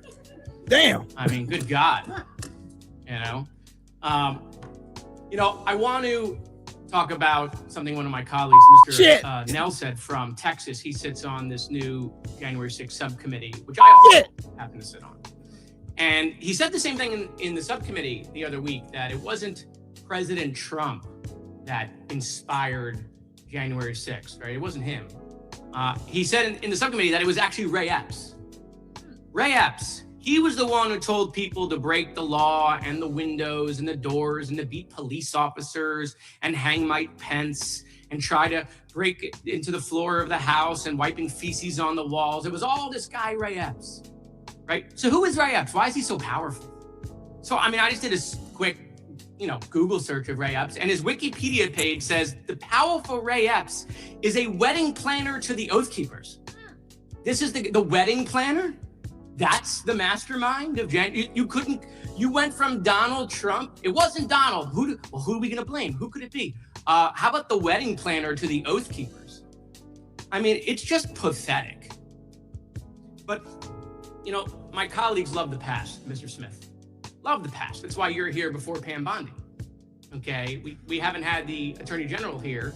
We didn't have her last year. She's the only one in the cabinet to not come in committee of reference, but they love the past. Oh, they, love talking about January 6th and Hunter Biden and COVID and Barack Obama and Hillary's emails.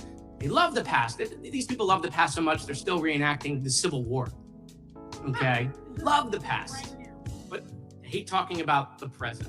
But you know what? Let's talk about the past real quick. Here are some quotes, because I heard one of my colleagues call you a hypocrite. Here are some quotes from my colleagues. Chairman Jordan, right after January 6th, stop the violence, support Capitol Police. Ted Cruz, those storming the Capitol need to stop right now. The Constitution protects, but not violence. Chip Roy, today the People's House was attacked, which is an attack on the Republic itself. Steve Scalise, United States Capitol Police saved my life. Lindsey Graham, when it comes to accountability, the president needs to understand his actions were the problem. Troy Nels, oh my God, him again. I'm happy to stand shoulder to shoulder with Capitol Police. Darrell Issa, the violence and turmoil we witnessed in Washington, D.C. was completely unacceptable. Rep. McClintock, the attack on Capitol strikes the most sacred act of our democracy. And former Speaker of the House, Kevin McCarthy, whose name we heard a lot today, what did he have to say about it? Let me be clear. Last week's violence attack on the Capitol was undemocratic, un-American, and criminal. And make no mistake, those who were responsible should be brought to justice. The president bears responsibility. Period. Or exclamation point. But let's talk also about, the present. That's the past. Let's talk about the present. These are the guys who created the weaponization committee for the DOJ. So let's talk about the present. Jerome Powell facing investigation. Okay. In fact, we heard about Jonathan Turley, that he's some legal messiah. Jonathan Turley calls the Jerome Powell thing legitimate concerns of retaliation. Lisa Cook under investigation. Mark Kelly, United States Senator, under investigation. Adam Schiff, United States Senator, under investigation. Eric Swalwell, United States Representative, under investigation. Chris Christie, potentially under investigation. Jack Smith, oh, that's you, under investigation. Okay, Miles Taylor, former Chief of Staff, United States Department of Homeland Security, under investigation. Christopher Krebs, former Director of Cybersecurity, under investigation. Indicted. James Comey, Letitia James. John Bolton. It's weird that they indicted John Bolton but stole his foreign policy. Accused of crimes. Former President Joe Biden. Former President Barack Obama. Revoked or threatened with revocation of Secret Service protection. Kamala Harris. Hunter Biden. Ashley Biden, the daughter of President Joe Biden. Mayorkas. Mike Pompeo. Brian Hook. General Mark Milley. John Bolton. Dr. Anthony Fauci, the guy Trump gave a medal to. Security clearance revoked. Joe Biden, Anthony Blinken, Jacob Sullivan, Lisa Monaco, Mark Zaid, Norman Eisen, Letitia James, Alvin Bragg, Andrew Weissman, Hillary Clinton, Liz Cheney, Kamala Harris, Adam Kinzinger, Fiona Hill, Alexander Vindman, Miles Taylor. I could keep going. Any questions about any of that? We know you don't. But will the gentleman yield for a question? I will, please. Because you have a way of synthesizing that nobody else does, Mr. Moskowitz. Listening to our colleagues today, I wonder if they actually believe any of this would have happened had Donald Trump simply accepted the results of the election. You mean like Al Gore did when he lost 5-4 at the Supreme Court? Yeah. Yeah. Would any of this, would the violence have happened? Would the fake counterfeit slates have happened? The threats against Vice President Pence? No, none of it would have happened. And Leanne Panetta would still have his security clearance. So would John Brennan. So would Michael Morrell, Michael Vickers. I can't get them all in, Mr. Chairman. I can't get. I have like 4 more pages of the weaponization of the Time of the gentleman from Florida has expired. The gentleman from South Carolina is recognized. Thank you, Mr. Chairman. Mr. Smith, when was the initial indictment issued on President Trump? August 1st, 2023. Does that sound about right? That's in the election case. That's correct. Correct. And on that election case, after that, you asked for a trial date. When? I don't recall as I sit here right now. January 2024. Does that sound about right? That sounds about right. Okay. So after the indictment, you in August, you asked for a January trial date. That's what, 5 months? 5 months? How much evidence did you have? Millions of pages? As I sit here right now, I don't recall the exact. I think in your testimony, they talked about a number, 13 million pages. Is that a ballpark accurate number? I think that was the question asked of me, and as I sit here, I don't have an accurate number. So let's just assume that that's true, right? Because you had a bunch of stuff. You had $50 million that you blew through the Treasury on a trial that went nowhere. How many pages per day is that? 100,000? That sound about right? What if we break that down per hour? It's 4,166 per minute is 70 pages. You like to read, sir? You like to read? I do. Do you read 70 pages a minute?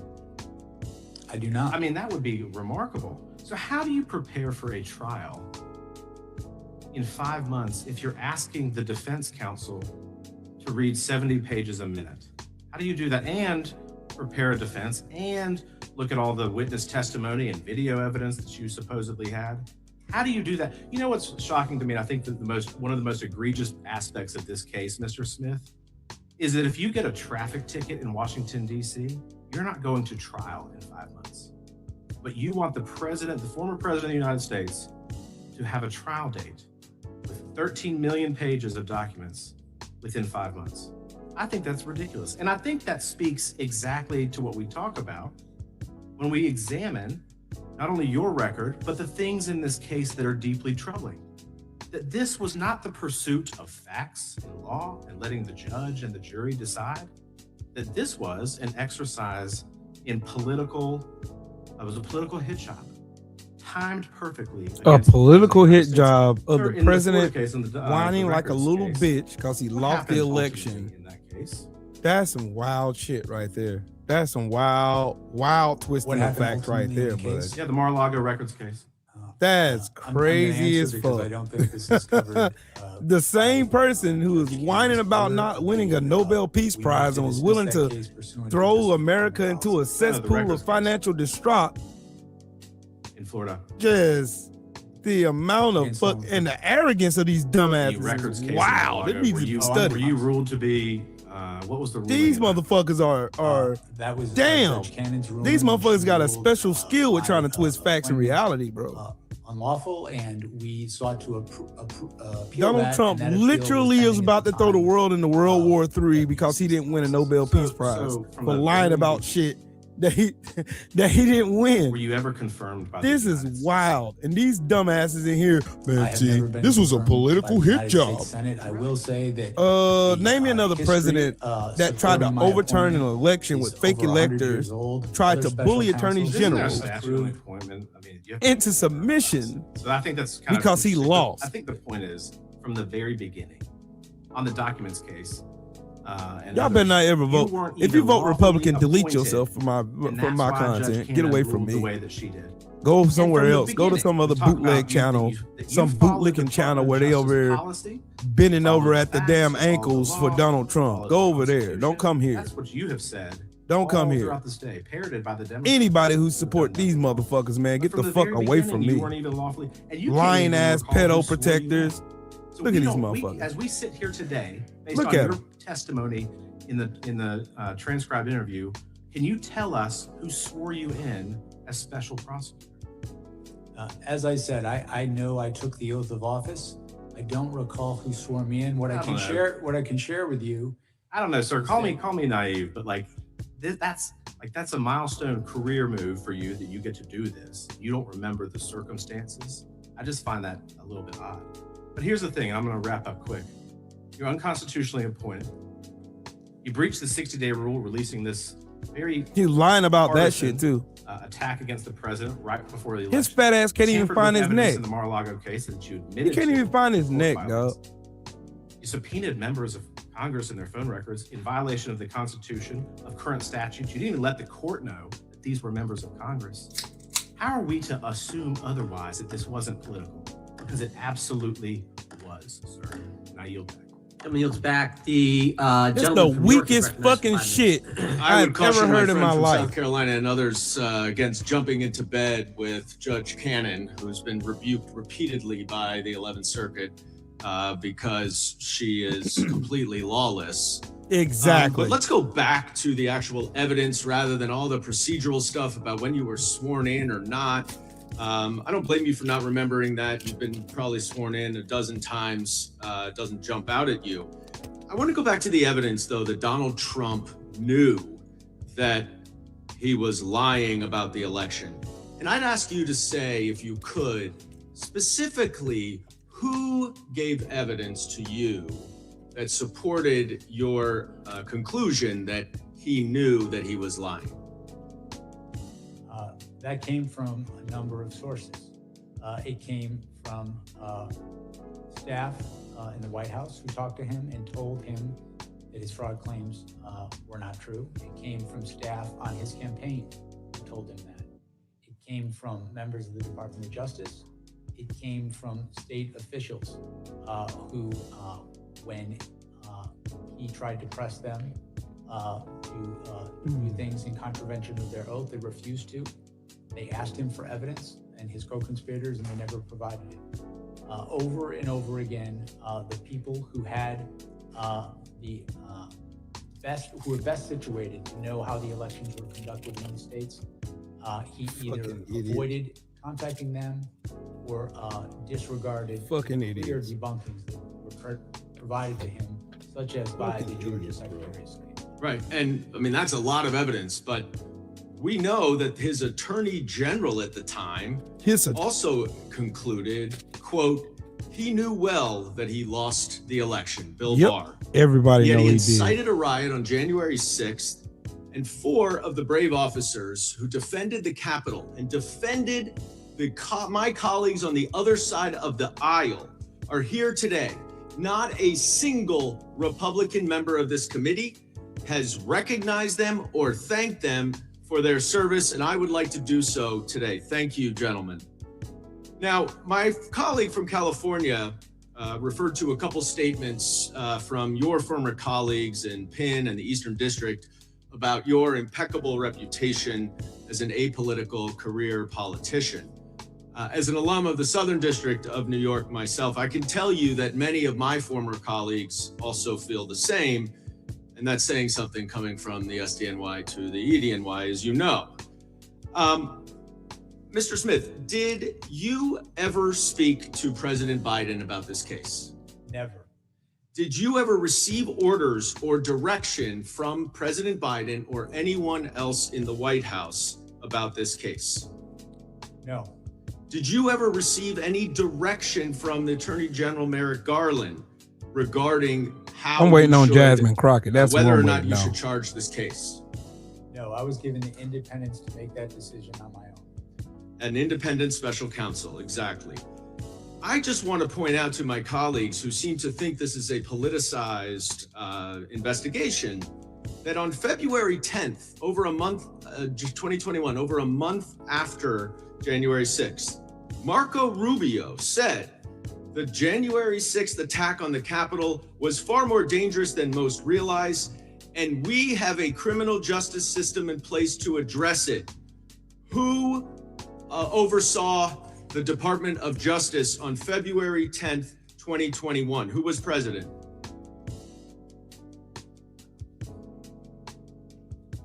February 10th, 2021. That would be Joe Biden. So Marco Rubio wanted Joe Biden's Department of Justice to investigate Donald Trump and his January 6th insurrectionist. I want to ask you in my last few seconds, Mr. Smith, you're not the first special counsel to investigate Donald Trump. Special Counsel Mueller, also of impeccable integrity, concluded that the 2016 Trump campaign welcomed foreign interference from Russia and used it to help them. Donald Trump has made it a litmus test to be hired in this administration to say that the 2020 election was fraudulent, even though, as you have established, it was not. And now there are senior officials in this government who are responsible for protecting our elections, who are election deniers. Can you describe in a few seconds what your concerns are about the upcoming election based on your investigation and what we know today? I believe political litmus tests are not proper for career prosecutors. I think my experience over 30 years as a prosecutor in the Department of Justice is having people who are not guided by party allegiance, guided by experience. That's how you can trust the criminal justice system. Same way with our elections. Gentleman's time is Thank you. I expired. yield back. Gentleman yields back. Gentleman from Wisconsin is recognized. Yeah. First of all, just a couple of comments. There are probably 10 people on this committee who have more conversations with, and 15 people on this committee who have more conversations with Donald Trump than myself. But anybody who says that Donald Trump thought he won that election, that is just plain not true. No way, unless he's the best actor in the history of this building. We agree. That Donald Trump believed. Order. Donald Trump did not believe he lost that election. He just did. No way. And I think on January 6th, I can't believe there were any congressmen here who didn't think Joe Biden was going to be sworn in as president. So it was a riot, but it wasn't a threat to the future of the republic. Okay. Now we should have posted up here a document for you to look at. Here we are. Okay. This is something we received with regard to Arctic frost. It's a list of about 70 names. I don't know whether or not you're familiar with the document. I don't believe I'm familiar with this document. Okay. The document contains just about every person who was higher up in the Donald Trump campaign. There's a little more emphasis on here on people involved in Wisconsin, but you're not familiar with the document. I'm sorry, sir, what was your question? Would you know what was in this document? These names, you're familiar with them at all?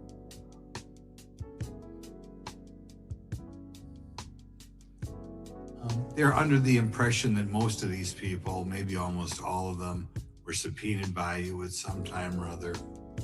That helps you. Some of these names I am familiar with. Others I'm not familiar with, or I don't recall as I sit here now. Okay, we'll eventually submit another question for you on this later on. From the time you were appointed as special counsel to your resignation in January 2025, did you ever have contact with the January 6th Select Committee? I did not personally. When I became special counsel, I directed my deputy to ask the Select Committee to provide us whatever evidence they would provide us. So you directed people to have direct contact? I directed my deputy to make contact to collect evidence from them. And that's J.P. Cooney? J.P. Cooney, my deputy, correct. Okay. Did you have any concern that the evidence collected by the Partisan Select Committee would be in any way tainted by politics? I apologize, sir. I just couldn't hear you because of the door. I'm sorry, we had people going through here. Did you have any concern that the evidence collected by the Partisan Select Committee would be in any way tainted by politics? I intended to conduct an independent investigation, and my goal was to collect the evidence, assess it, and consider it with all the other evidence we would collect, and make an independent determination in my investigation separate from that investigation. I'm going to go back and ask you something on that one before, because I think I know the answer. There's a person on that list by the name of Vicki McKenna who we believe did have her records subpoenaed. Are you familiar with that name at all? As I sit here right now, I am not familiar with that name. Okay, thank you. With regard to part of the documents that you received was with regard to Cassidy Hutchison, right? We requested that they give us everything they were willing to give us. As I sit here now, I don't recall if specifically her information was in there, but I'm not denying that it was. It may well have been. Okay, we'll go back. Your team issued subpoenas to various financial institutions, telecommunications providers, and conservative entities, requesting communications between them and President Trump's campaign, right? We did issue subpoenas for various sorts of information, correct? Okay, and the bank records, you would say, or we could describe, were fairly broad requests. We issued subpoenas for certain bank records as part of our investigation, yes. Okay. Shortly after you're appointed, you issued subpoenas to state and local officials for their communications with President Trump, is that correct? And his campaign. As I sit here now, I'm trying to recall specifically which officials, but I know we issued a number of subpoenas in our investigation to understand the communications between President Trump and various entities, including state officials. One final question. One quick final question. Yeah. Do you really believe that President Trump thinks he lost that election? Our investigation following the facts and the law determined that... No way, thank you. That's enough. I have a unanimous consent request. Gentleman from New York is recognized for unanimous consent. Actually, I have two. One is to an article entitled "With AG Bondi next to him, Trump says deranged Jack Smith must be investigated." And the other is a tweet from Marco Rubio. "There is nothing patriotic about what is occurring on Capitol Hill. This is third world style anti-American anarchy." Without objection. Gentlelady from Texas is recognized. Can I get an extra 33 seconds? You get your full 5 minutes. Well, okay, fine. So it's curious because you've sat here all day, and thank you so much for showing up, because this was something that you wanted to do. The Republicans wanted to make sure that you were hid in a room with no cameras, because I was there. They didn't really want you out public because they were afraid of what you would say, which is that you could have proven your case because you are a career prosecutor who knows how to prosecute criminals. So just to be clear, today, it seems like the Republicans have not really fought very much about whether or not Trump was guilty or not.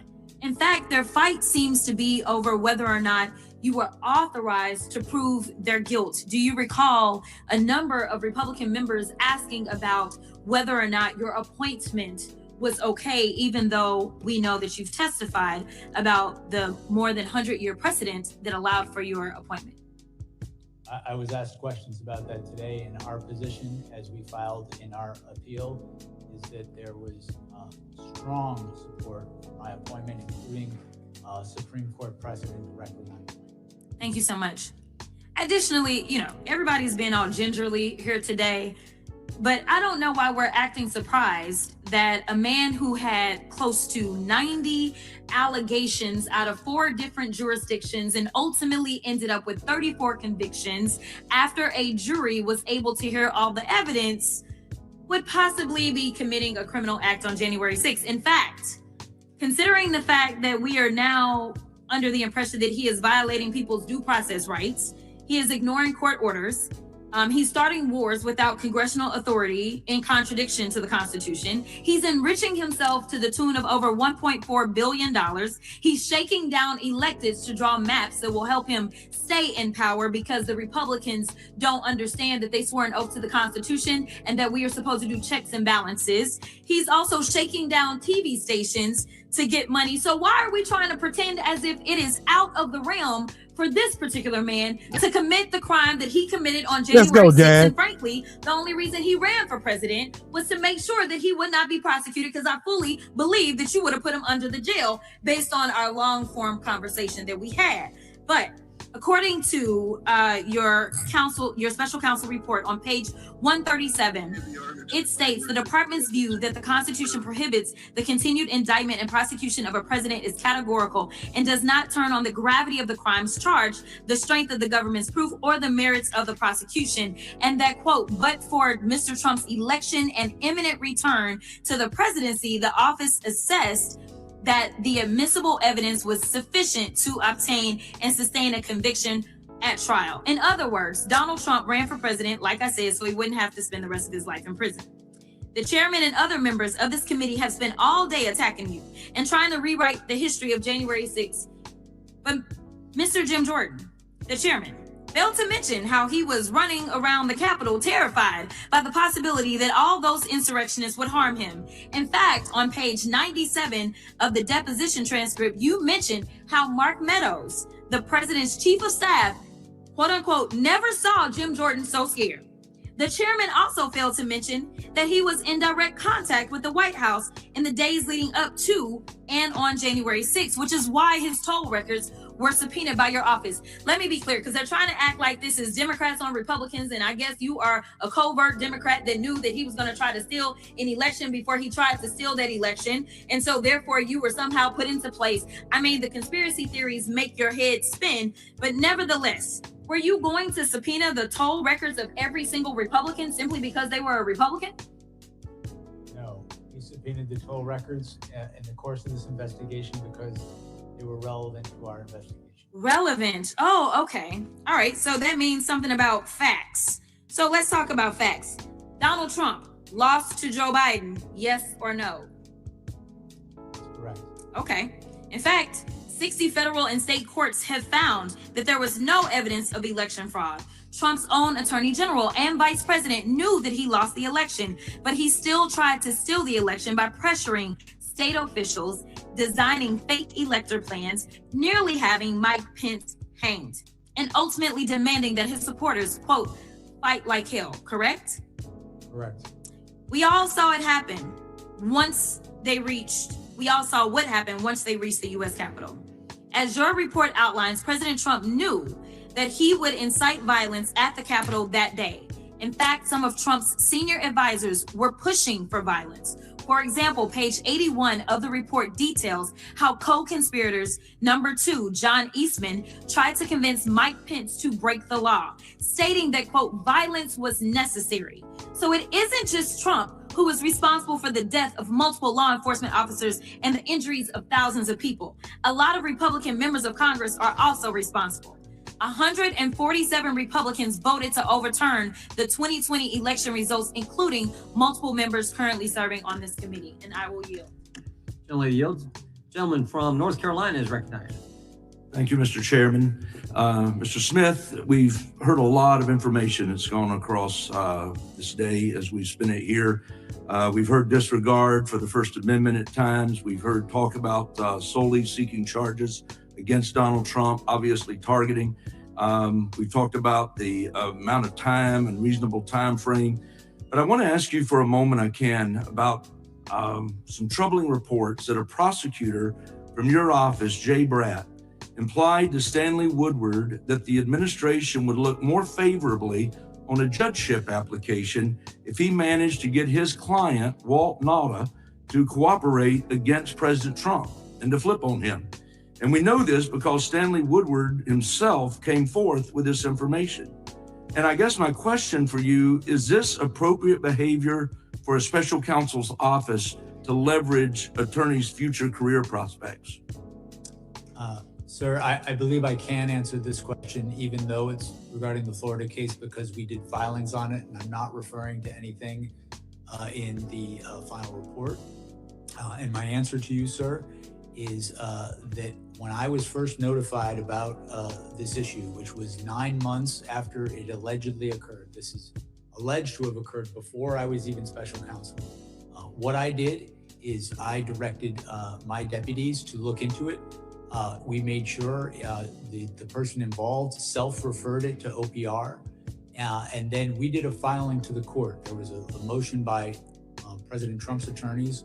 We responded and we laid out our position, and our position was that I did not believe that that allegation was credible. At best, it was a misunderstanding because people in the room did not understand any threat to be made. Even Mr. Woodard in his allegation claimed it was only an inference. 9 months went by where we interacted with Mr. Woodard, in which we had no hearing of a complaint. When the complaint was raised for the first time, which was on the eve of that indictment being brought, it was raised in the guise of asking the court to delay the indictment while an investigation of it happened. So I take allegations of misconduct very seriously. I would not want any of my attorneys threatening anybody. Ultimately, when I looked at this, I did not credit it, and we responded with our position in court. But we also, it was clear that it was referred to the Office of Professional Responsibility, which is what good prosecutors do in that situation. Well, again, to say that you didn't consider it to be credible, I guess we have the United States Associate Attorney General, Stanley Woodward, who claims that this threat was made to him, and I don't see what he would stand to gain from not telling the truth there. And I understand that you tasked 2 of your attorneys with investigating those statements made by Bratt. But given the amount of publicity and the scrutiny that was surrounding this entire investigation, why in the world did you not initiate an independent investigation into these very alarming allegations? 2 points there. You stated that you don't. Why would he do this? When he made the allegation, when this allegation first came from President Trump's attorneys, and then days later from Mr. Woodard, he did ask for the indictment to be put off in results of this. So there was a thing he was asking for in result. And with respect to an independent investigation, that's exactly why you refer this to the Office of Professional Responsibility. They conduct an independent investigation outside of my office.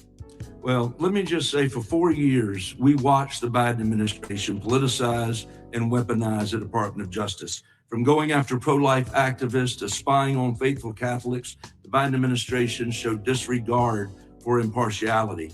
And this blatant disregard was perhaps no clearer than in the targeting of President Trump. We've talked about it all throughout this day. They knew they couldn't beat him at the ballot box. so they pursued alternative options. And I'm grateful for this committee's efforts today to investigate this conduct to ensure accountability. And while elections are not akin to jury trials, I feel strongly that the results of the 2024 election sent a clear message about how the American people feel about these politicized charges. And I think they absolutely made a difference in those 24 elections. And with that, Mr. Chairman, I yield back. Gentleman yields back. The gentleman from Missouri. Mr. Chair, I actually have a UC. Gentleman is recognized. This is, let's see, I asked unanimous consent to enter into the record this DOJ press release titled Houston Man Sentenced to Prison for Assaulting Law Enforcement with Dangerous Weapons During January 6th Capitol Breach. Without objection. My second one is I asked unanimous consent to enter into the record an article titled They Ransacked the U.S. Capitol and Want the Government to Pay Them Back, published by the Washington Post, January 21st, 2026. Without objection. Gentleman from Missouri is recognized for 5 minutes. Thank you, Mr. Chairman. Mr. Smith, after indicting the leading Republican candidate for the President of the United States on August 1st, 2023, you asked for a trial date of January 2024, just 5 months later. During your deposition, you did not dispute that would have given Trump's legal team just 5 months to review 13 million pages and thousands of hours of video evidence, working out to nearly 100,000 pages per day. Mr. Smith, you claimed that you acted independently of the upcoming presidential election, and yet you pushed for a trial date ahead of the election. Why such a rush to charge and try and pursue conviction on President Trump? I sought to move that case forward expeditiously because the public has a right to a speedy trial as well as a defendant. That is, there is Supreme Court precedent directly on point regarding that. I felt it was my duty to do that. I considered all options. I listened to. But isn't the right to a speedy trial primarily a right of the defendant? I honestly, before your arguments, I've never heard of the idea that the prosecution has a right to speed up a trial and require the defense to review 100,000 pages a day in order to get a trial in before an election. I've never heard of such a thing. The Supreme Court, in at least, as I sit here now, 3 different cases, has stated pretty explicitly that the right to a speedy trial is the public's as well as the defendant's, and that you were trying to get President tried, convicted, and hopefully in prison before Election Day. I understand, Mr. Smith. I think it's very telling that during your deposition, you could not articulate any evidence that President Trump instructed individuals to unlawfully enter the Capitol on January 6, 2021. You claim that President Trump was, quote, responsible for the events at the Capitol on January 6th, which was not charged in your indictment. How do you reconcile that with the position of the department in other GA6 related cases that President Trump wasn't responsible for the events at the Capitol that day? I'm not aware of the department taking a position that Donald Trump was not responsible. I think my recollection is the position that the department took in other cases is other defendants weren't not responsible themselves because of Donald Trump, that blaming him wasn't going to be a valid defense in their case. That's my recollection. So on January 6, 2021, President Trump tweeted, quote, please support our Capitol Police and law enforcement. They are truly on the side of the country. Stay peaceful, exclamation point. This seems to show clearly that Trump urged his supporters at the Capitol to remain peaceful. Is that not right? It's incorrect. First off, he didn't send that tweet. He sent that tweet, but he sent that tweet only after being harangued by people to send something to stop the violence at the Capitol. Okay, let's get the timeline straight then. At 1:55 p.m., there was a breach of the bike racks at the northeast perimeter. At 2:13, there were protesters breaching the Capitol, breaking into the Northwest Senate window and opening the doors. At 2:38, President Trump tweeted what I just quoted. That's 25 minutes between the Capitol building breach. Is 25 minutes, that's too slow? Would Trump have been guilty of insurrection if it were 15 minutes? Would it, 5 minutes? How quickly was he supposed to send that tweet to remain peaceful? My recollection, as set forth in the indictment, is the timeline of when the attack of the Capitol happened, including the tweet that endangered Vice President Mike Pence's life, was different than what he stated. So that tweet was after, of course, the riot had started. But President Trump also said, quote, "We've come to demand that Congress do the right thing and only count the electors who have been lawfully selected. I know that everyone will soon be marching to the Capitol building to peacefully and patriotically make your voice heard." Peacefully and patriotically, is that an incitement of a riot? That is not. Okay. So in November 2016, Hillary Clinton disputed, she for years called President Trump an illegitimate president. He knows he stole the election as recently as September 2019. Had there been a riot around the 2016 presidential election, would Hillary Clinton be guilty of inciting insurrection? I'm not going to engage in hypotheticals. I will say that President Trump's conduct was without historical analog. Thank you, Mr. Chairman. I yield back. Gentleman yields Mr. back. Chair?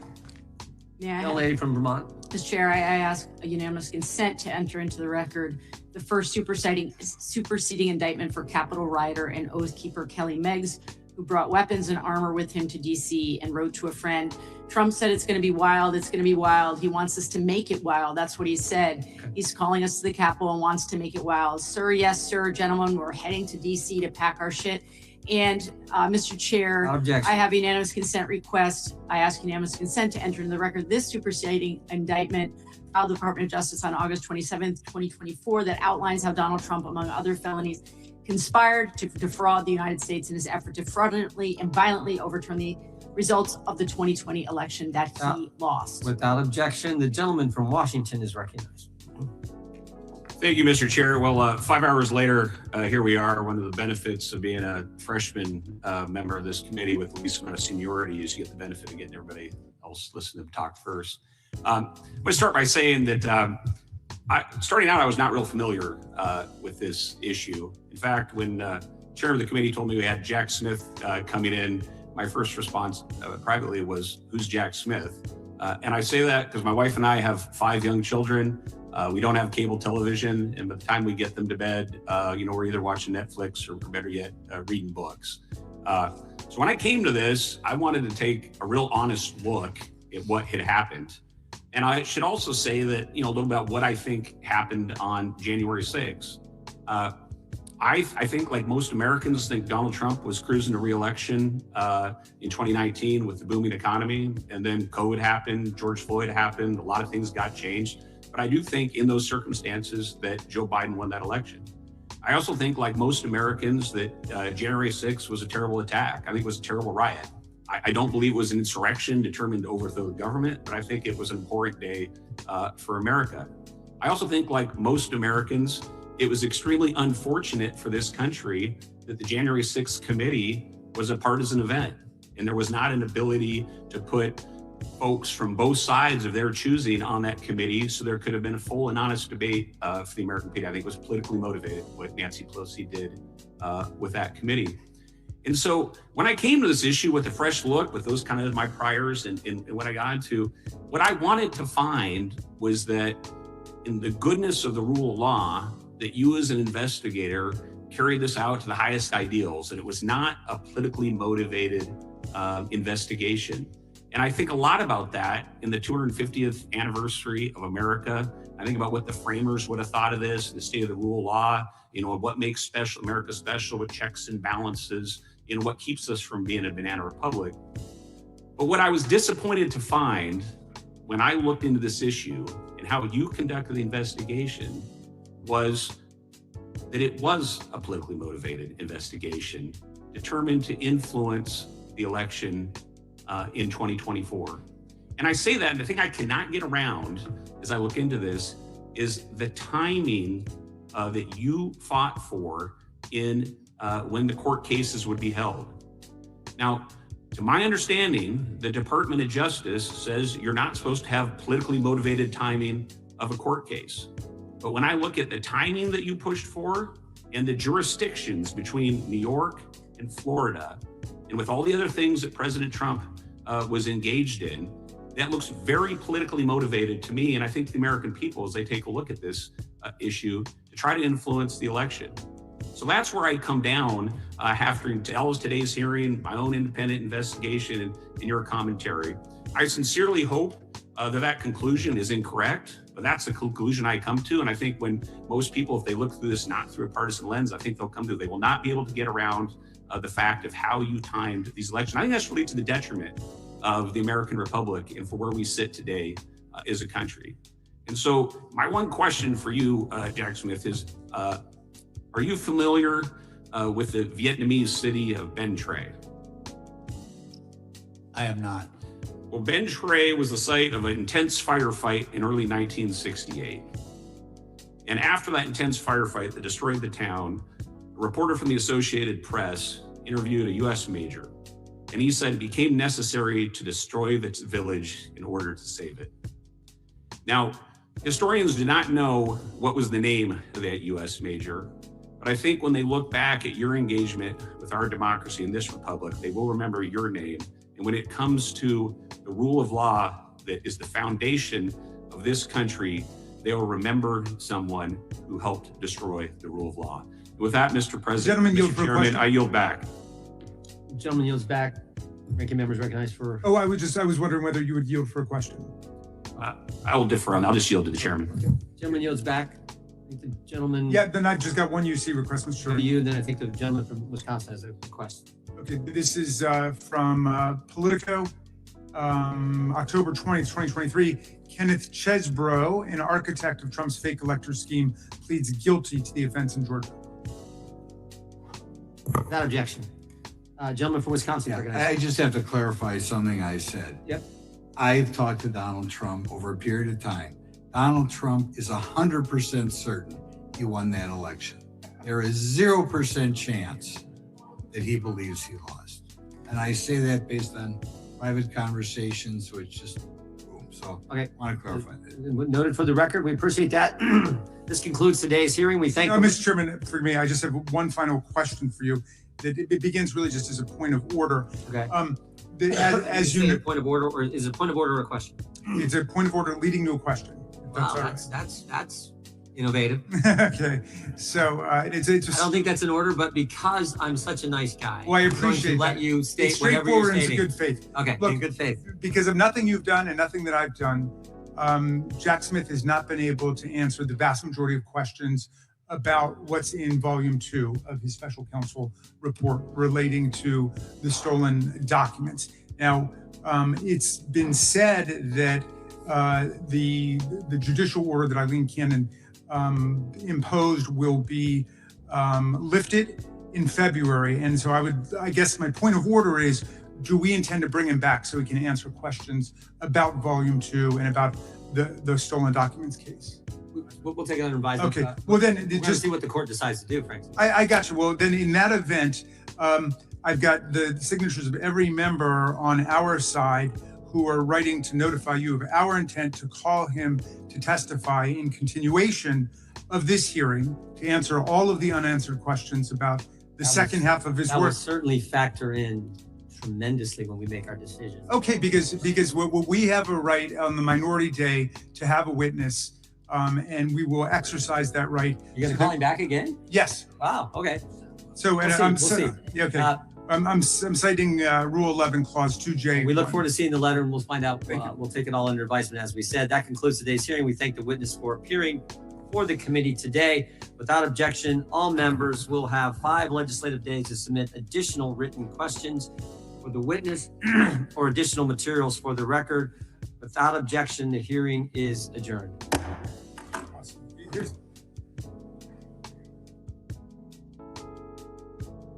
What have we learned today, ladies and gentlemen? What have we learned today? That the Republicans are still full of shit. That's what I learned. I learned that the Republican Party is full of shit and it's willing to go to great lengths to protect the pedophile in chief.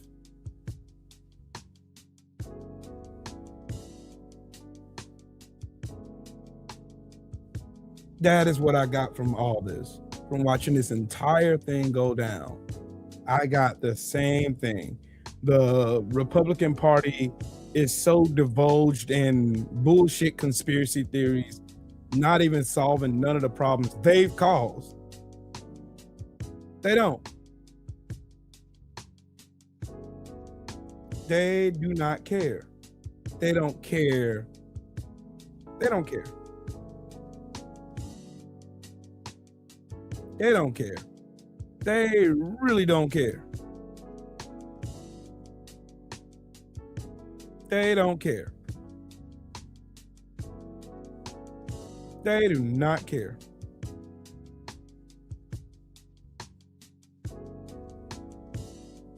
They don't care. Don't care. They don't give a fuck. They could care about the rule of law.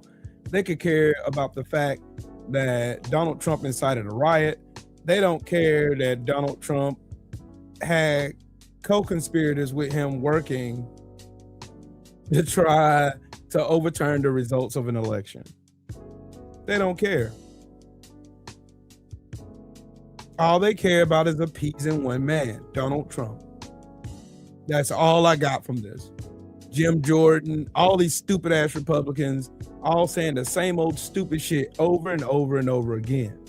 But anyways, I gotta get ready to go to rehearsal. Thank y'all for tuning in and shit. Hey, that's all again, y'all, that's all they care about. None of this shit was realmed in fact. All this was conspiracy theories. Oh, Jack Smith is a liar. He did a political hit job on Donald Trump. Meanwhile, Donald Trump is on fucking recording. Find me 11,780 votes. Find them. Then had fake electors that got prosecuted. Then he pardoned 1,500 people. Yeah, okay. Sure, bud. Yeah, whatever. Go fuck yourselves. Fuck Donald Trump. I would just wish Jack Smith had enough time to actually prosecute this piece of shit. That's what I wish. Fuck Merrick Garland too. Yeah. I have no more time for moderate Democrats. I have no more time for these domestic terrorists on the right. I have no more time for these fucking idiots. I don't. You're either about prosecuting these motherfuckers to the fullest extent of the law, like you would if they looked like me. And that's all I'm accepting now. I'm not accepting anything less than that. Donald Trump, his band of fucking dumbasses in the fucking White House, every single one of them gotta go to jail. Ain't gonna be no, oh no, guys, we just gotta conserve the rule of law. There is no rule of law. Donald Trump has broken every law he can break. That is it. That is all. On that note, I gotta go to rehearsal. Anyways, y'all have a good one. Hey, make sure y'all tune into the suffragettes. I'm not gonna be able to make it because they didn't move rehearsal up an hour. So I gotta get ready to head out here in a minute. So normally I leave at 5, but today is earlier. So I'm sorry, you guys. I'm not gonna be able to make it today. But anywho, I gotta go. I'll holler at y'all later, man. Shout out to the mighty LDBC, everybody that was in here, everybody smashed the like button and all that good fun stuff. And salute to Jack Smith for being smarter than these dumbass Republicans. Y'all have a great